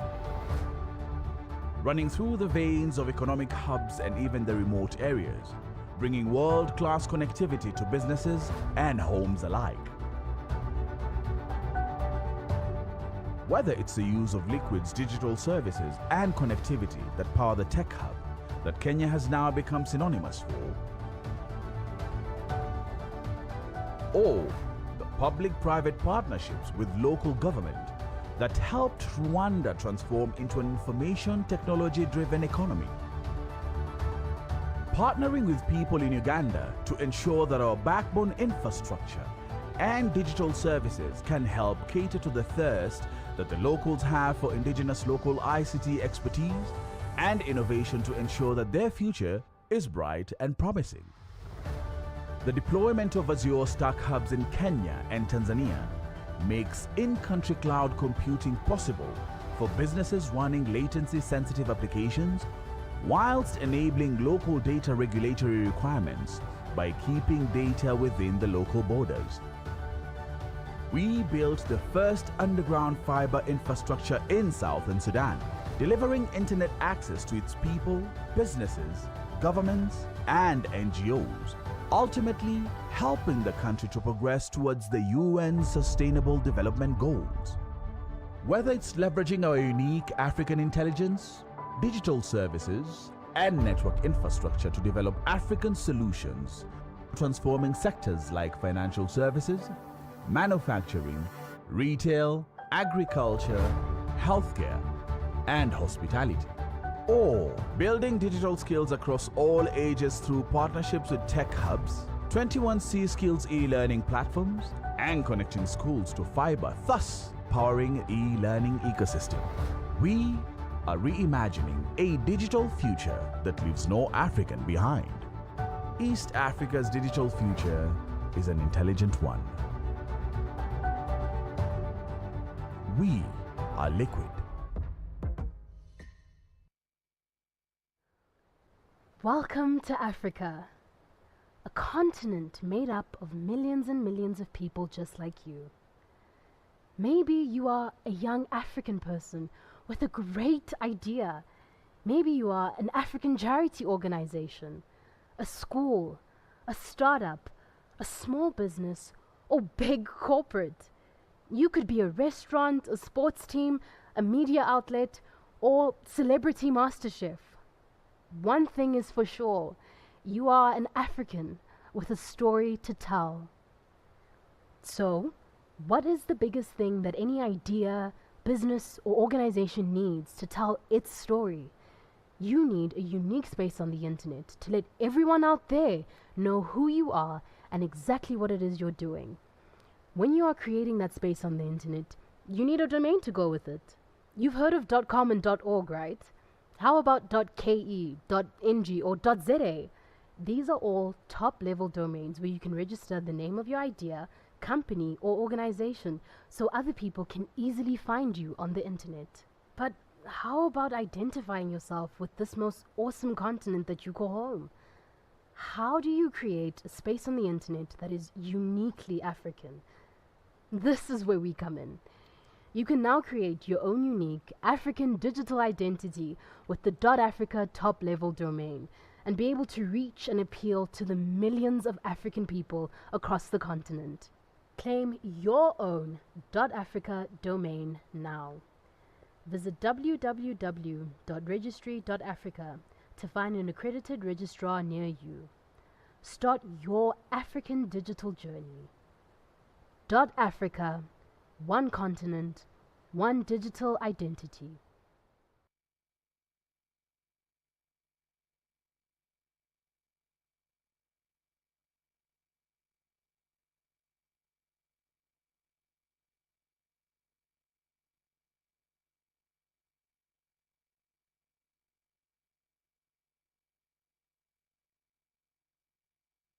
The new GTLD program. Next round. 10 things you always wanted to know about GTLDs. ICANN is preparing to open a new round to accept applications for new generic top-level domains. Top-level domains, or TLDs, are the part of an internet address that comes after the dot. For example, in the domain name ICANN.org, the characters ORG identify the TLD. The internet started with just a handful of GTLDs. Today, there are more than 1,200. That's because of ICANN's new GTLD program, which launched in 2012.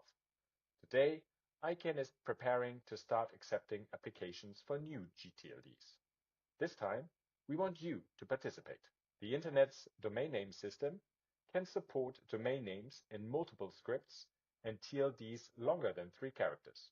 A GTLD can be a source of revenue through the management of domain name registrations and renewals.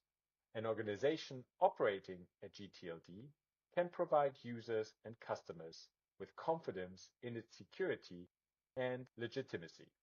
Remember, applying for a TLD is not the same as applying for a domain name, which any individual can do.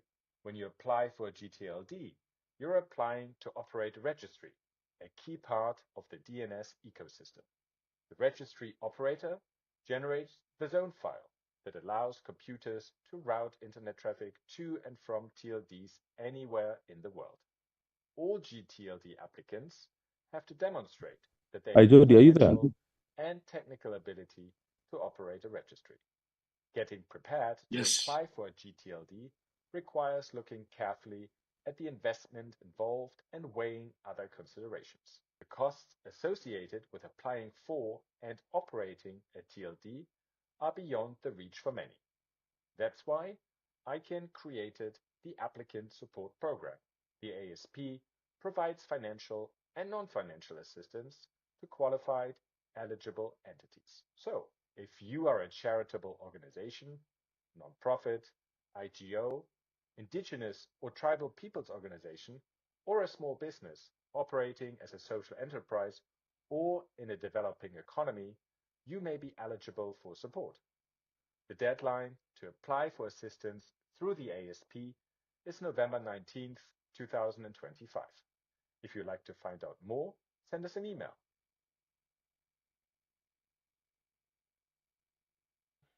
Good afternoon, PDWG. We'll continue with our meeting. Started 5 minutes early, which is good. So I'll hand it over to my co-chair, Darwin. Darwin, you can take us through the next agenda item. Thank you. Perfect. Let me just confirm before I go to the next agenda item. Jordi, are you in the call with us? Yes. Yes, perfect. All right, cool. Then I can immediately start sharing my screen. Just a minute. All right, share. And you might be able to see it, right? All right, guys. So I hope you had a good break, good lunch, and now we go to the end phase of our PPM.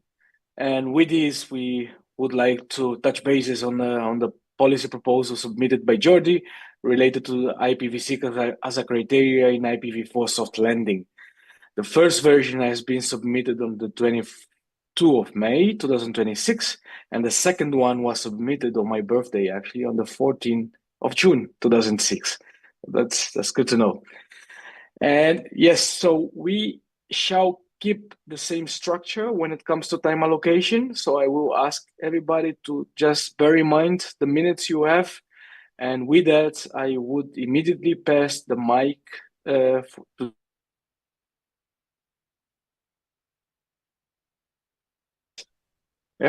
So Georgie, please feel free to go ahead. Okay, while I'm sharing the slides, while I am there, they are already visible, I think. I have 3 quick slides to discuss the impact analysis. I think it makes sense that I break my presentation the impact analysis is presented, then I come back. I think we did that already in previous PPMs several years ago. It's fine? Yep, sure, it's Okay. fine. As long as we keep within the 10 minutes, Yeah, please, yeah. Judge. Yeah? Well, I think this will be very, very short.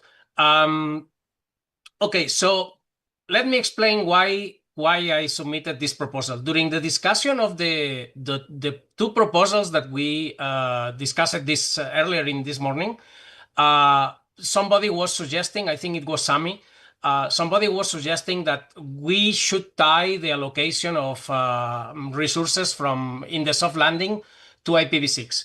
My point was, yes, I am fine with that, but I prefer to have it as a separate proposal because if one part don't reach consensus, we are blocking the other. So that's the reason it's in a separate proposal. So numbers. And there was a message in the mailing list, which somehow I am responding already, explaining that data from Africa not necessarily is paired with data in other regions. Well, yes and not, because if we observe the growth of the IPv6 deployment in different regions, more or less is in pair. Even in some countries, like even in my own country, Spain is very, very low. But that don't mean that the average should be about the same, okay? I am not saying that because India has 80 or 85% deployment, all Africa should be the same, but at least the average should be a similar trend. At the same time, we know that Afrinic has recovered about 3 million of addresses. We have discussed this several times this morning. But the fact is that even if we enter it in the soft landing, the growth of the IPv6 deployment in Africa compared with other regions didn't go up. Okay, so something is not being done correctly because clearly there is a lot of effort from Afrinic in terms of training, hackathons, deployathons, etc. But the growth of the deployment in Africa is not really taking up. So that's the idea of this proposal. So the point is adding a paragraph to existing soft landing policy in order to enforce IPv6 deployment, not for those that already have IPv4. If they don't need to grow, it's up to them when they need to deploy IPv6, but for those requiring new IPv4 resources, in order to make sure that they are requesting those resources and they will, at the same time, ensure to deploy IPv6. So again, as like in this morning, in the left we have the existing text, and in the right, in blue, what I am proposing to change. So basically, well, I think actually most of this text should be black because I am not changing. The first paragraph and second paragraph and the third paragraph, I think should be black already. So what I am suggesting here, in short, I am not going to read the text, is if somebody requests new resources, I mean new IPv4 resources, they should present a coherent addressing plan. There was a question about what is coherent. Coherent means consistent. We don't need to define every term that we have in a policy because it's very clear. So if you tell me I am going to do the IPv6 deployment this way, and I know that is wrong, this is not coherent, it's not consistent, okay? I think that's very, very easy to understand. So what I am doing here is stressing what points of the existing policy for LIRs and end users need to be depicted in the deployment plan. I am not changing what are the requirements for IPv6 from the rest of the existing policy. What I am sharing here is make sure that in case of LIRs, you present in the deployment plan this point and this point, and for end users this point, okay? I am not changing what is already in the IPv6 policy today, just stressing what you should put clearly in your deployment plan. Now, The other question that we have in the list, in the discussion, was how we measure the deployment plan.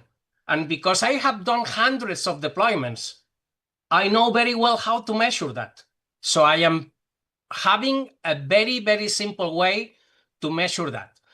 And this is based in what all the operators know, for example, NetFlow or other things that allow them to check if I have in my upstreams IPv6, how much of the traffic to certain destinations, and I am picking up the top 25 destinations of a specific operator. So if I am ISP B and I know that 60% of my traffic is Meta, Facebook, or Google, what I am asking is that in 12 months, I am not asking you to comply with 60% of the traffic. I am asking you to comply with 25% of the 60%. So it's very, very soft.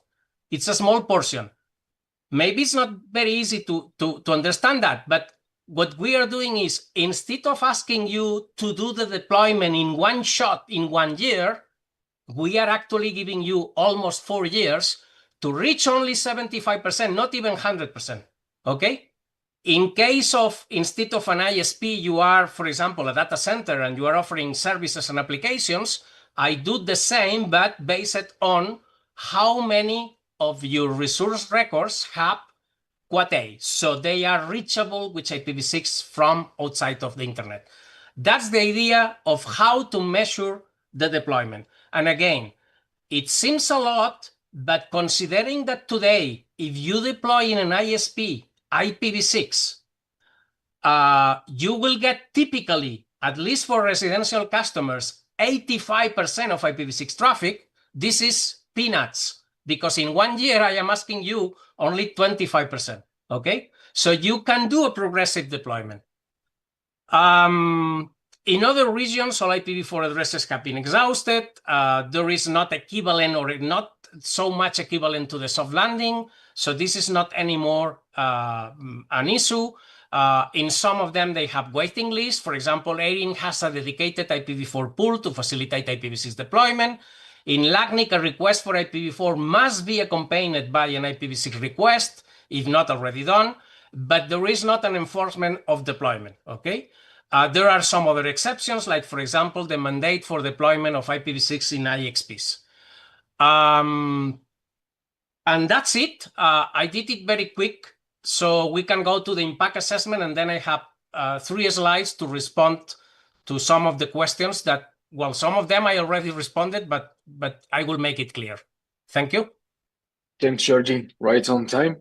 And then with that, I will hand over to the PLT team to present the impact assessment on this policy proposal. Hi, good afternoon. Manvi Gokul. I'll present the impact assessment of this proposal. Can we have the slides up, please?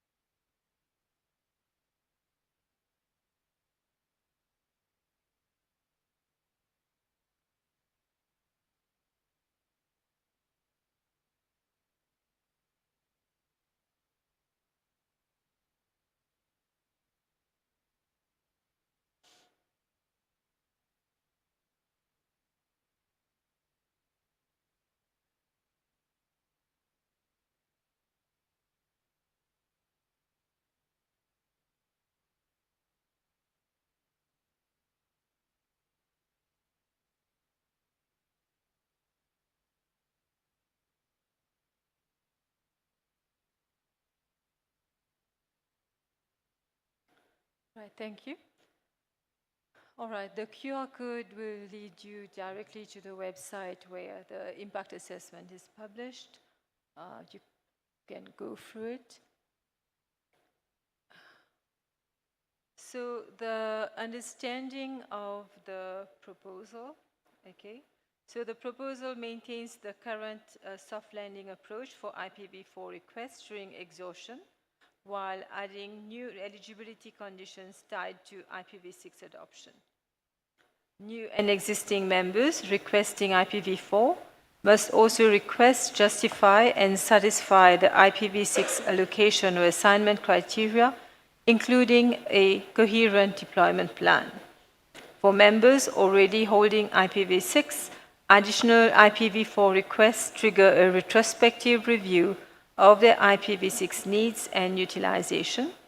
The proposal, we understand, introduces measurable deployment expectations based on the top 25 IPv4 traffic destinations that are IPv6 enabled. The minimum IPv6 compliance threshold are stated, and the policy proposal also mentions that failure to meet eligibility or follow the deployment plan will result in IPv4 ineligibility and may also be treated as a policy breach.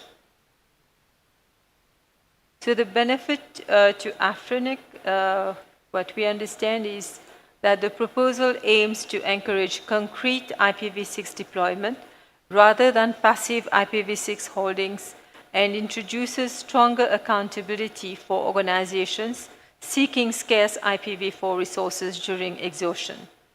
It may support Afrinic's broader policy and stewardship objectives by linking remaining IPv4 access to demonstrated IPv6 transition intent.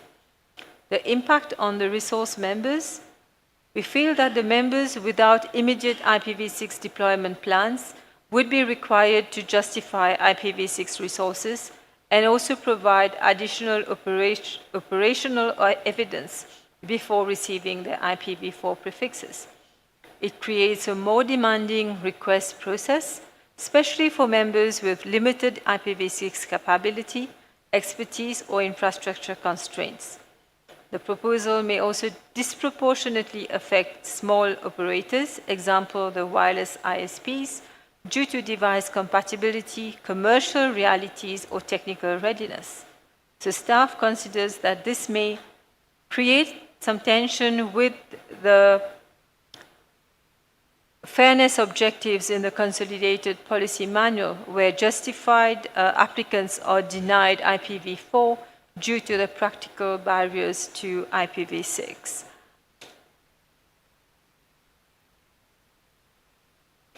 So while the proposal introduces meaningful implementation expectations, several parts require some clarification before reliable and consistent operational enforcement becomes possible. So it is unclear whether the retrospective evaluation of already issued IPv6 should assess both the original stated need and the actual deployment process over the initial 12-month period. The policy requires requesters to satisfy IPv6 eligibility criteria under sections 6.5, 113, 114, and 6822D, but it does not clearly address the interaction with CPM section 6.44, which explicitly allows IPv4 service providers to justify larger IPv6 requests based on the present IPv4 customers transitioning to IPv6. Right? The phrase requiring a coherent IPv6 deployment and addressing plan is operationally significant, but the standard for coherence is not defined. The mechanism for measuring the top 25 IPv4 traffic destinations, validating which are IPv6 enabled and assessing progress against this percentage threshold is not specified. The proposal does not state what evidence is acceptable to demonstrate compliance, partial compliance, or justified delay in deployment. Specific specific consolidated policy manual and procedural touchpoints requiring clarification include section 644 and the IPv6 eligibility provisions in section 65111 through 65114 and 6822D. So In regard to the areas of impact, the proposal interacts with some existing clauses in the Consolidated Policy Manual. There's the section 644, as well as the other 3 sections that we've spoken about. So this interaction materially changes how staff would assess IPv4 requests during exhaustion by making IPv6 readiness and deployment evidence part of the decision path. Okay? There are no direct interactions with the other proposals under discussion at this stage. And should the proposal reach consensus and be ratified for implementation, it will impact the Afrinic systems, the hostmaster member portal, as well as the transfer tool, where we'll have to update the workflow and user interface changes to support the linked IPv4 and IPv6 request handling, capture deployment and addressing plans, trigger retrospective reviews, and generate internal notifications or compliance tasks. There is an impact regarding our billing software, so billing and integration updates may be required, depending on whether simultaneous IPv4 and IPv6 evaluation or additional review steps affect membership and resource processing flows. The NMRP system, that's the new member registration portal, the process will updates are required on this platform to reflect the new resource request criteria and retrospective review conditions. The procedures in the member services department, the department that handles evaluation, will have to be revised. No contractual updates have been identified. And as usual, since it's a resource policy, the website and communications around the policy have to be updated. In regard to the IT, changes are expected primarily on Afrinic and related internal workflow tooling.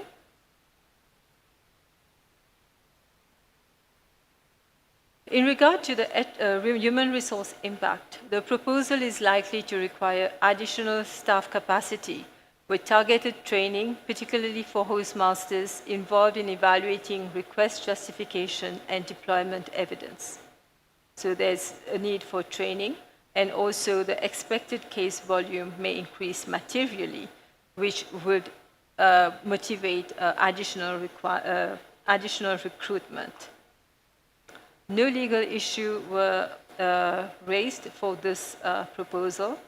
And so if we have to invest further in recruitment or training, etc., there will be a financial impact.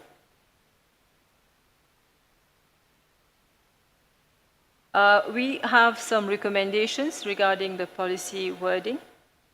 We recommend that the deployment plan compliance details be moved to the relevant IPv6 sections of the CPM, rather than being introduced indirectly through the IPv4 soft landing context. This would improve structural clarity, reduce ambiguity during evaluation, and better align the operational obligations with the policy sections that already govern IPv6 qualification. Additional wording improvements should explicitly define what constitutes a coherent IPv6 deployment plan, how retrospective review is to be conducted for existing IPv6 holders, what evidence is required to show progress against the 12, 24, and 4 months thresholds, how Section 644 should be applied when existing IPv4 infrastructure is part of the IPv6 justification, and what operational consequence follows from partial compliance, justified delay, or non-compliance. On this, I would like to hand over to the author for his clarifications. Yeah. Thank you. Can you confirm that you see the slides? Yes, we do. Thank you. Okay. I am not responding now again to all the points because some of them I think have been responded in my previous slides. Basically, 3 points. One is impact on resource members. Actually, based on hundreds of deployments experience, deploying IPv6 is easier in smaller networks. Considered disproportional as is mentioned in the impact assessment. Similarly, deploying IPv6 using, for example, 464xLAT, which is one of the recommended technologies, especially the only one in mobile networks, is cheaper than maintaining IPv4 artificially with carrier-grade NAT. There is no unfairness. Otherwise, we could also say that soft landing policy is unfair by itself because newcomers can only get a maximum of /22 versus /10 that were available before soft landing. Okay, so clearly policies need to adapt to the internet evolution and to the available resources. And the evolution of internet is everyone should be moving to IPv6. So there is no discussion on that. Unless you believe in IPv8 or IPv16 or something like that. Clarity of policy text. The evaluation of the IPv6 usage, if you are not asking for more IPv4, is already what we have in existing policies. I am not changing that. In fact, I am not changing at all the evaluation of the IPv6 request. What I am saying is, and as far as I read again and again the policy proposal, I understand that that's clear. What I am saying is that in the deployment plan, you should stress specific points, but I am not changing the evaluation of the request. A deployment plan, if you request more IPv4, should be integral. It doesn't make sense that you deploy only for a few customers with new IPv4 addresses. Obviously, that will be against you as an ISP or an end user. It don't make sense at all. The policy asks for a deployment plan and states specific details that are already part of the existing policies. Again, not changing the rest of the policies, just asking to explain some of them in the plan. Coherent means that the deployment plan does not show strange discrepancies, so it's consistent. That's a dictionary definition. I am not changing that. I don't think we need to define every word in the CPM because it will not make sense. All the operators already must measure traffic in order to properly operate a network. If they are not using SNMP, NetFlow, etc., they are really doing a bad job. So if they are not doing, there is open source to do all that. So they don't need to spend additional resources in case they are not doing that. But having these measurements already tell you how much traffic on your network in terms of megabits or gigabits or percentage go for every application or destination. You can choose that and make a graphic. So it's very easy to have a graphic of how much is your traffic today behaving in IPv4 and matching that after 1 year, 2 years, 3 years is sufficient to demonstrate compliance. And finally, in the clarifications, the last slide from Matby, the average calculation of a prefix can be done with a simple math. If you have about 50,000 customers, instead of 65,035 because routing, POPs, distribution, etc., you just need a /32. That's clear. If you have 100,000 customers, you need a /31, and so on. So it's very simple to understand how you match the number of customers that you have and your expectations of growth in terms of end sites or customers to accommodate the right prefix. If the upstream don't have IPv6, that's one of the points of the clarifications, then you better find one that provides IPv6 or use a tunnel with BGP. There will not really make a big difference in broadband. However, I doubt this is a problem today in most of the Afrinic big ISPs. Nevertheless, using the percentage in the deployment plan, because the evidence will show that top 25 are not reachable with IPv6, you are done. Because 25% of 0 is 0. So there is not a problem if that's the case. If somebody cannot really have IPv6, they don't have a problem with that because they need to show 0% of traffic demonstration, while they have, of course, no IPv6. And I think that's it. Thank you.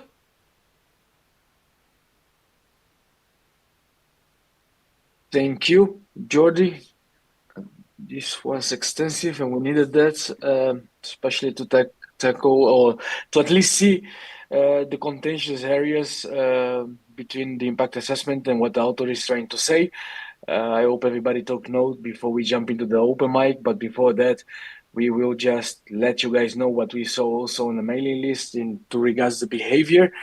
So on the draft one, there has been very quiet when it comes to this policy proposal. And then there has been support and suggestions to amend the policy text on version 1 on the mailing list.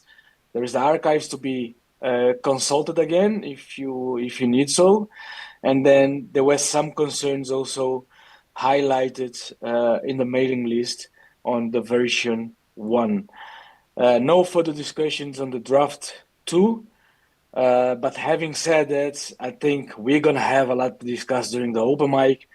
And therefore, I invite everybody to come over to the mic physically or remotely while introducing yourself, name and affiliation.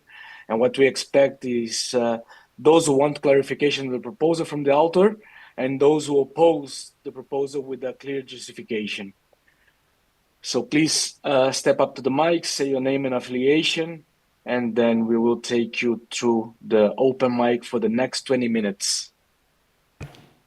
Please go ahead. Hi, Saul Stain, eNetworks. Jordi, I think it's a great proposal. My only concern is a commercial concern. We can't, as ISPs, enforce our customers to use IPv6. We can offer it to them. If you look at my network, we fully IPv6, we native IPv6, we offer it to all our customers, but the percentage uptake is very, very, very low. So what does that mean to us, or to any other ISP who has offers to the customers, they don't want it? How do you get around that percentage? Because then if there's no uptake, I'm in breach. Well, it depends a lot if you are having residential customer or business customers. That's right. For residential customers, I guess you are providing them the CPE, right? So if that's the case, you don't need to ask the customer to turn on IPv6 because you turn on IPv6 in the CPE itself, and because most of the operating systems, if not all, already have IPv6 enabled by default, that will be IPv6 traffic. Now, if it's an enterprise network, that's a more difficult thing, and you really need to convince the customers. But that's why I am asking only 25% of your top 25 destination on the first year, so you have time to do that. If I have a requirement for my customers to adopt IPv6, ISPB, another ISP has a lot of IPv4 space, so it's not a requirement from them. Who do you think the customer is going to go to? Me or the customer who doesn't put this requirement in? That's reality. Well, I understand. I'm not disagreeing, Jordi. I'm not disagreeing with what you're trying to achieve here. I support the policy with this intention. The problem is, how do we get around these kind of things?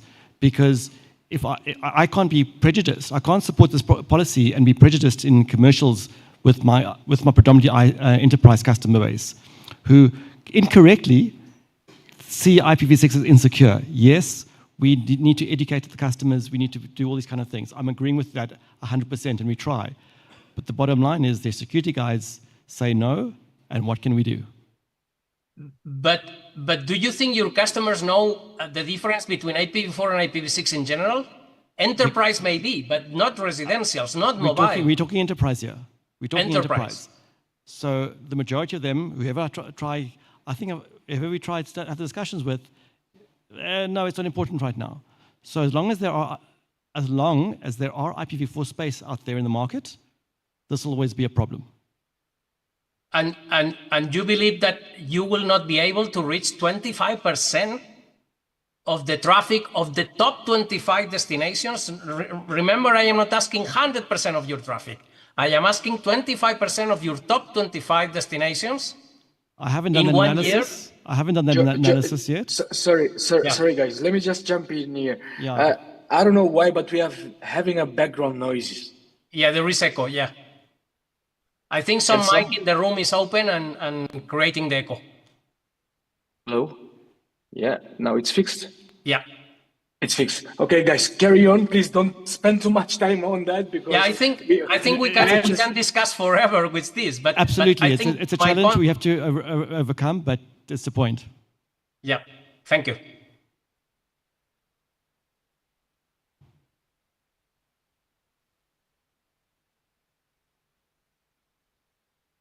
All right, point taken. Then we ask for next individual who wants to raise a question or concerns about this policy.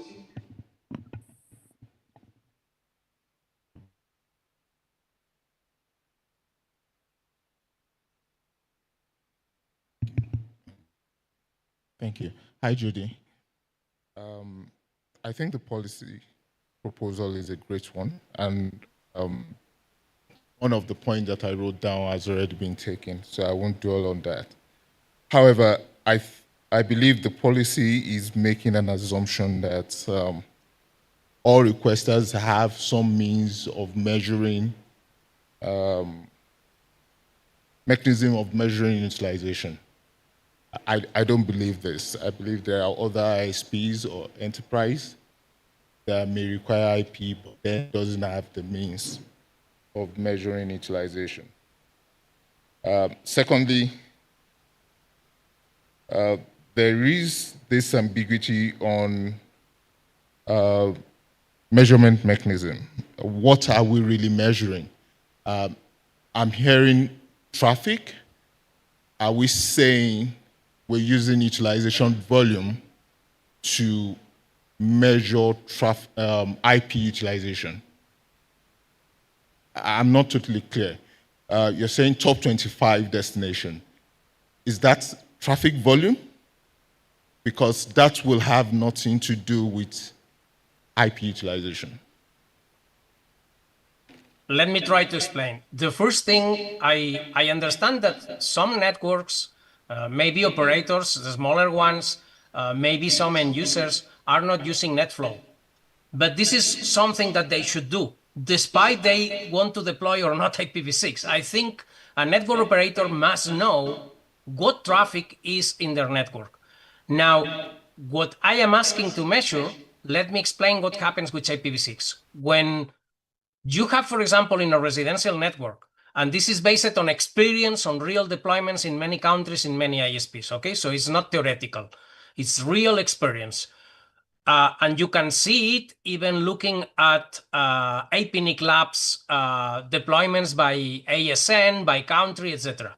So what happens is when you deploy IPv6 in an ISP, which majority of customers are residential, because most of the traffic is going to big content providers like Google, YouTube, Meta, LinkedIn, etc., what happens is that typically, if you make a list from these stats based on NetFlow, for example, of the top destinations, you will see number 1, YouTube, number 2, Facebook, number 3, whatever.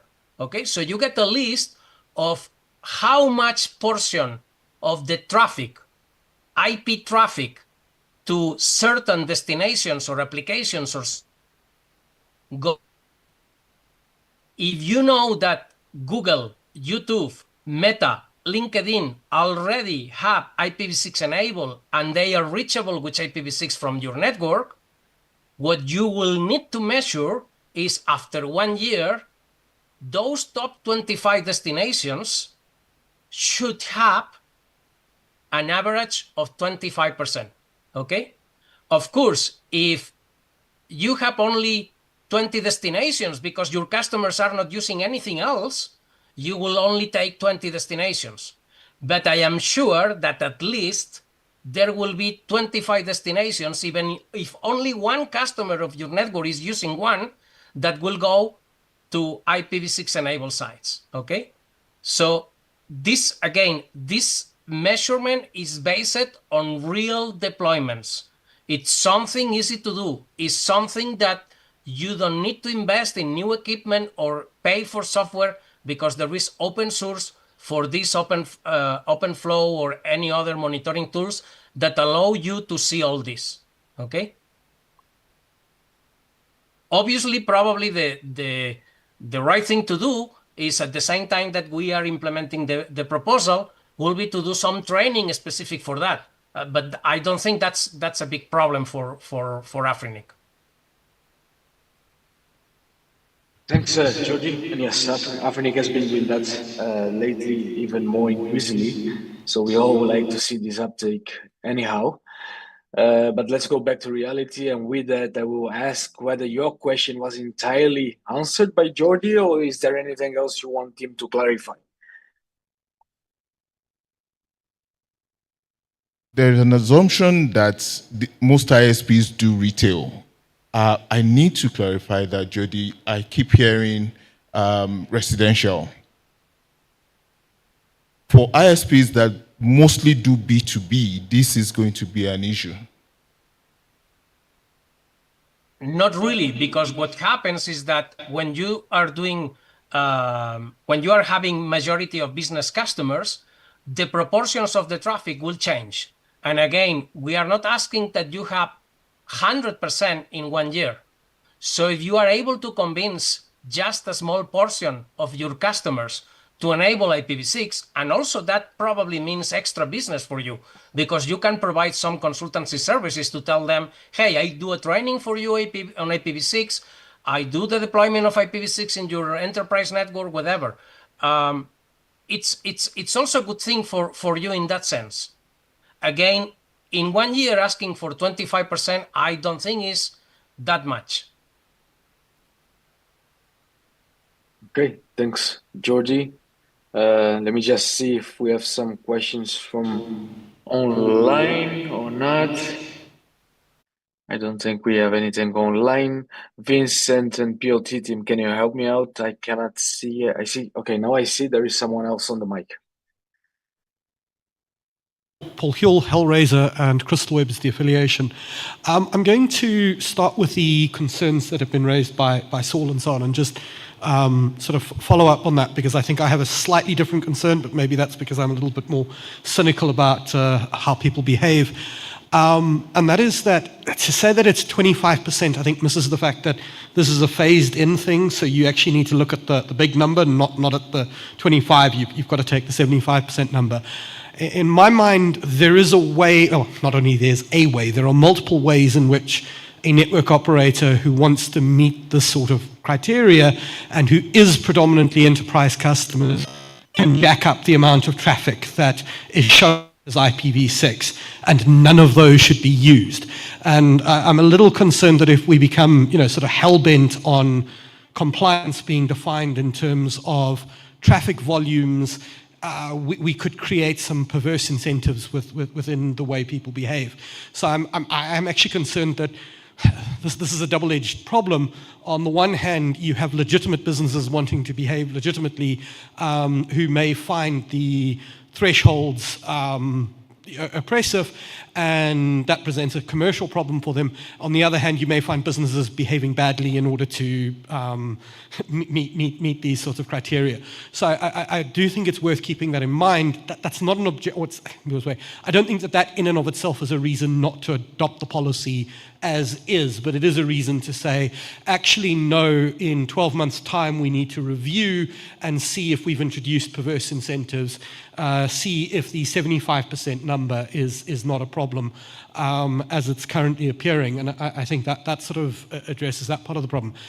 The other major concern that I do have is that as much as on the mailing list and as much as from people participating on this, there is support for the policy, the impact assessment gives me the fear that, as with a policy dashboard proposal that was adopted by the PDP some years ago, but it was not ratified by the board because of objection from staff, I have a little bit of a fear that this policy could end up in the same run. My reading of quite a few of the things in the policy assessment from the staff The concerns about staff training and so on, quite honestly, all of the areas of training that this policy would require to implement should be done in any event. So I'm not seeing anything in the impact assessment that really should be a legitimate blocking point. But that doesn't mean that it's not going to be, and I'd be quite concerned about this policy going final call, adopted by community, not ratified, and we're back at square one, and in 6 months' time, the same policy watered down in whatever way. I'm just a little bit concerned about that being at play. And perhaps one way to kind of frame in that discussion is to sort of talk about the implementation timelines and that sort of thing. Or just to, unfortunately, be a little bit cynical and accept that this policy might be kiboshed for bad reasons. And then the next policy we look at not focusing as much on traffic statistics, but on finding some sort of a metric that isn't going to be kiboshed. That's sort of my take on it. But otherwise, I'm concerned, but I support the policy. Thank you, Paul. I think your concerns are great to hear, because the authors can, either take it back or either just comment it now, because I think Georgie wants to say something about it as well. So I give you a minute, Georgie, just to jump in. Yeah, I understand the thing about bad actors, okay? But this is a concern for any policy. We can always ask something in the CPM, and some actors in the community may try to, let's say, behave in a way that it looks like they follow the policy, but actually not. So I don't think that's a specific problem for this policy. It's a specific problem of compliance in general with the policy manual, right?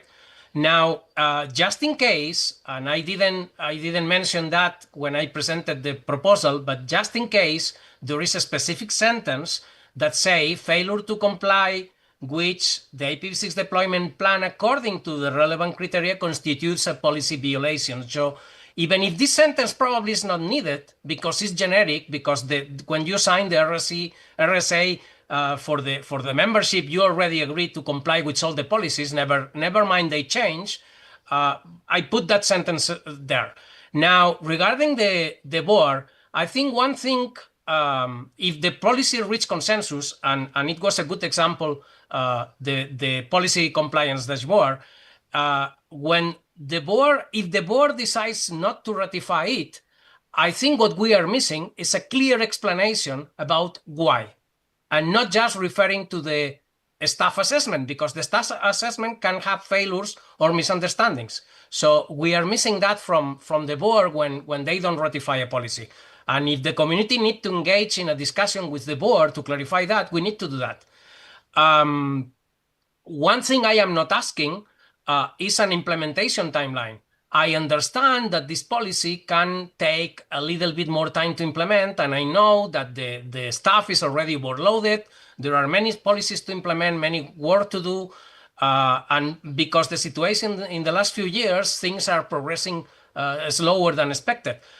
I am fine with that. Never mind the CPM says it will take a maximum of 6 months to implement. If it takes 1 year and a half, it's good, because it means that meanwhile, the community will improve their IPv6 deployment. So we are extending the time for them to once the policy is implemented and enters in function, they can much easier reach the targets that we are asking for. Thank you. Thanks, Jordi. I still don't see any questions from remote. Do we have anyone lining up on the mic? Okay, please state your name and affiliation, please. Okay, I'm Lex Sampua from Malawi Research and Education Network.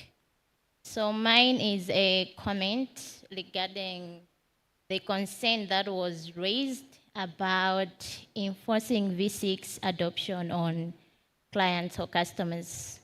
So I just wanted to say that the thing is, oftentimes our clients or customers don't understand how the network works. So it's our responsibility, us as experts, to help them make good decisions regarding their the network or the internet.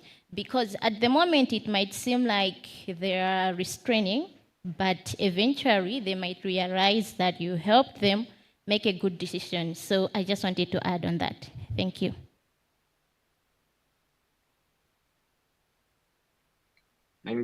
Thank you for the comment on that. Do we still anyone else? Is there anyone else on the queue? Yep.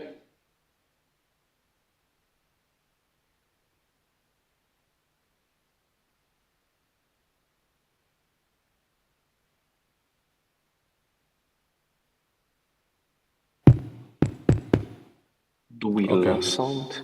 Darwin, Darwin, there is one person on the mic, and then I think we can wrap up. Sounds good. Go ahead. Okay, yeah, thank you, Sean JDG, WCB, speaking on my personal self. I think, Jody, every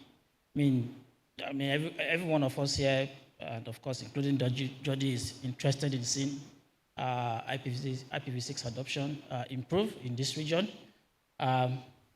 But I think the realities that have been mentioned earlier is kind of significant.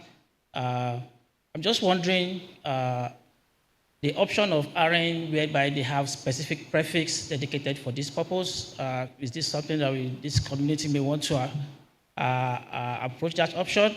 Or perhaps there's kind of a number of round trip without that IPv6 requirement that can be included in the proposal. So maybe requesters can request v4 space maybe for 5 number of times before just IPv6 requirement can be become mandatory, and this justification can become something that is required. I'm just thinking about along how we kind of make sure that the small business and of course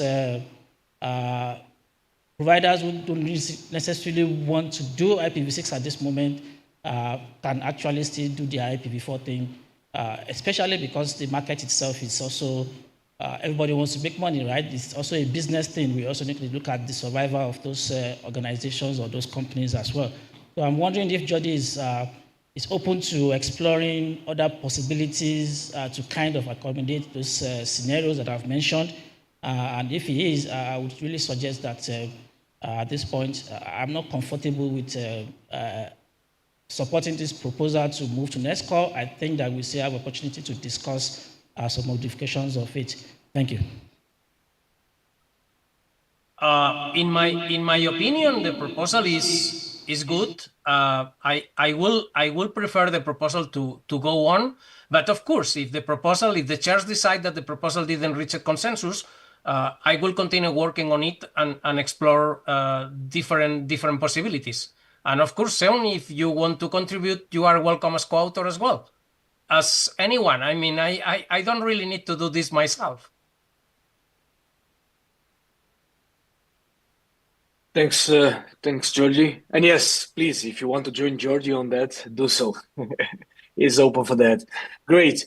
Then with that in mind, my co-chair and I, we will need 5 minutes from your time to do further deliberations on this policy proposal, and we shall get back to you guys with the final statement here. Yeah, just bear with us.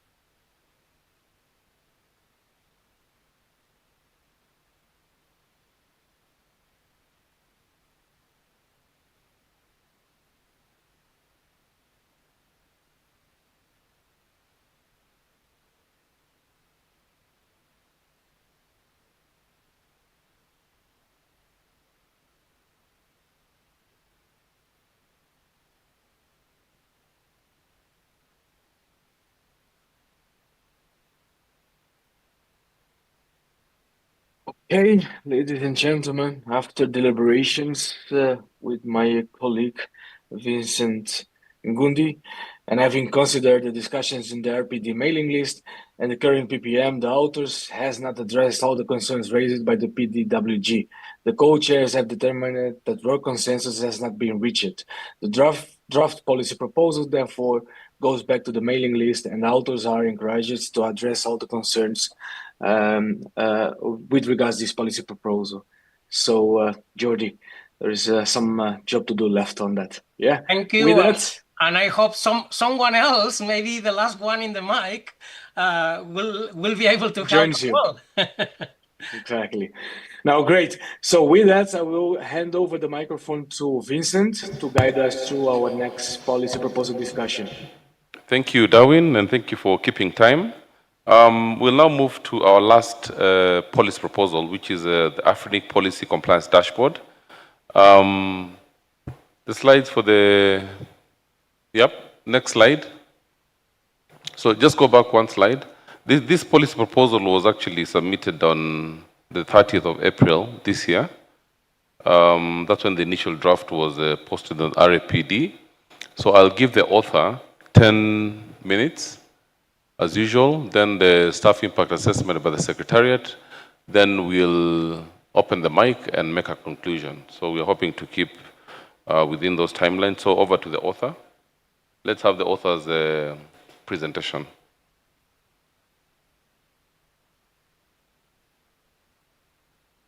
Here you should see it already. Okay. Quick explanation, because there is something that I still don't understand. This proposal, as it was mentioned before in the mic by one of the speakers, already reached consensus a few years ago. I think it was 2020 or 2022. I don't remember exactly.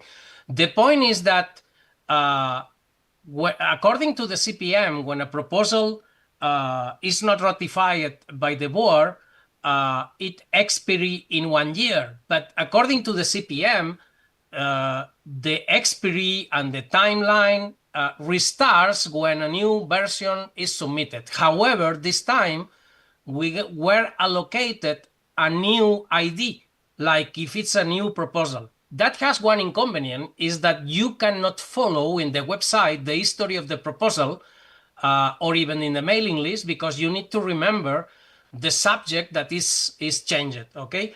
I don't think this is correct. This is something that we should work with the staff, but I think it's important because if we want to review the changes across the proposal, it's not easy having a different ID. Now, I am not going to spend too much time in this because I think we can just say, compared with the previous version, what we have did. The policy proposal aim was to make sure that because the CPM, the policy manual, gets updated from time to time, typically every time we have a PPM, a meeting like this one, if any policy passes, there is an update of the policy manual, right? So not all the community members follow these discussions. Not all the community members, well, not community, not all the members are even in the mailing list. So we need a way to the members know if they are still complying with the CPM, okay? For example, the two policies that reached consensus this morning, if they have any implications for any members, unless someone or an automatic system, and this is what we are aiming, an automatic system, tells them, hey, you are missing compliance with this because it was changed or whatever, right? So this is the full idea of this policy compliance dashboard.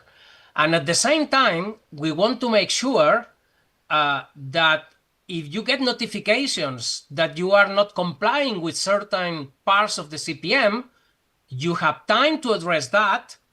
And if you still don't address those changes from the CPM that are affecting you, of course, following the mandate of the RSA, the staff can tell you, hey, you are not complying with the CPM, so you are not following policies, so we need to reclaim the resources to you. Okay, this is something that is part of the resource agreement, and everybody need to follow the policies and comply with them.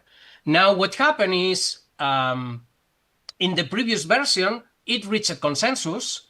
It was including a lot of text to state how the staff should behave in order to have a fair treatment for all the members that lack compliance.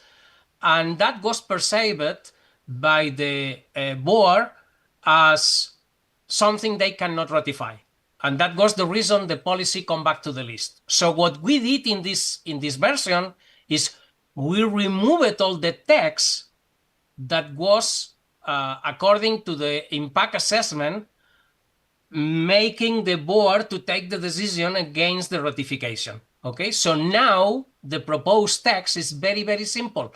It's just saying what is the policy compliance dashboard, what are the notifications, what is lack of compliance, and what can be done if you don't comply. We are not mandating, we are not encroaching, that was the term used by the impact assessment and the board, the staff to do anything against the RSA or the bylaws. We are not anymore doing anything like that. Instead of that, we have put an appendix with examples of all that. So it's not anymore part of the policy text. It's just examples of what we suggest the staff operational procedures should do. They can follow the examples or something similar or something different. But what we put in the policy is in the proposal is just what we believe is the minimum, which is policy compliance dashboard, which can be easily implemented in Afrinic, My Afrinic 2, as much automated as possible. That's the goal. And we are not saying everything should be implemented in one shot, not at all. Notifications, lack of compliance, service withholding, and exceptionalities, okay? In fact, in other registries, we have a more exhaustive policy which is about the same text, and never it was considered an encroachment, even if the RSA is very similar and the regulation or the laws or the bylaws are equivalent, okay? So we still don't understand as authors why this is being interpreted as an encroachment instead of just setting up a way to interpret the lack of compliance that we have. No specific text for that in the CPM, even if it's in the RSA. And with that, I am done.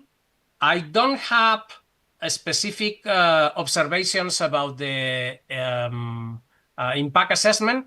I just will comment that I don't really think the impact assessment in this proposal is being done in a fair way. I think there are a lot of considerations that we remove it from the previous version and now still create legal suggestions that for us, the authors, don't make any sense at all. We don't know how to do, but we really think that's not good. And that's why I mentioned also in the previous proposal that we need a more clear response from the board when there is a lack of ratification about exact what is not being accepted and why. Not just we don't ratify it because the impact assessment, no. The board need to do their own assessment as well, in my opinion. Thank you. Thank you, Jody. I'll invite, is it Madhvi? Madhvi to share with us the staff impact assessment report.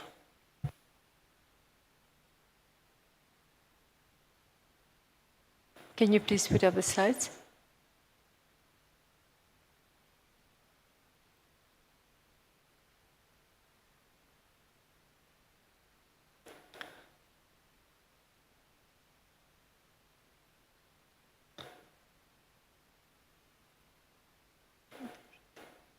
All right. So the QR code on the slide here will take you directly to the detailed assessment that is published on the Afrinic website.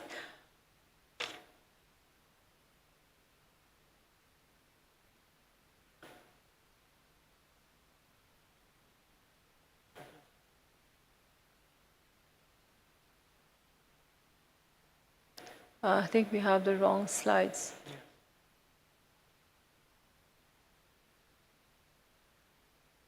Patrick?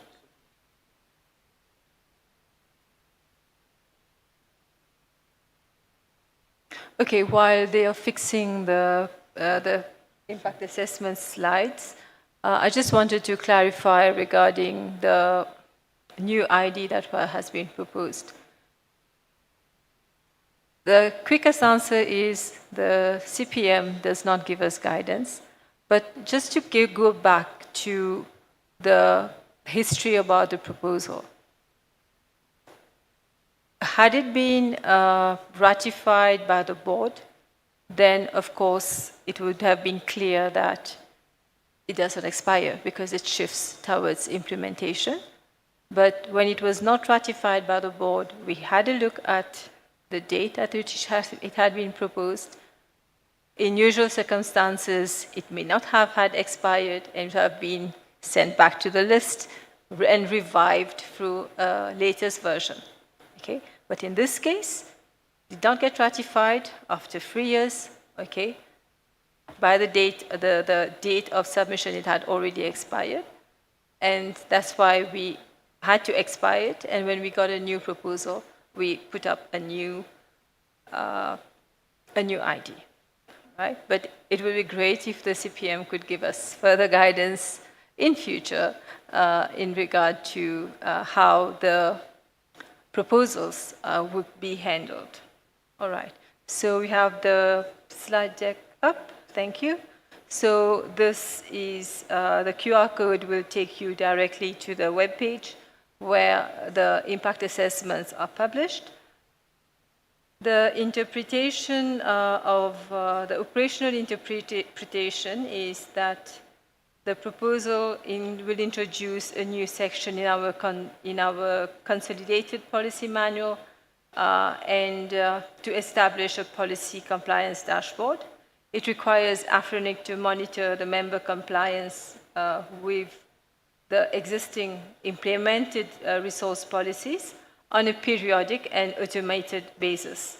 It will notify members when non-compliance is detected, as well as escalate persistent non-compliance to staff and define procedures for service withholding, etc.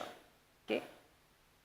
And it also introduces a board-level exception mechanism for cases involving critical internet infrastructure.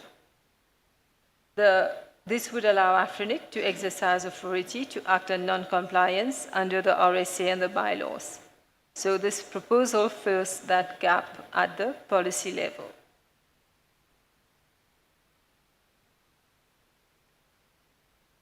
Okay, I shifted the slide. So the impact on the policy, if we have to implement it, will impact the Afrinic system. So we have the hostmaster member portal and the transfer tool therein. So how it will impact the Afrinic is that a new compliance dashboard must be built, showing each member their compliance status per resource policy. The members will see their own data only, while authorized staff would see all the data. The system must run automated checks against WHOIS contact accuracy, abuse validity, root object consistency, RPKI ROA coverage where relevant, and reverse DNS requirements. These checks must feed into the dashboard state automatically. The dashboard must track compliance states per member per finding.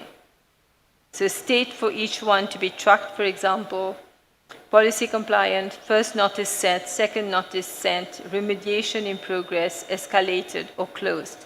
So every state transition must be logged with timestamps for audit purposes. So the automated email notifications to members and staff must then be triggered by the state changes. In regard to the impact on the member services operations, there would be a new procedure that would be introduced for monitoring and actioning on non-conformance, and as well as publication on our website of the notification and service withholding procedure. The implementation will be done on our existing IT systems. And on the human resource side, we have been advised that we need to recruit more staff due to the workload that will be introduced that will require host masters to work with members to overcome the non-compliances and ensure revocation of resources are minimal, because revocation of resources will be due to breaches in policy. There have been a significant legal assessment that has been provided, and I'd like to go through it, okay? Because at the end of the legal assessment, there also be recommendations. So we'll quickly go through it. How much time do you have? 6 minutes. Okay, all right. So according to the legal assessment, the main and substantive legal issues of this present draft proposals are as follows. The delegation of powers to staff, because several clauses leave substantive matters to be determined later by staff, all right? And such an approach creates a legal uncertainty problem, because while the draft policy itself establishes obligations and potential sanctions, it leaves essential elements undefined, such as what, for example, constitutes persistent non-compliance. The lack of provision concerning due process. So having regard to the principles of legal certainty and predictability, the draft proposal does not provide sufficient or adequate procedural safeguards. Consequently, as presently drafted, it may expose Afrinic to allegations of procedural unfairness, arbitrary decision-making, and unequal treatment of members. Conflict with existing RSA provisions. The proposal repeatedly refers to other RSA. However, the legal relationship is governed primarily by contract. Therefore, the legal person takes it that the intent of the authors is to merely operationalize existing RSA rights and not to create new contractual remedies. The latter could create enforceability issues, hence clarity is required.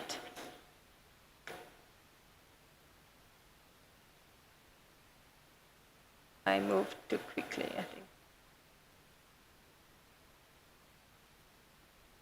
Board powers in clause 6. Okay?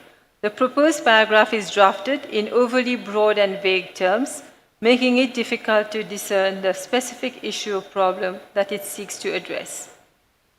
Okay? So the board may take special measures. So furthermore, there are essential terms that have been left undefined, such as what are the special measures, essential strategic infrastructure, political instability, exceptional situations. From a governance perspective, such wording may be criticized for granting discretionary powers that are insufficiently constrained. Privacy and data protection. The proposal contemplates automated compliance reviews and compliance dashboards, yet it is silent on the following: what member data will be collected and processed, how compliance determinations will be made, whether third-party data sources are used, retention periods, accuracy verification, and members' right to challenge data.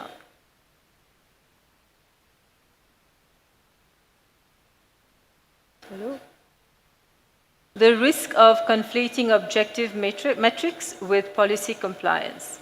The proposal stands to be grounded on the premise that compliance can be objectively measured. It is opposite to recall that many Afrinic policies involve qualitative assessments, such as justification of needs, proper resource utilization, and documentation requirements. Accordingly, an automated dashboard may incorrectly suggest that all policy compliance can be reduced to objective metrics. Therefore, the proposal should distinguish between objective compliance indicators and matters requiring human assessment.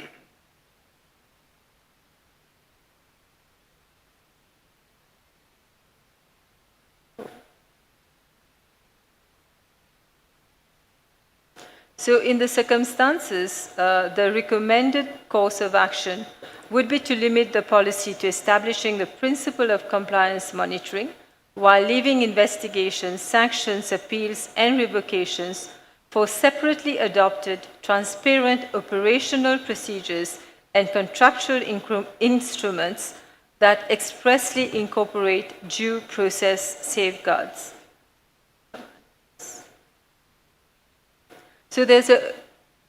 Our legal has also made some recommendations on the policy wording. Limit the policy wording to compliance, monitoring, and transparency. Redraft the proposal so that the CPM establishes the principle, scope, and member-facing purpose of the policy compliance dashboard, while avoiding language that creates new enforcement powers beyond the RSA and Afrinic's existing contractual framework. Replace open-ended delegation to staff with defined operational procedures, where the draft says that staff should define persistent non-compliance special rules or procedures.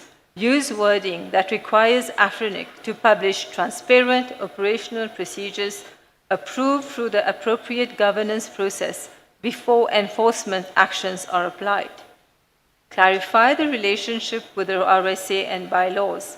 State that the dashboard and related notices operationalize existing rights and obligations under the RSA, bylaws, and applicable policies, and do not create new contractual remedies until those remedies are expressly incorporated through the appropriate contractual process.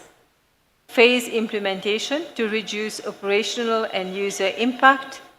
Recommend a staged rollout beginning with visibility-only reporting, followed by member notifications, staff review workflows, and only later enforcement-related steps once systems, procedures, staffing, and communications are ready. To summarize all this, Afrinic is not against the policy compliance dashboard. We're not against the dashboard. What we're requesting is use wording that does not create further risks or further challenges to how we manage our members, how we manage our contracts, and how we manage policy compliance. So thank you very much for your attention. Thank you, Madhvi, and policy liaison team.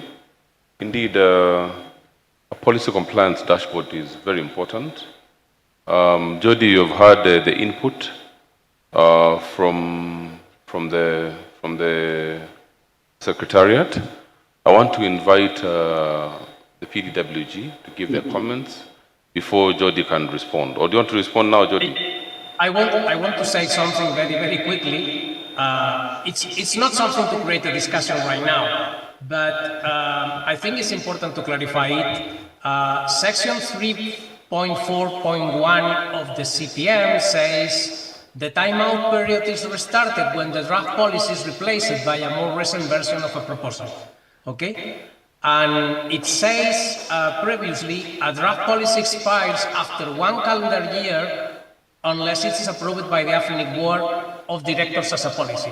We had 4 policy proposals on the table when Afrinic was, let's say, Afrinic Board was shut down or put in hold. 3 proposals respected this explicit text in the CPM, but for this proposal, we decided to change it. So either we do the same with the 4 proposals and all of them expire, or non-expired. But what we cannot do is, because one is not ratified, we consider that the pause of the other three worked for three proposals but didn't work it for the other one. So that's, again, I am not willing to discuss this now, but I think the text in the CPM is clear and should not have got a new ID. Again, the relevance is that following the process and the history of the proposal is more difficult if somebody is participating now and want to read all the previous discussions. Regarding the impact assessment, I basically don't agree. I think there are several points that were clarified in the proposal. Some points were withdrawn from the proposal because the previous impact assessment asked to withdraw that, and now we are being asked that we should have that coming back to the proposal. So I really think we need much more discussion on that with the staff to clarify. Maybe following now the recommendations, we can do a new version. And luckily, this was published just today, even if some of the legal text was shared with us a couple of days ago, or maybe a week ago, I don't remember. I think it was just less than 1 week ago, but we didn't have time to update that, to try to follow the recommendations. Thank you. Thank you, Jody. Any comments within the meeting room and also online? Please go ahead. Yeah, thank you, Hervé Clément, Orange. Regarding this policy proposal, I totally support Madvi's advice regarding the implementation aspect, and the words has to be carefully weighted and checked, and without that, this policy cannot be adopted, in my view. Thank you. Thank you. Go ahead.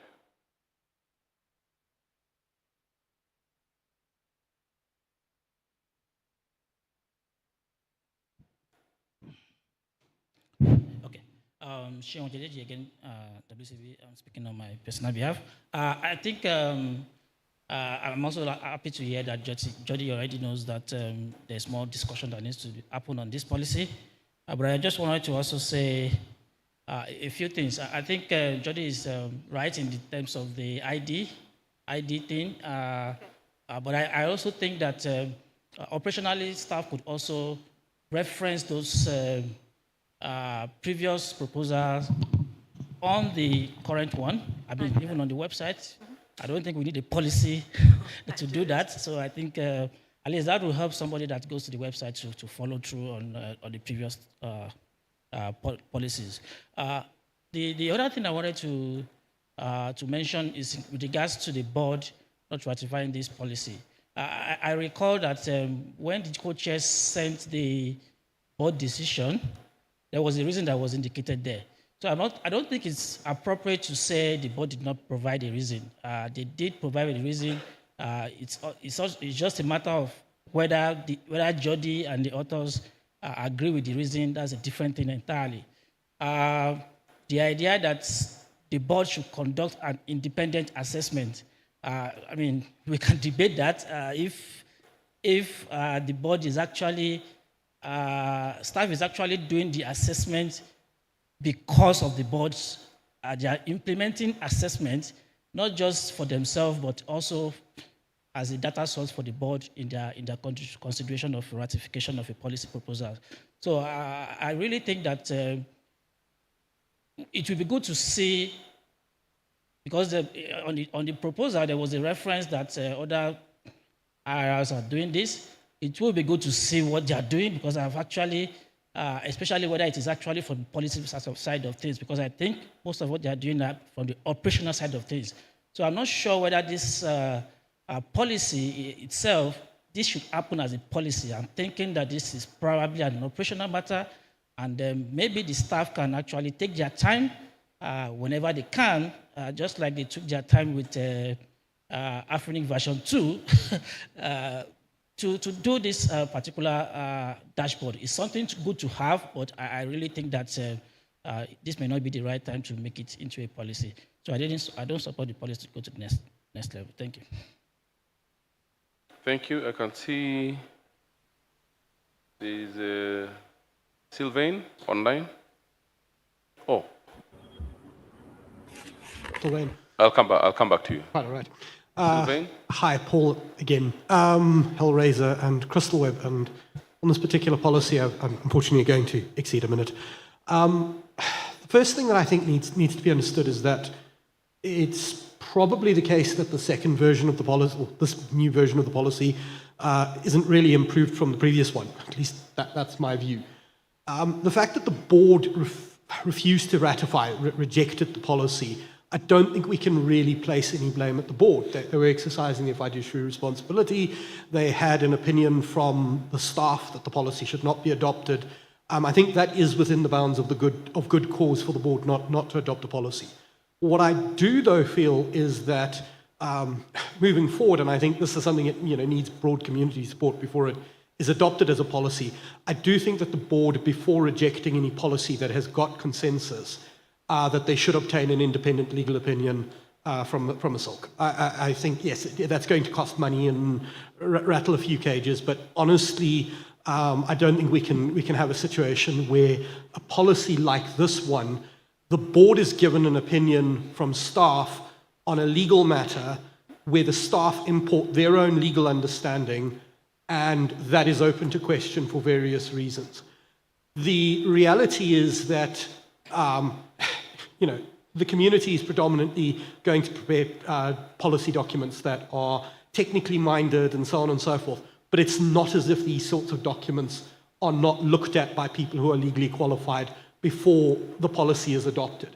And quite honestly, any member who's got an interest in the policy should have their legal team having a look at certain of these things. So I just honestly, and I'm maybe projecting a little bit of personal sensitivity on this, but I find it offensive that the attitude continues to exist from Afrinic's legal staff and from Afrinic staff generally, that members of the community participating in the PDP should and are rightfully second-guessed when it comes to those sorts of matters. So I'm quite concerned about that sort of becoming a habit.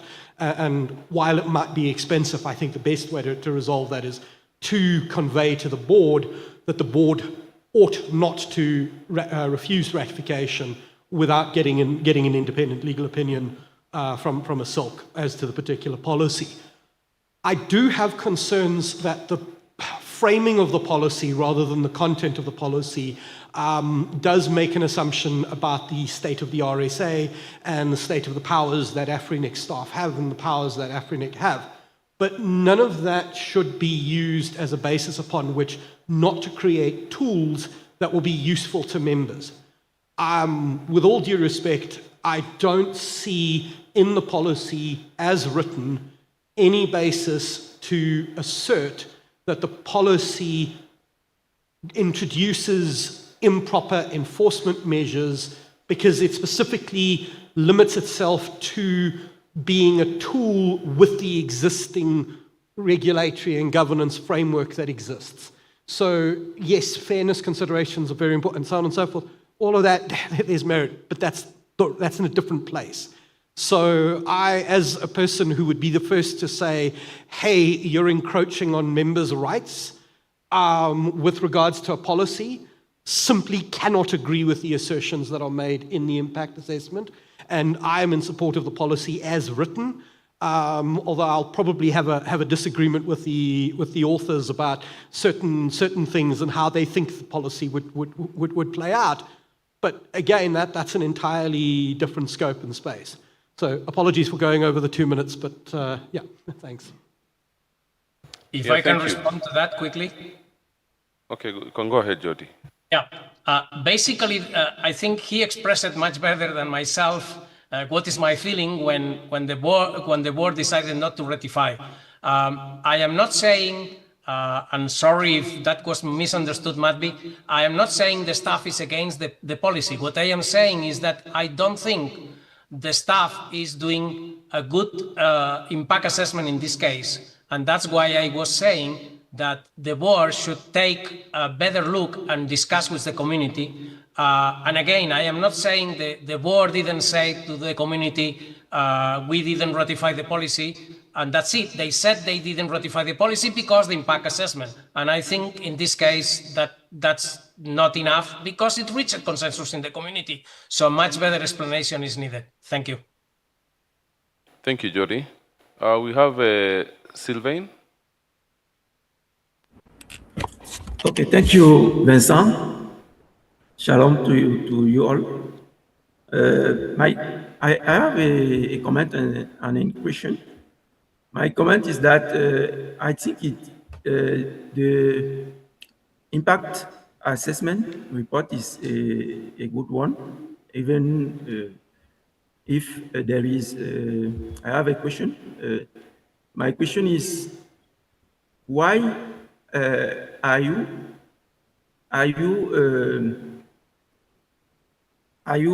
invoking data protection requirement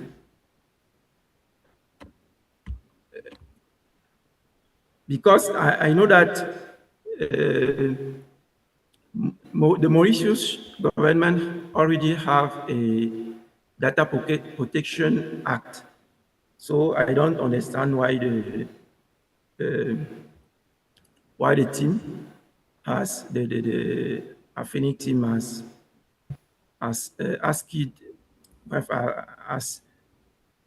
is saying that there is problem with data protection requirement.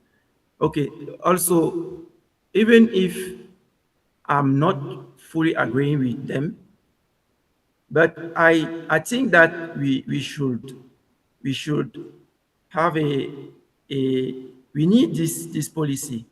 We need this policy. We need it. And please, Jody,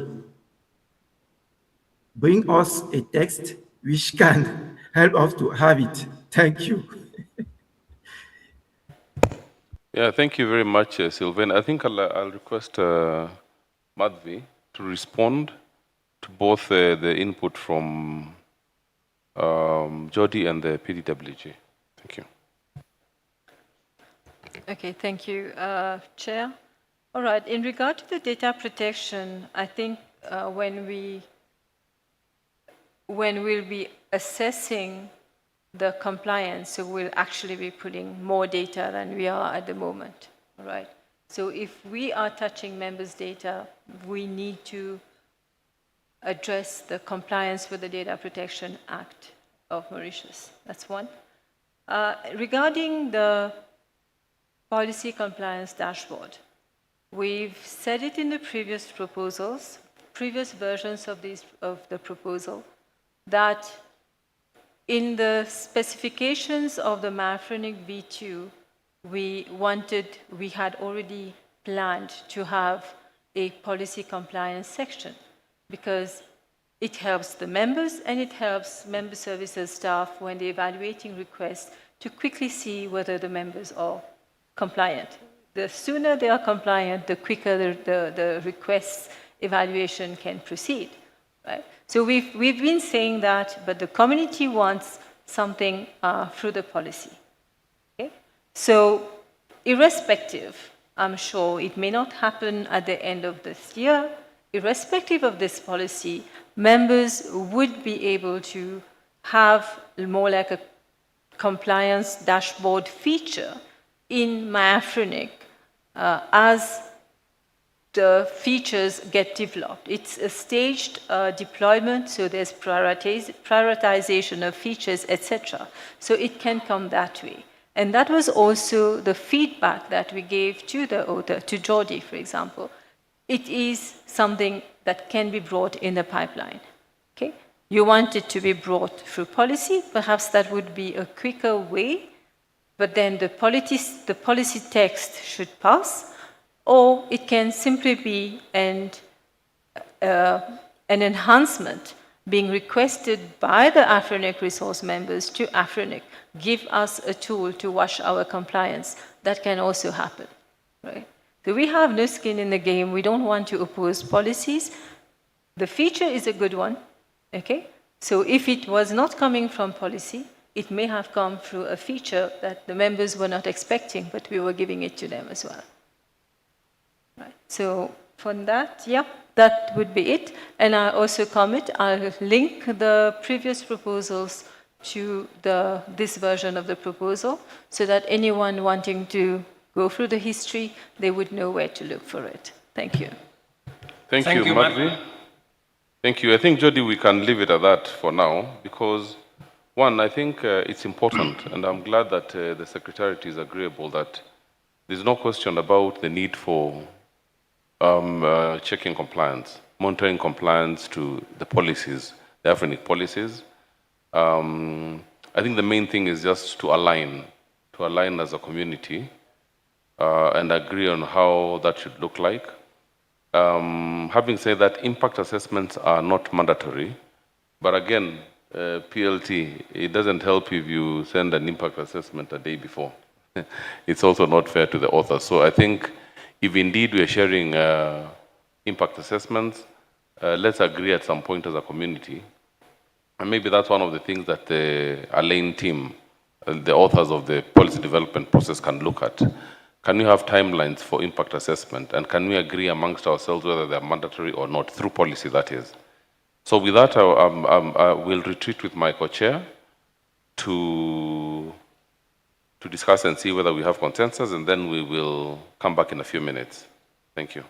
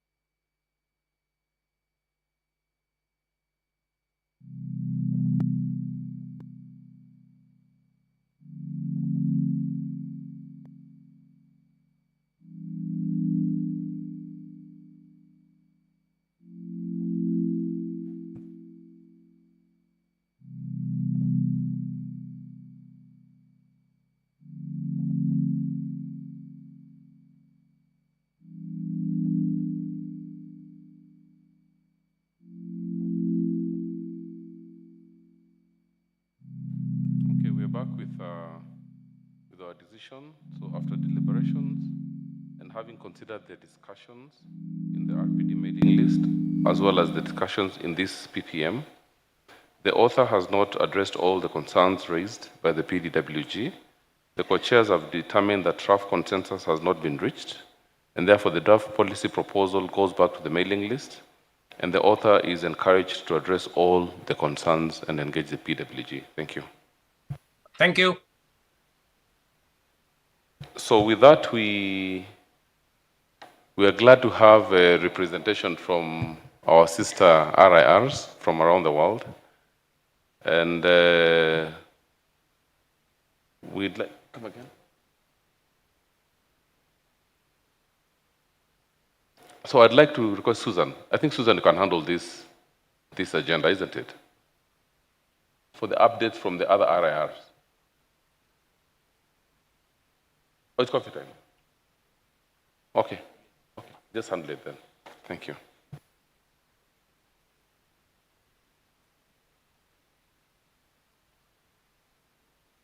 Hey, hi everyone. A round of applause for all those who've ran the session today. They've done well, no? And everybody who's commented, everybody who's engaged, we appreciate. So, before we go for coffee break, I just have a few announcements. So many of you have come to me asking for pictures, which means you're not following us on social media. The handle for this meeting is AIS_Africa on X. There is Afrinic on X, LinkedIn, Facebook, and Instagram. But your photos are on Flickr. On Flickr, you go to AIS Africa. Just search AIS Africa and you will see photos, download them, and all we ask of you is post it online and tag us. Okay? And I hope all will be well. Now, there are, the second announcement is in regards to that we've received word there might be chances of demonstrations tomorrow. And I'm announcing this at this time just in case there are people who will not be in the room at the end of this session. So delegates are encouraged to remain in their hotels or be here by 7 a.m. tomorrow. And a link will be sent to you if 7 a.m. does not find you here. I'm assuming that most delegates stay here or near here. It will be relatively safe, but we cannot risk anyone, okay? You will stay here the whole day, and in the evening, we will take you somewhere. I have no full visibility about where we will take you, but it's going to be fun, okay, in the evening. So we are encouraged to, if you're commuting from a farther hotel, you either choose to remain in your hotel and follow the meeting online, or you make way here before 7 a.m. and we are going to be generally safe, okay? Do not leave your hotel room to go to town or go visit friends, because of course there won't be transport and all that. So for safety purposes, you are advised to move accordingly. An email will be sent to your inboxes guiding you further, okay? There are chances. I am not saying it is happening. There are chances, but I have to also inform you. But we are safe, no? Yes, we will be okay. At this point, I would like to give you the coffee break time. We come back here at exactly 4:15. Thank you.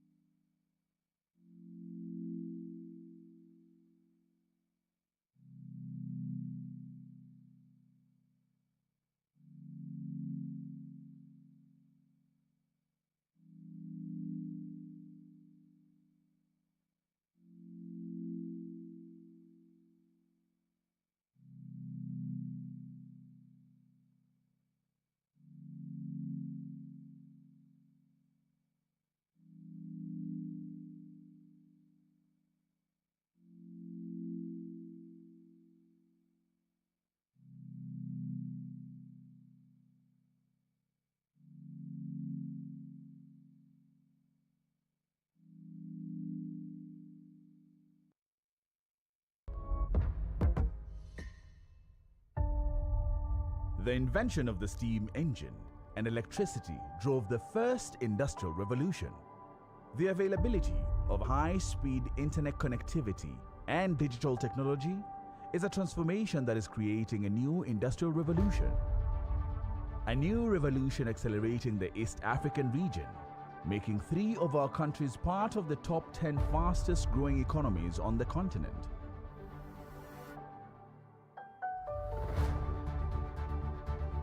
This is because of the extensive and reliable network infrastructure that Liquid Intelligent Technologies has brought to Kenya, Rwanda, Tanzania, Uganda, Southern Sudan, and beyond.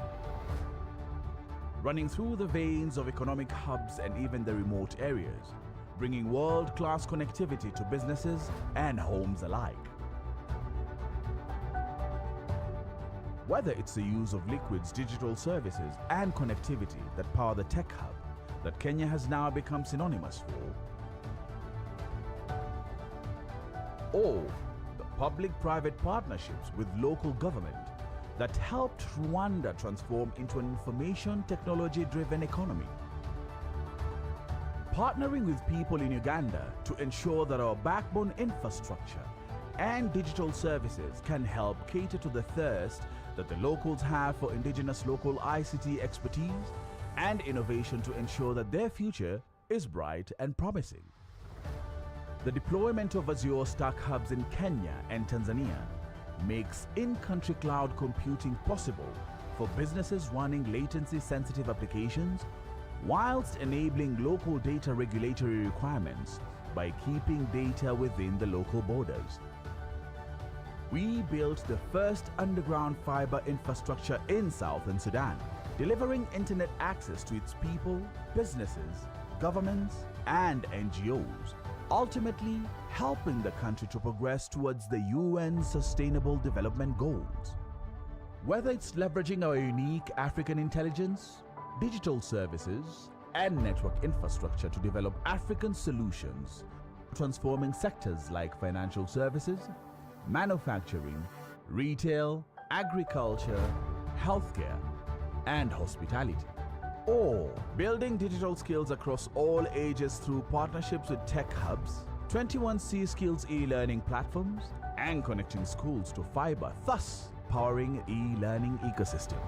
We are reimagining a digital future that leaves no African behind. East Africa's digital future is an intelligent one. We are Liquid.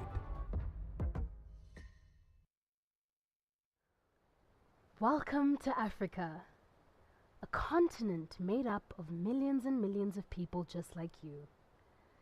Maybe you are a young African person with a great idea. Maybe you are an African charity organization, a school, a startup, a small business, or big corporate. You could be a restaurant, a sports team, a media outlet, or celebrity master chef. One thing is for sure, you are an African with a story to tell. So, what is the biggest thing that any idea, business, or organization needs to tell its story?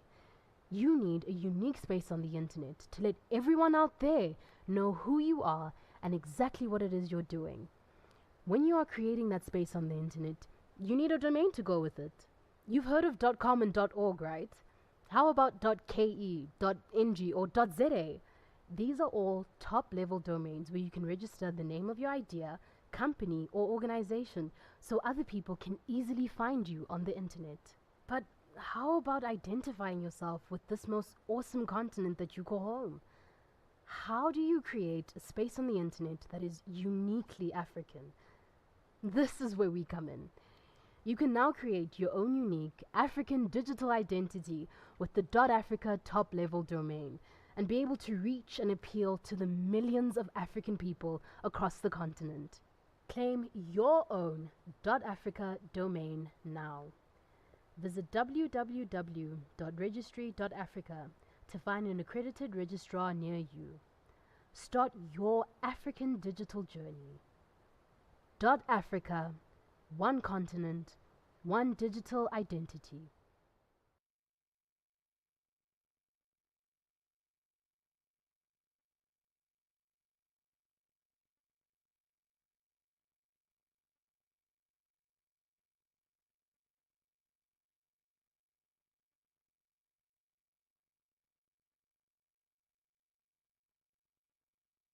the new GTLD program.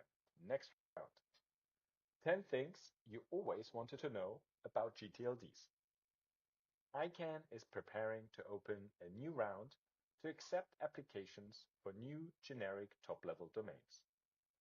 Top-level domains, or TLDs, are the part of an internet address that comes after the dot. For example, in the domain name ican.org, the characters ORG identify the TLD. The internet started with just a handful of GTLDs. Today, there are more than 1,200.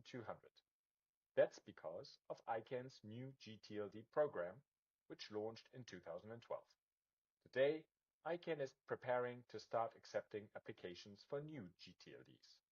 This time, we want you to participate. The Internet's domain name system can support domain names in multiple scripts and TLDs longer than 3 characters. A GTLD can be a source of revenue through the management of domain name registrations and renewals. An organization operating a GTLD can provide users and customers with confidence in its security and legitimacy. Remember, applying for a TLD is not the same as applying for a domain name, which any individual can do. When you apply for a GTLD, you're applying to operate a registry, a key part of the DNS ecosystem. The registry operator generates the zone file that allows computers to route internet traffic to and from TLDs anywhere in the world. All GTLD applicants have to demonstrate that they have the financial and technical ability to operate a registry.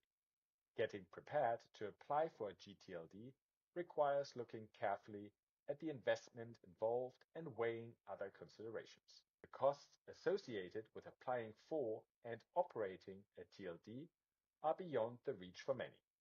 That's why ICANN created the Applicant Support Program.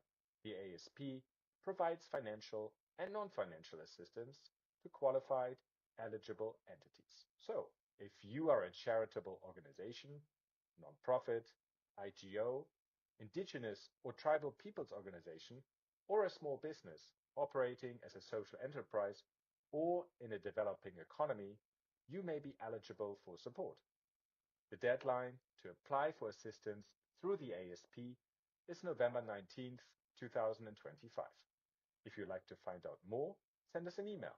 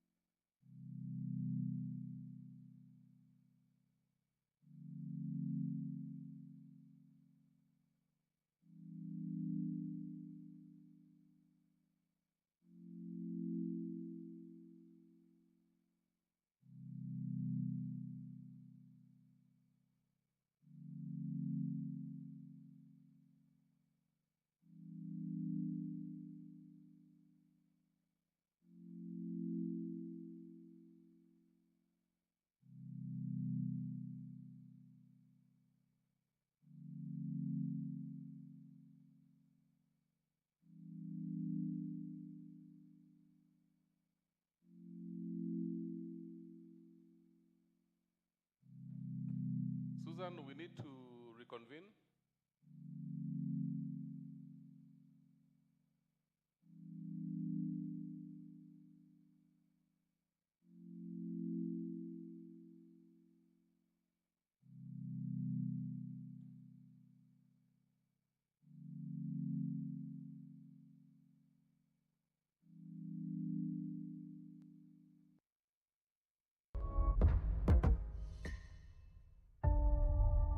The invention of the steam engine and electricity drove the first industrial revolution. The availability of high-speed internet connectivity and digital technology is a transformation that is creating a new industrial revolution. A new revolution accelerating the East African region, making 3 of our countries part of the top 10 fastest growing economies on the continent.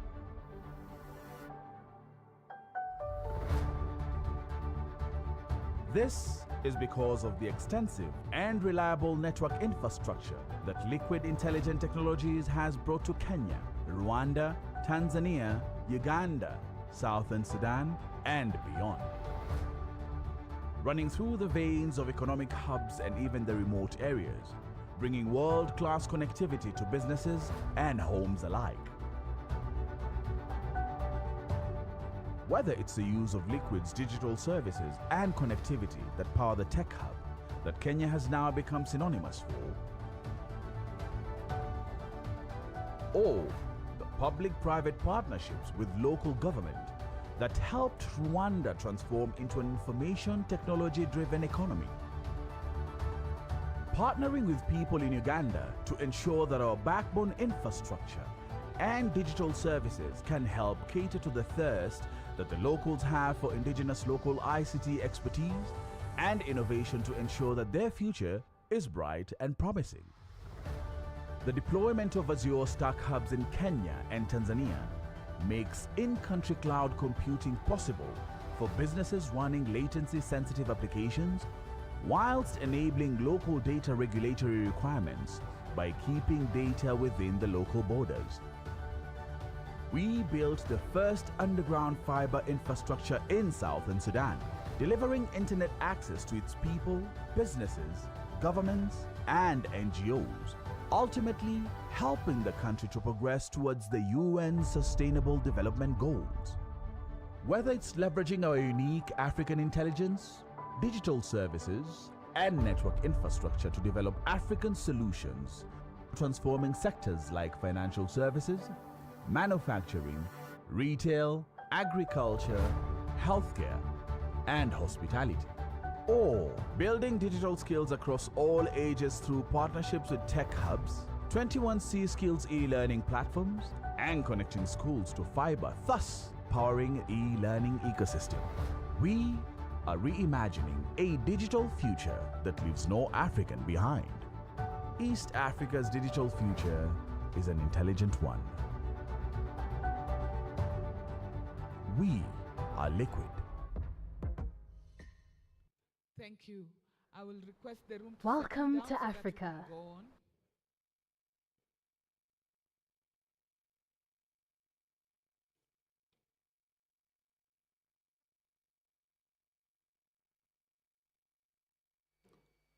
We move into the session where we have the updates from other regions in regards to policy.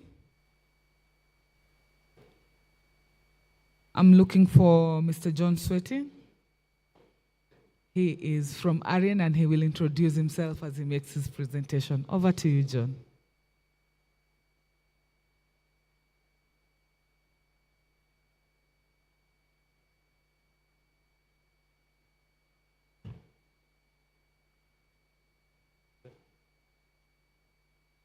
Okay, good afternoon, everyone. I'm John Sweeting, the Chief Experience Officer with ARIN, and I was asked to give a quick policy update for your meeting here today. So that's what I'm going to do. Okay, so this slide right here basically shows the policy development process in the ARIN region. And of course, we all know it's community-driven, bottom-up. Every policy advances only with demonstrated community consensus. I want to point out a few things about the ARIN policy development process that's different from most regional internet registries.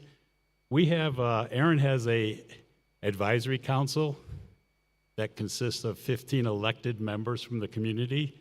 And when an author of a proposal for a policy sends that proposal into ARIN, we send it off to the advisory council. They assign shepherds, a primary and a secondary, to take that policy through the whole policy development process. That's the way it's been from the start of ARIN. That's the way it still is today, and it fits ARIN's needs. And I won't say it would fit everybody's needs because all the regions are different, and I kind of like a lot of the policy development processes of the other regions, but that's how it goes in ARIN. So this timeline here shows you it comes in as a proposal.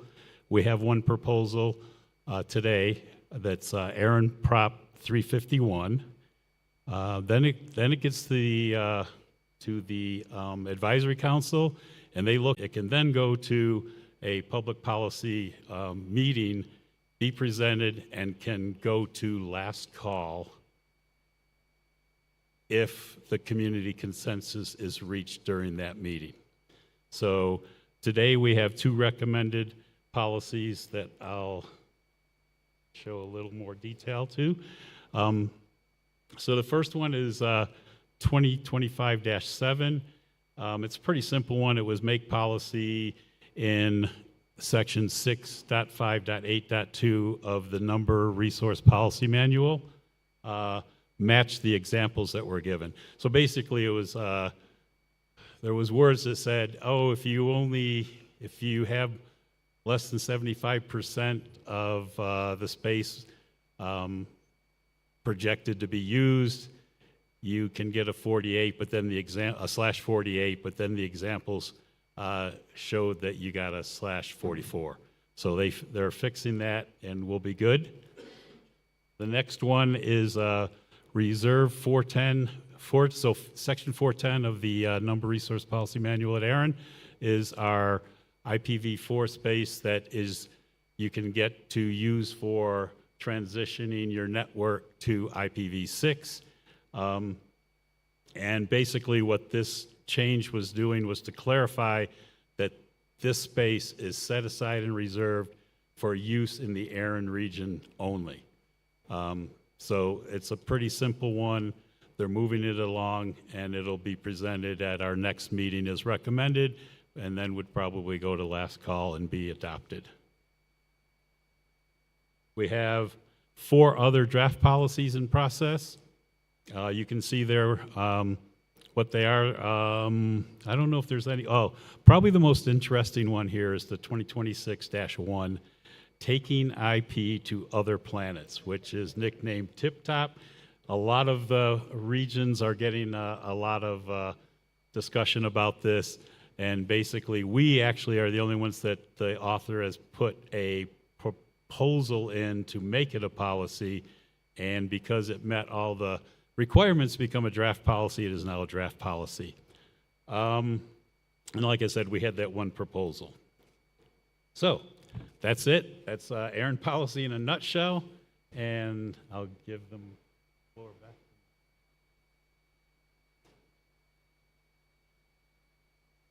Thank you, John.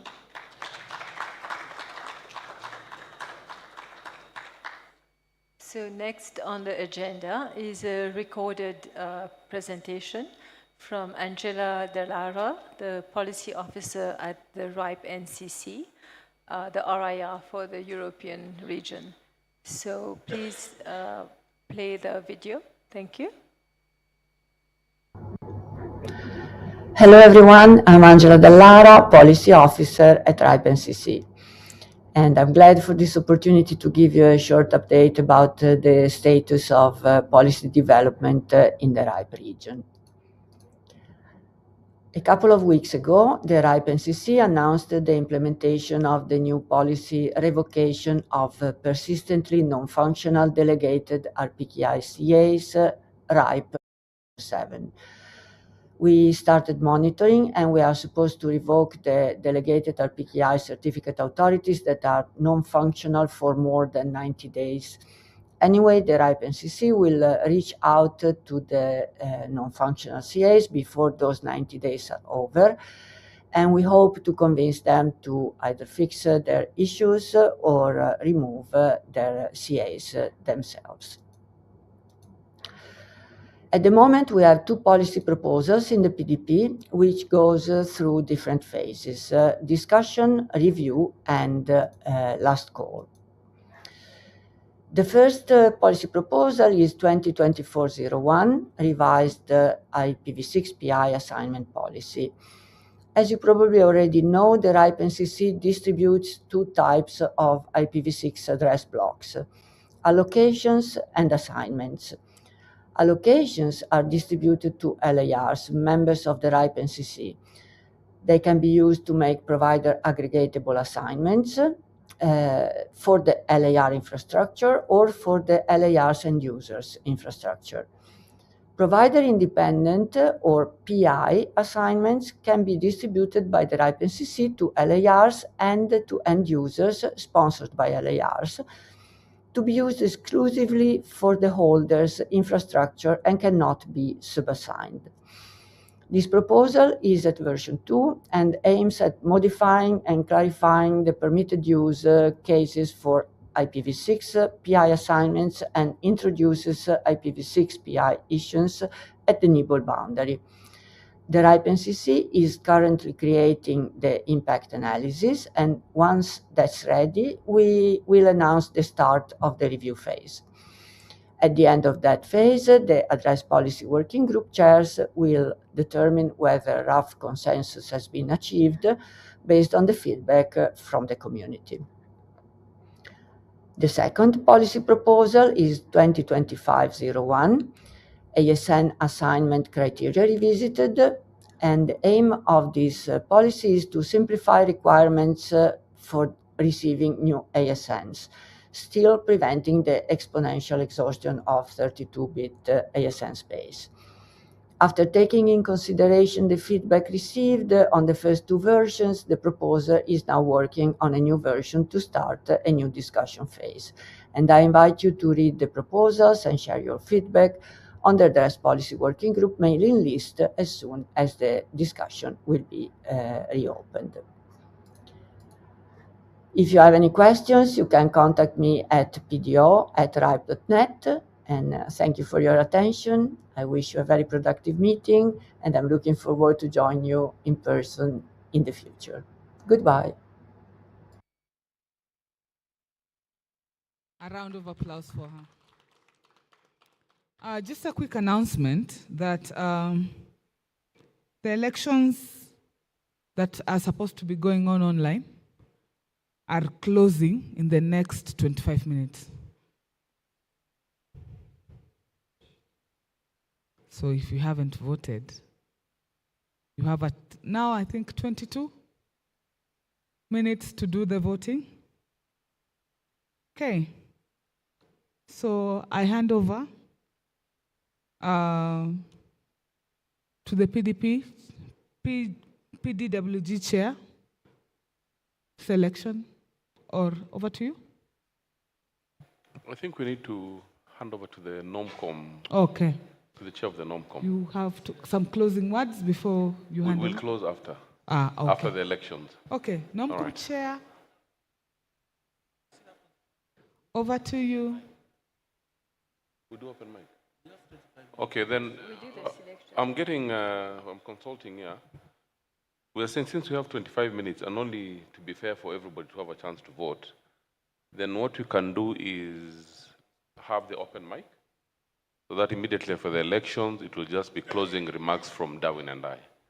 So the mic is open. Any comment regarding the PPM, regarding the PDP, any comment around today's activities, the mic is open. Please feel free. And all those joining us online, you can raise your hand to take the floor. We'll take questions from both ways. So the floor is now open. Any comment?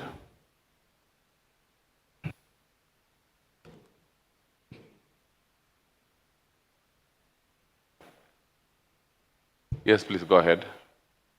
Okay, thank you, Sean DDGWCB, speaking on behalf of myself. I have a couple of comments. So the first one is, and this particular one, I have to state that I'm happy to be saying it from the floor because there was a time that I was on the board and it got said to me. So I'm going to just repeat the same thing, literally. So I looked at this room since the beginning of this discussion this morning, and I don't see so much of board presence. I think that it is important that our board be part of the PPM. They are in the room, and they kind of listen to the discussions. There are a couple of comments that were made in relation to the board. And ordinarily, a board representative, maybe by the chair, or someone else within the board should have come on the floor and also say some things. But fortunately, they were nowhere to be found. Like I said earlier on, it's easier for me to say this because now I'm on the other side of this. The other thing I wanted to comment about is the co-chairs. I really want to commend the co-chairs for how they ran this meeting. I haven't been a co-chair myself. I know how interesting and challenging it can be to lead a fantastic community when it comes to a public policy meeting. However, I want to note something. When we discussed the policy, the first policy with regards to, trying to find the topic now, soft landing, recovered pace. My understanding of that policy was that it passed. It went to last call with some modifications. However, when we discussed the amendment of utilization in soft landing proposal, that did not pass. And both of them were related to utility reasons. I think that when we were discussing that first policy, we discussed that this utilization aspect is something that still needs to be defined. So I'm kind of concerned that both policies have similar constraints. One passed and the other did not pass. I wonder how, is Andrew in the room? I wonder how people like Andrew would use that against the first policy that passed on the mailing list. I look forward to that discussion. The other thing, the third comment, I'm just going to make all my comments and then you can react to any of them. I kind of note that there are quite a number of policy proposals that are pending implementation. Of course, we all understand the situation and the reason why this has happened. But I also want to kind of task the management and perhaps the board, if they listen to the recording later, because they are not in the room. They should kind of look into helping to expedite implementation of these policies because we just keep piling them up and the list is just increasing. Like the one that we just moved to last call now, very soon it's going to go for ratification and it's just going to stay on the queue with the rest that we already have.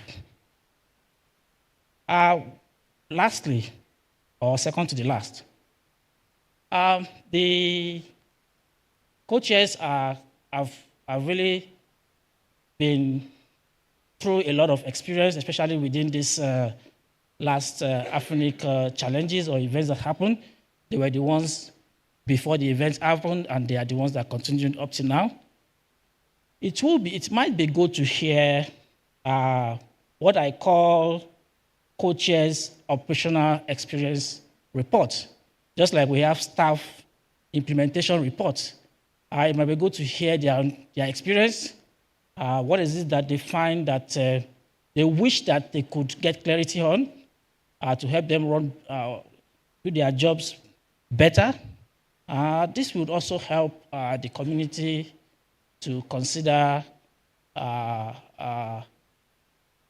PDP that can be improved or policy development process update whenever we have the opportunity to discuss PDP policy itself. So I would really appreciate if the outgoing co-chairs can actually look into that. And then finally, we will be electing a new chair at this, or selecting a new chair at this meeting. Normally, two co-chairs is something that is desirable for this community. I want to ask this community, the PWG, would it not be good or prudent for us to kind of appoint a temporary co-chair at this meeting to kind of support the incoming co-chair?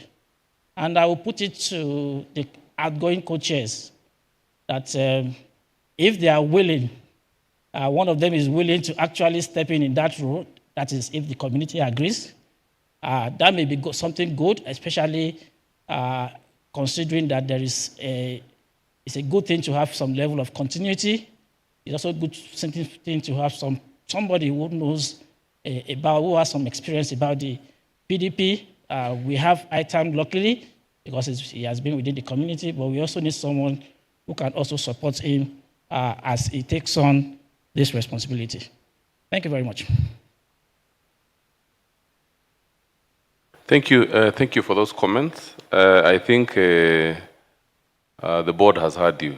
We actually have a hand from one of the board members, but I think it's just good feedback that you're giving. I think we were the chairman earlier today, so the chair of the board earlier today. Yeah, but good feedback. I'm sure, as I said, I think they've heard. We'll hear from one of the board members. Just to correct the IPv4 soft landing proposal, both of them passed. Not one, it's actually both of them that passed. The ones that had an issue of utilization, both of them, the first two policies passed. Yeah, they did. Yeah, the first two, yeah. So we had, just for your information, yes. So the soft landing recovered space and priority policy passed. Then we had the amendment of utilization in soft landing. Just correct me, that passed. Then we have newly created air sets, it passed, right? Then we had IPv6 as a criteria in IPv4 soft landing. So that one did not go through.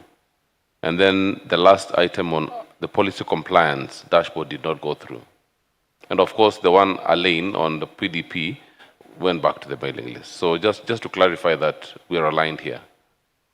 All right, thank you. Then I'm not sure I want to talk about the issue of co-chair selection.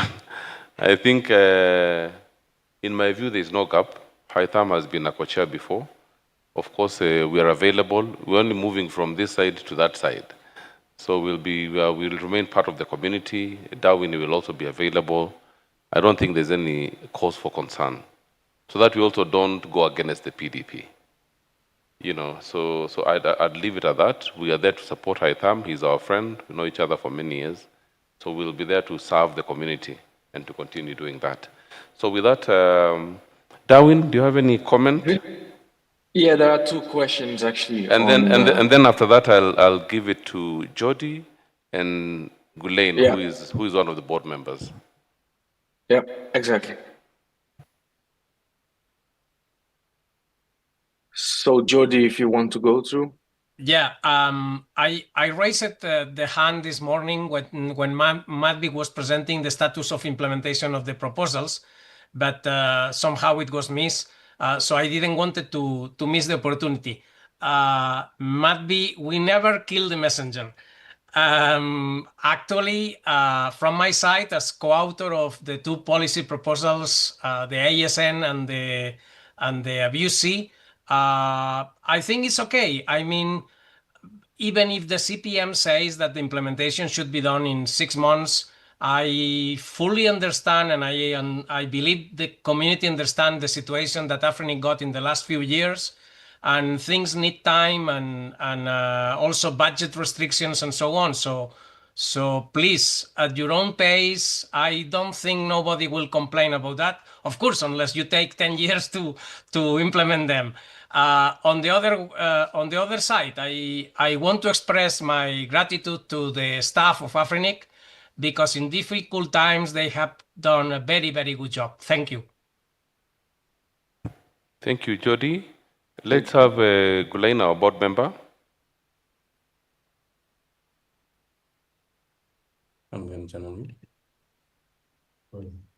Please go ahead. Yes, thank you. Well, this is not Ghislaine. This is from the boardroom, just to say hi to Sheol for every moment that you've seen Ghislaine online here. It's actually been the board. We've also been in parallel having meetings with different committees and working groups, just again to make Afrinic work. We trust the judgment of the co-chairs and the community, and we're right here. We will see you on the floor. You will see more of us on the floor tomorrow. Thank you. And the board chair says hi as well.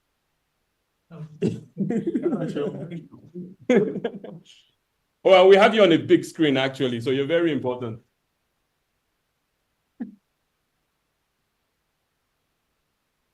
Thank you, board. We can confirm you're working. And thank you for being a listening board. We appreciate you. Thank you very much. So, Darwin, over to you. Yeah, I don't think there is any questions further, Vincent, on that.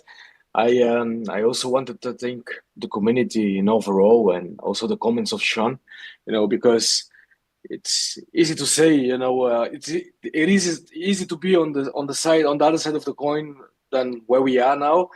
But I guess we as a team did a good job under the hard times, and we will leave a legacy behind where at least I have saw something very positive, which is respect to each other and really discussing proposals that matter for the internet in our continent, right? So this is actually what we were working hardly on the last 5 years, hard to get at this level. And I think, as Vincent said, it's some time also for others to step up. Thank you very much, Darwin. Much appreciated. Yes, please go ahead. Hello, this is Cedric Mbeye from Afrinic. This is related to my intervention this morning after the PIER from James.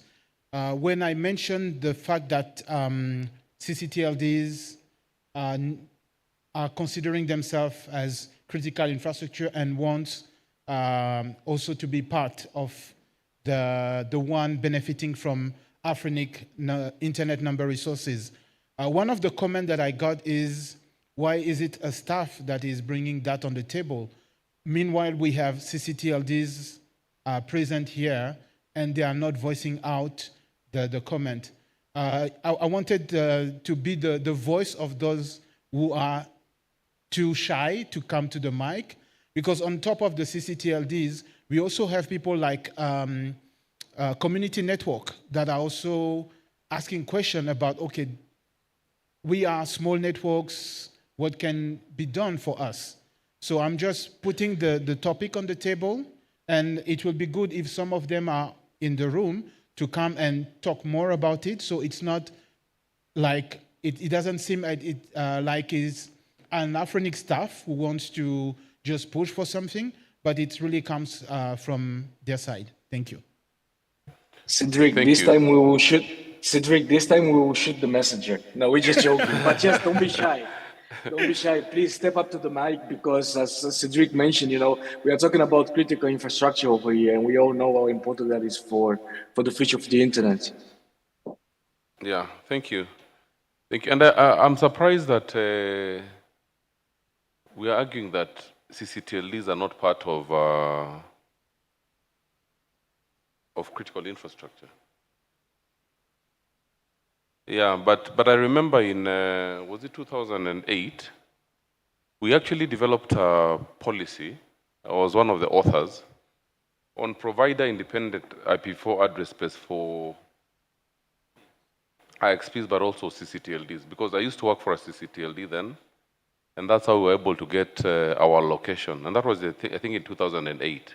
So the policy is there. I'd urge the community, because CCTLDs are certainly critical infrastructure, and so are data centers, among other kinds of infrastructure. Actually, Fiona is here. Maybe, Fiona, you can do your job.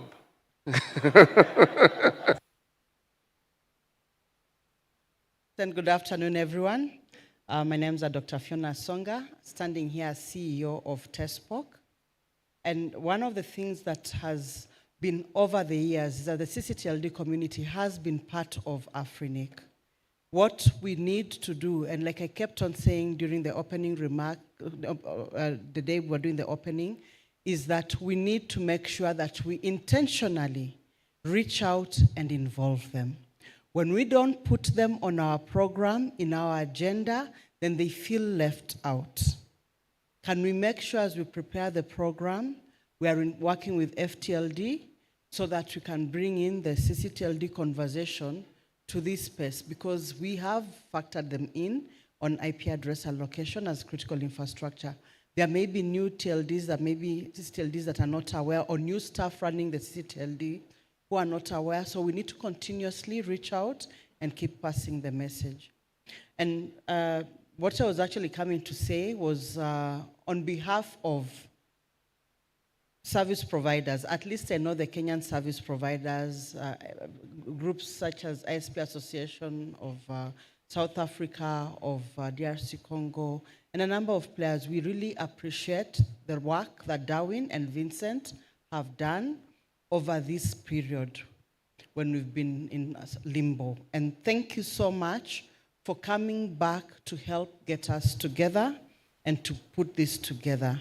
We do not take it for granted. We truly appreciate your effort, your time, your patience in all the discussions, still going back to the policies that you thought needed to be looked at, and looking at them and just bring them back to the floor and following it through, so that we are able to get the whole process, the main policy development process working the way it should. We appreciate you. We appreciate your time. We appreciate your efforts, and we're saying thank you. And I think we owe them a round of applause, please. Thank you very much. That was it. Thank you, Fiona, for the kind words and for the advice to Afrinic on engaging the CCTLD community more. Indeed, I think we've tried to handle this assignment in very challenging situations at times. And I'd like to obviously thank my co-chair, Darwin, and very strong team from the policy liaison team, Madhvi and Bryce, fantastic team. I think we made a very good team. We've had many meetings, I can assure you, some even very late at night, but we've had very many meetings to try and bring sanity to this policy development process for Afrinic, because some of us owe a lot to this community, from AFNOG to Afrinic and to the CCTLD community as such. I don't know whether Barak is here from AFTLD. I'd recommend, but I can see Bob from ICANN. I'd recommend that AFTLD tries and sees how to review the policy to ensure that CCTLDs are covered as part of critical infrastructure, because it has to be based on a policy. My understanding is that currently it's only IXPs, exchange points, that are listed. I think it's an opportunity for AFTLD to mobilize the CCTLD community to come up with something. I was just looking at the policy, and indeed, it's not covered. So it would be good to mobilize the CCTLD community to come up with something at the next, and it's doable even within the next PPM. I don't think it will be a lot of work to be done. So with that, I want to invite, any other comments? Let's see online. Gregor, and thank you, Fiona, for representing the board also and supporting us in our work. Yeah, and hosting us, by the way. You've done a fantastic job, as you and TESPOC.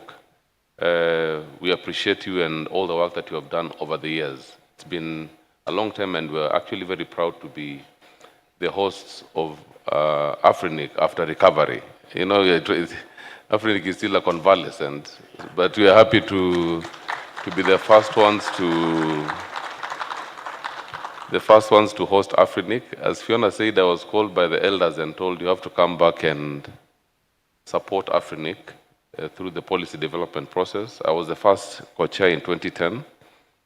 So when I was told to come back, I had to come back because we have a lot of love for Afrinic and this community, and we just had to create time. Only that now we may not be able to do it any further. We might want to hand over, but as I said, we will support where we can and whenever we are needed. So I'll go to Gregor. Please go ahead. Okay. Hello. Thank you, Doctor. Gregor Eumi, independent consultant, speaking for myself. I want to thank the two coaches for the excellent job. So we really appreciate the work. And I would like to take the opportunity to highlight the proposal on the PDP guideline that we discussed today. And there is, I can see that Seun has proposed that one of the co-chair support the new co-chair. And this is one of the things that we have proposed in to handle in the new PDP guideline by having an RNAC to handle situation like that. So, like you said, co-chair, the current co-chair are willing to work with the new one that is coming. And yes, for today, the community are willing to fix it, but having process already in place to fix situation like this will be useful. So I will encourage us to continue the discussion on the PDP guideline, like we are doing, like we said we are going to do, and use most of the experience that we had in the past. This is one of them. Like we continue to use experience by fixing stuff when they have rise, but we have a lot of things that we can do. For example, putting them in policy, so that we will limit the number of contestation in the future. Thank you. Thank you. Point taken. We appreciate that comment.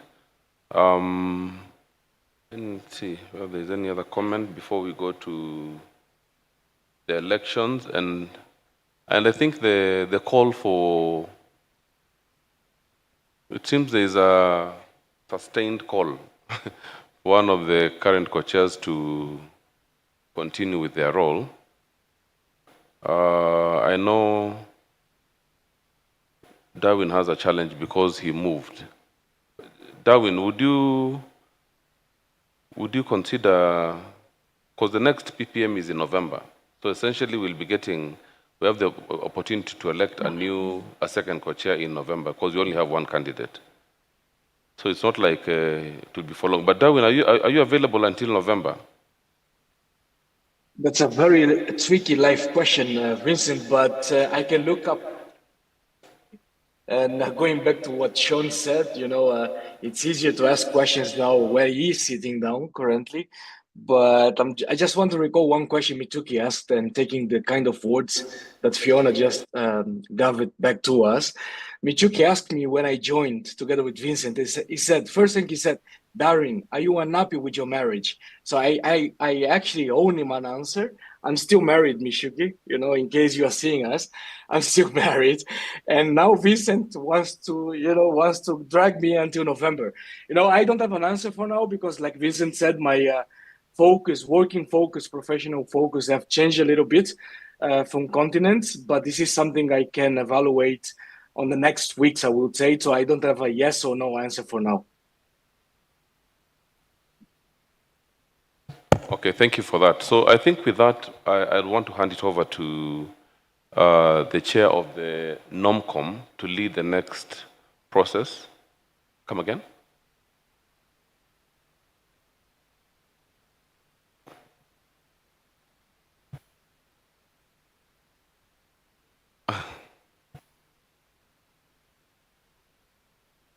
I think I want to hand it over to the chair of the NOMCOM. We can discuss that because Darwin has asked for a week, but I think it's doable since it's just only until November. I think it's doable. I don't think it's too much to ask. So I don't want to take any more time. I'll now hand it over, and then you can hand it back once you're done, so that we formally close the meeting. Thank you.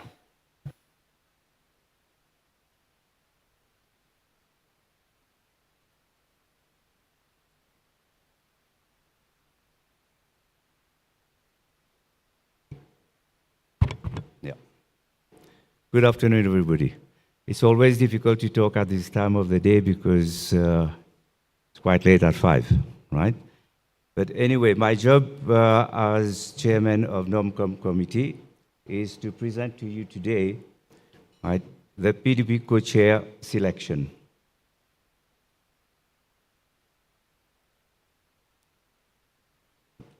As you can see, the role and responsibility of the PDP co-chair, right, is there. It's a consensus of the PPM, the participation of the PPM attendees. The term is for 2 years, and it's voluntary, no remuneration.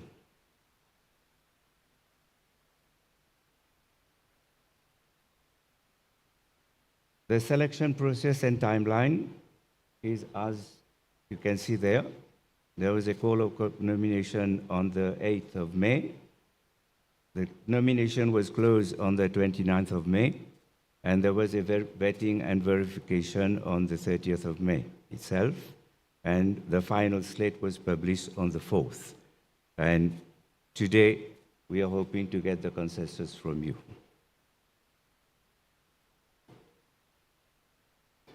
So we had 2 submissions, 2 unique candidates.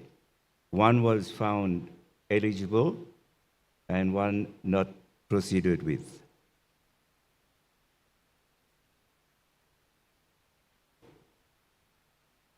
The vetting criteria is quite straightforward based on the rules and regulations that you have.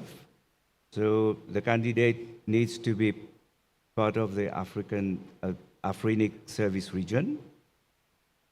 The documentation presented has to be complete, and the nominator and the seconder has to be in good standing.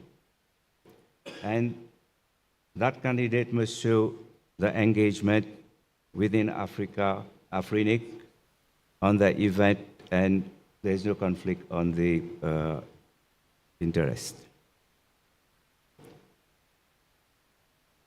So the one candidate which has been selected is from Egypt, Aitam El Nakal. I hope I name it properly, right? And you'll see the details of that candidate there. We present the candidate to you, and we ask you to give your acceptance and voting for that candidate. So the floor is open to you.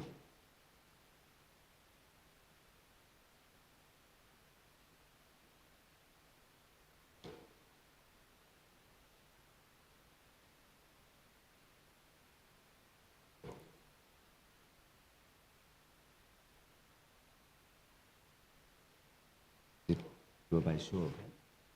Yeah. So all those 4, can you please, by show of hand, give your acceptance?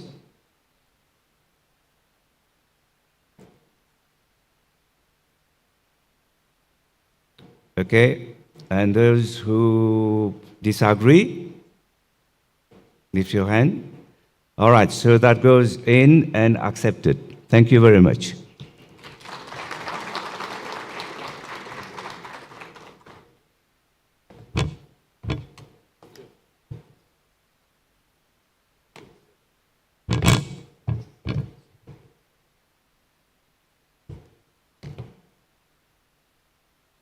Sorry, we do for the second one.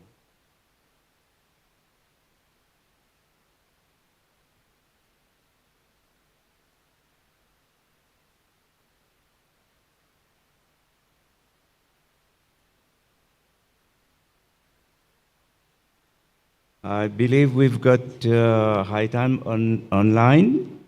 Can we ask her to say a few words? Yes. Good evening, everyone. Can you hear me? Hello? Yes, proceed. Okay. I would like to thank everyone who voted in the elections today and who participated in today's discussion of the policy proposals. Also, special thanks and appreciation to the current PDB co-chairs, Mr. Vincent and Mr. Darwin. I hope I can continue their valuable development with the same efficiency, with the support of community and support of Afrinic staff, of course.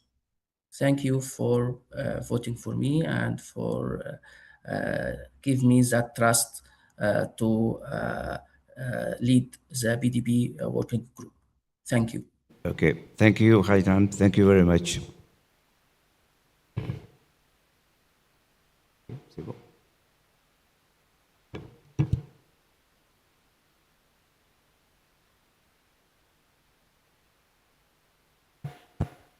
So thank you very much, and congratulations, Haitham, for your selection as the PDP co-chair.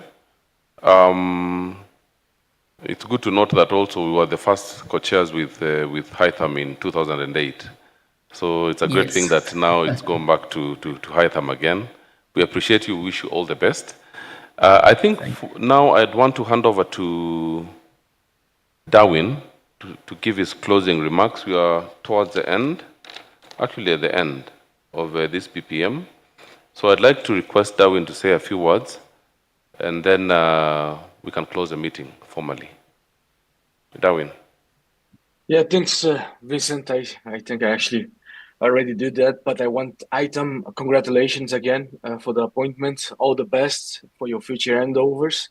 I just wanted to thank PLT, Bryce and Madhvi. They have done a tremendous job.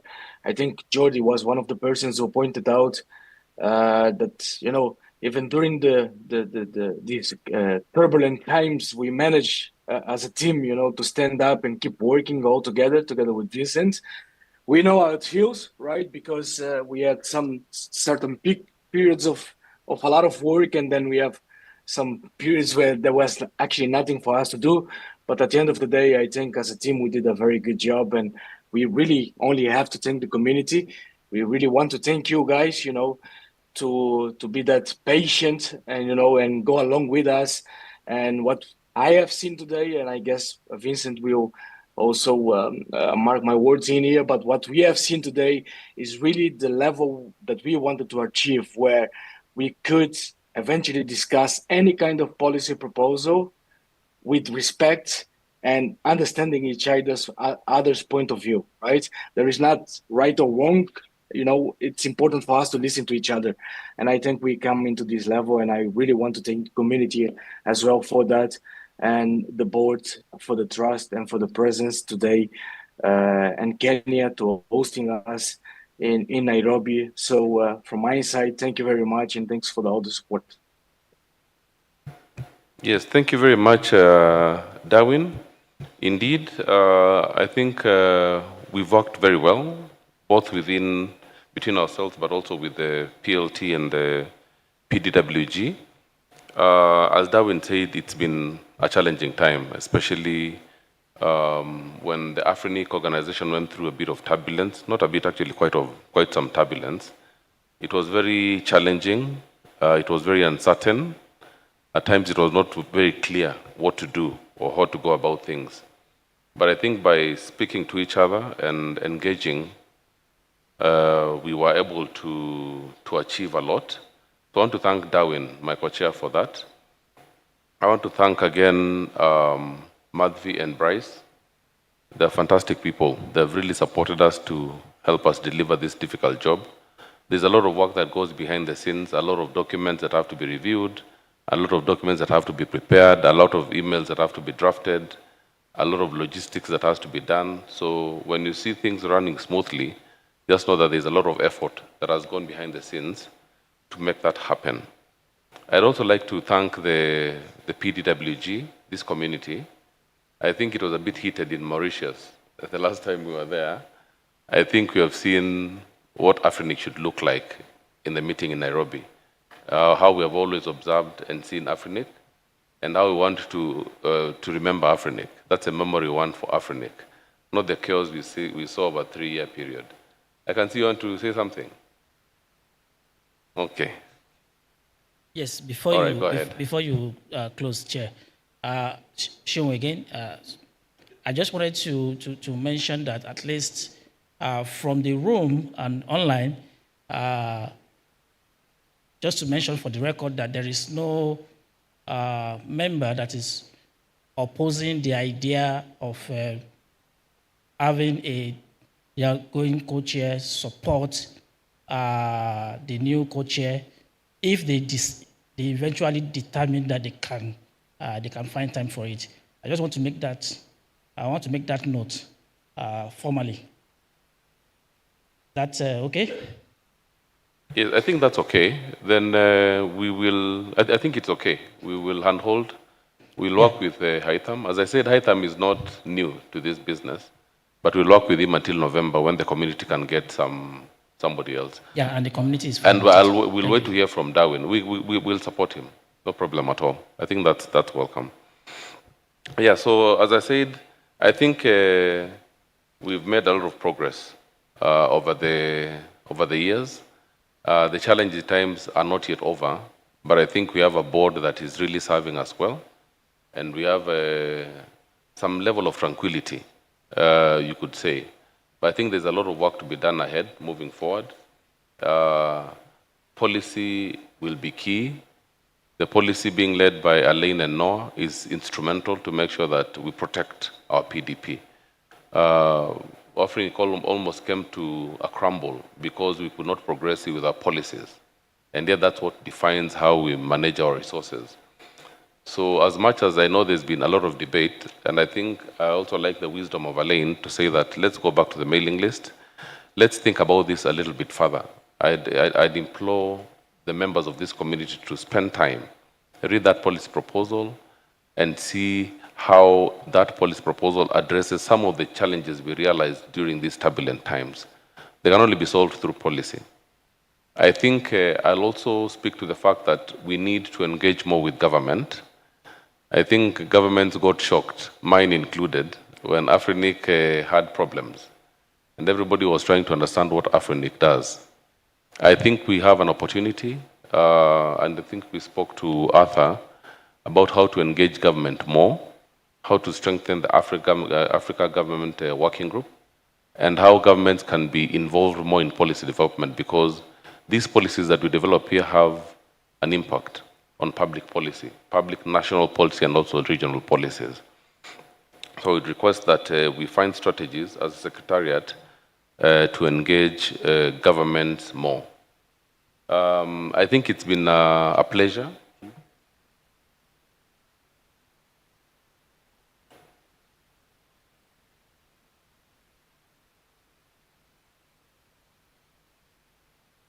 Just a minute.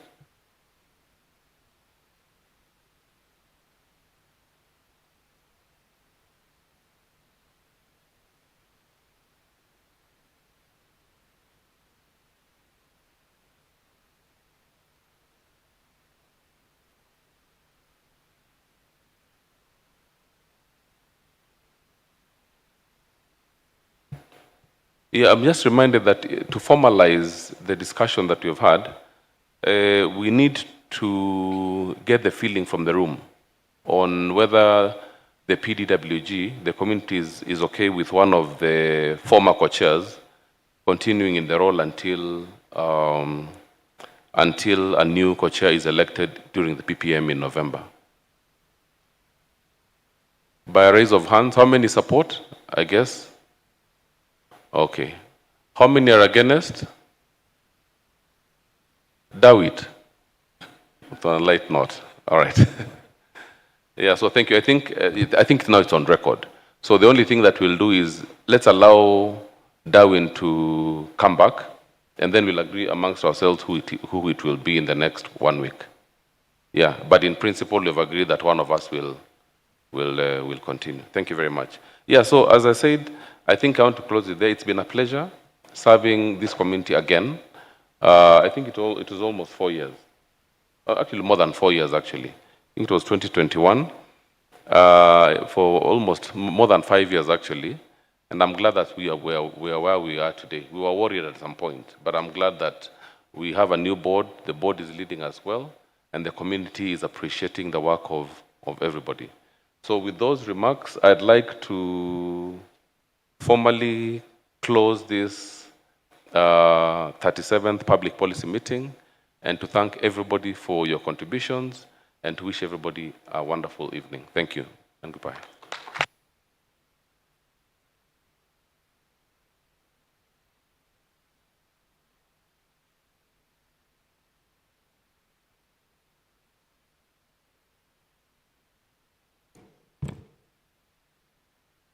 Thank you. Thank you for keeping time. And for us, we finished early today, no? So just a few announcements. Delegates, kindly pass by the test box stand. Make sure you just have your badge. They will give you further information from there. Okay? And I still insist again that there are chances of demonstrations tomorrow. As such, there will be an email that will be sent to you, to your inbox, guiding you further. If you are a delegate staying in this hotel, it's fine. Everything is going to be okay on this end. And if you're a delegate traveling from far away, having chosen a different hotel, kindly either make sure that you're here by 7 a.m. We will provide breakfast. Make sure you're here by 7 a.m. to stay with us until evening, until there is safety. Otherwise, the link to join the meeting online will be sent to your inbox, as we have always done every morning. Nothing to be alarmed about. Kenyans are just demonstrating, expressing themselves, and your safety is paramount. Your safety is paramount. Without further ado, I would like to close the day and thank you all for a good day and a good session. Thank you.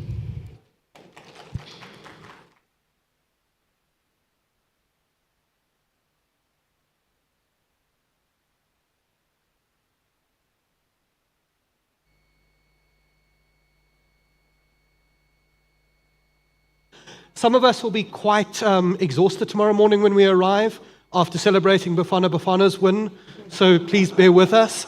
I had Elaine agree that he would make the announcement and he would make it in Afrikaans, but unfortunately he's not here, and I think my Afrikaans might be worse than Elaine's, but he did agree to make the announcement, so I'm making it in his stead. Bafana Bafana will hopefully Attention, please. Be a bit better. Attention, please.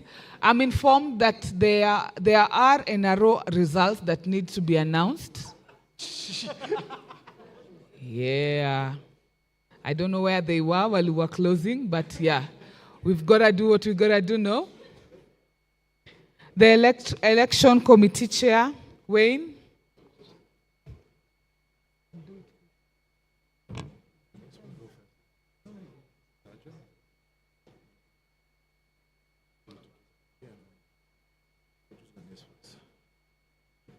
Nomcom chair, come.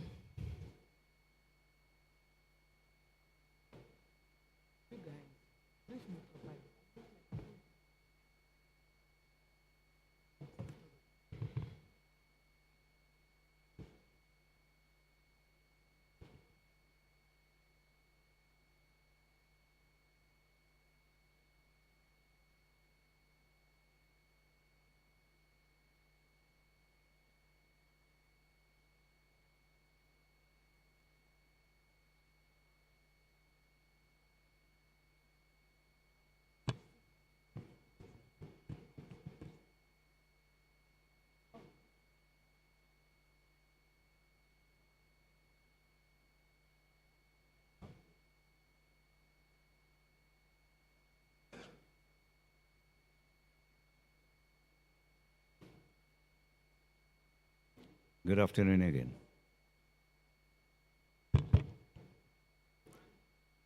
Okay, so this is the second part of the election, which is the NRO-NC and SOAC.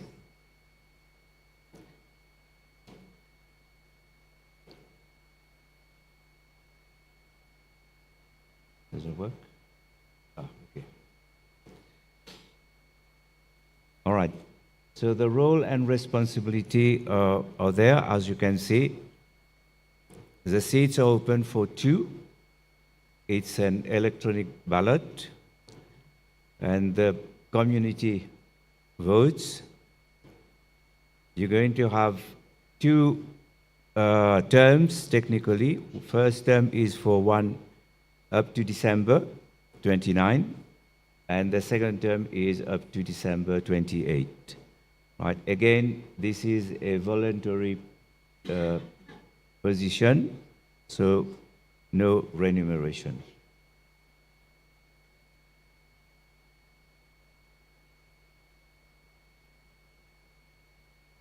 The election process and timeline.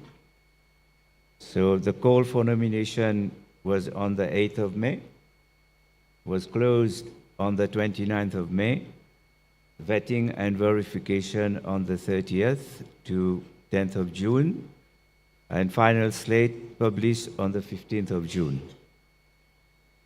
Voting started on the 19th, and it's been closed today. So we had 5 submissions, 5 unique candidates. 2 were found eligible and 3 not proceeded with.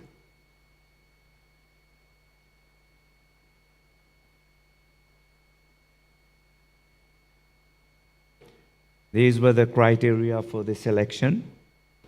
And as you all know, the candidate must be in the region, and all the documentation has been vetted as correct, well submitted. And the nominator and the second nominator has to be in good standing, right? And they must show proof of engagement.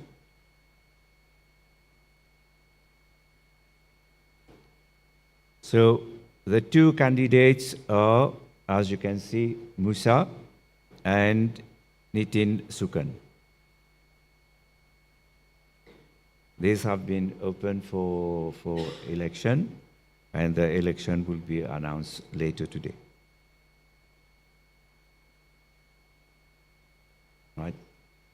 Thank you. Sorry? Yeah. So we invite Wayne, who will announce the results now.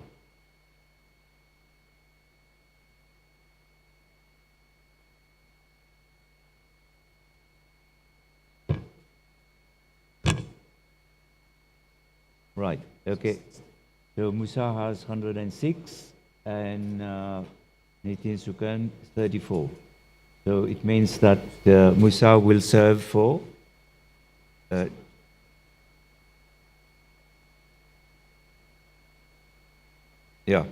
up to December 2029, and Nitin Sukan up to December 2028. Okay, thank you. Congratulations to both.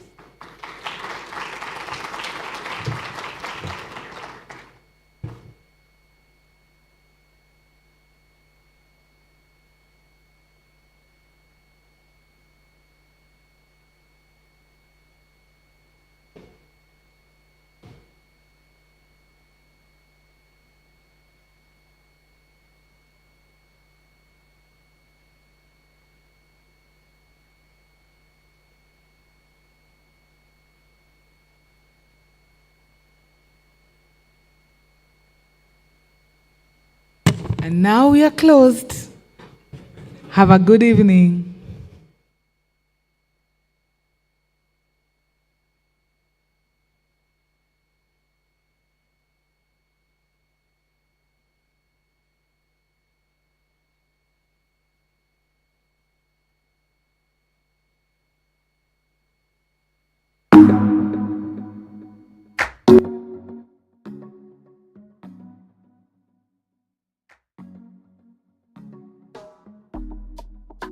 Yeah. Yeah. Classic. Back then when I was a new youngin', Charlie, you were trying to run on me. I've been going on my own. I've been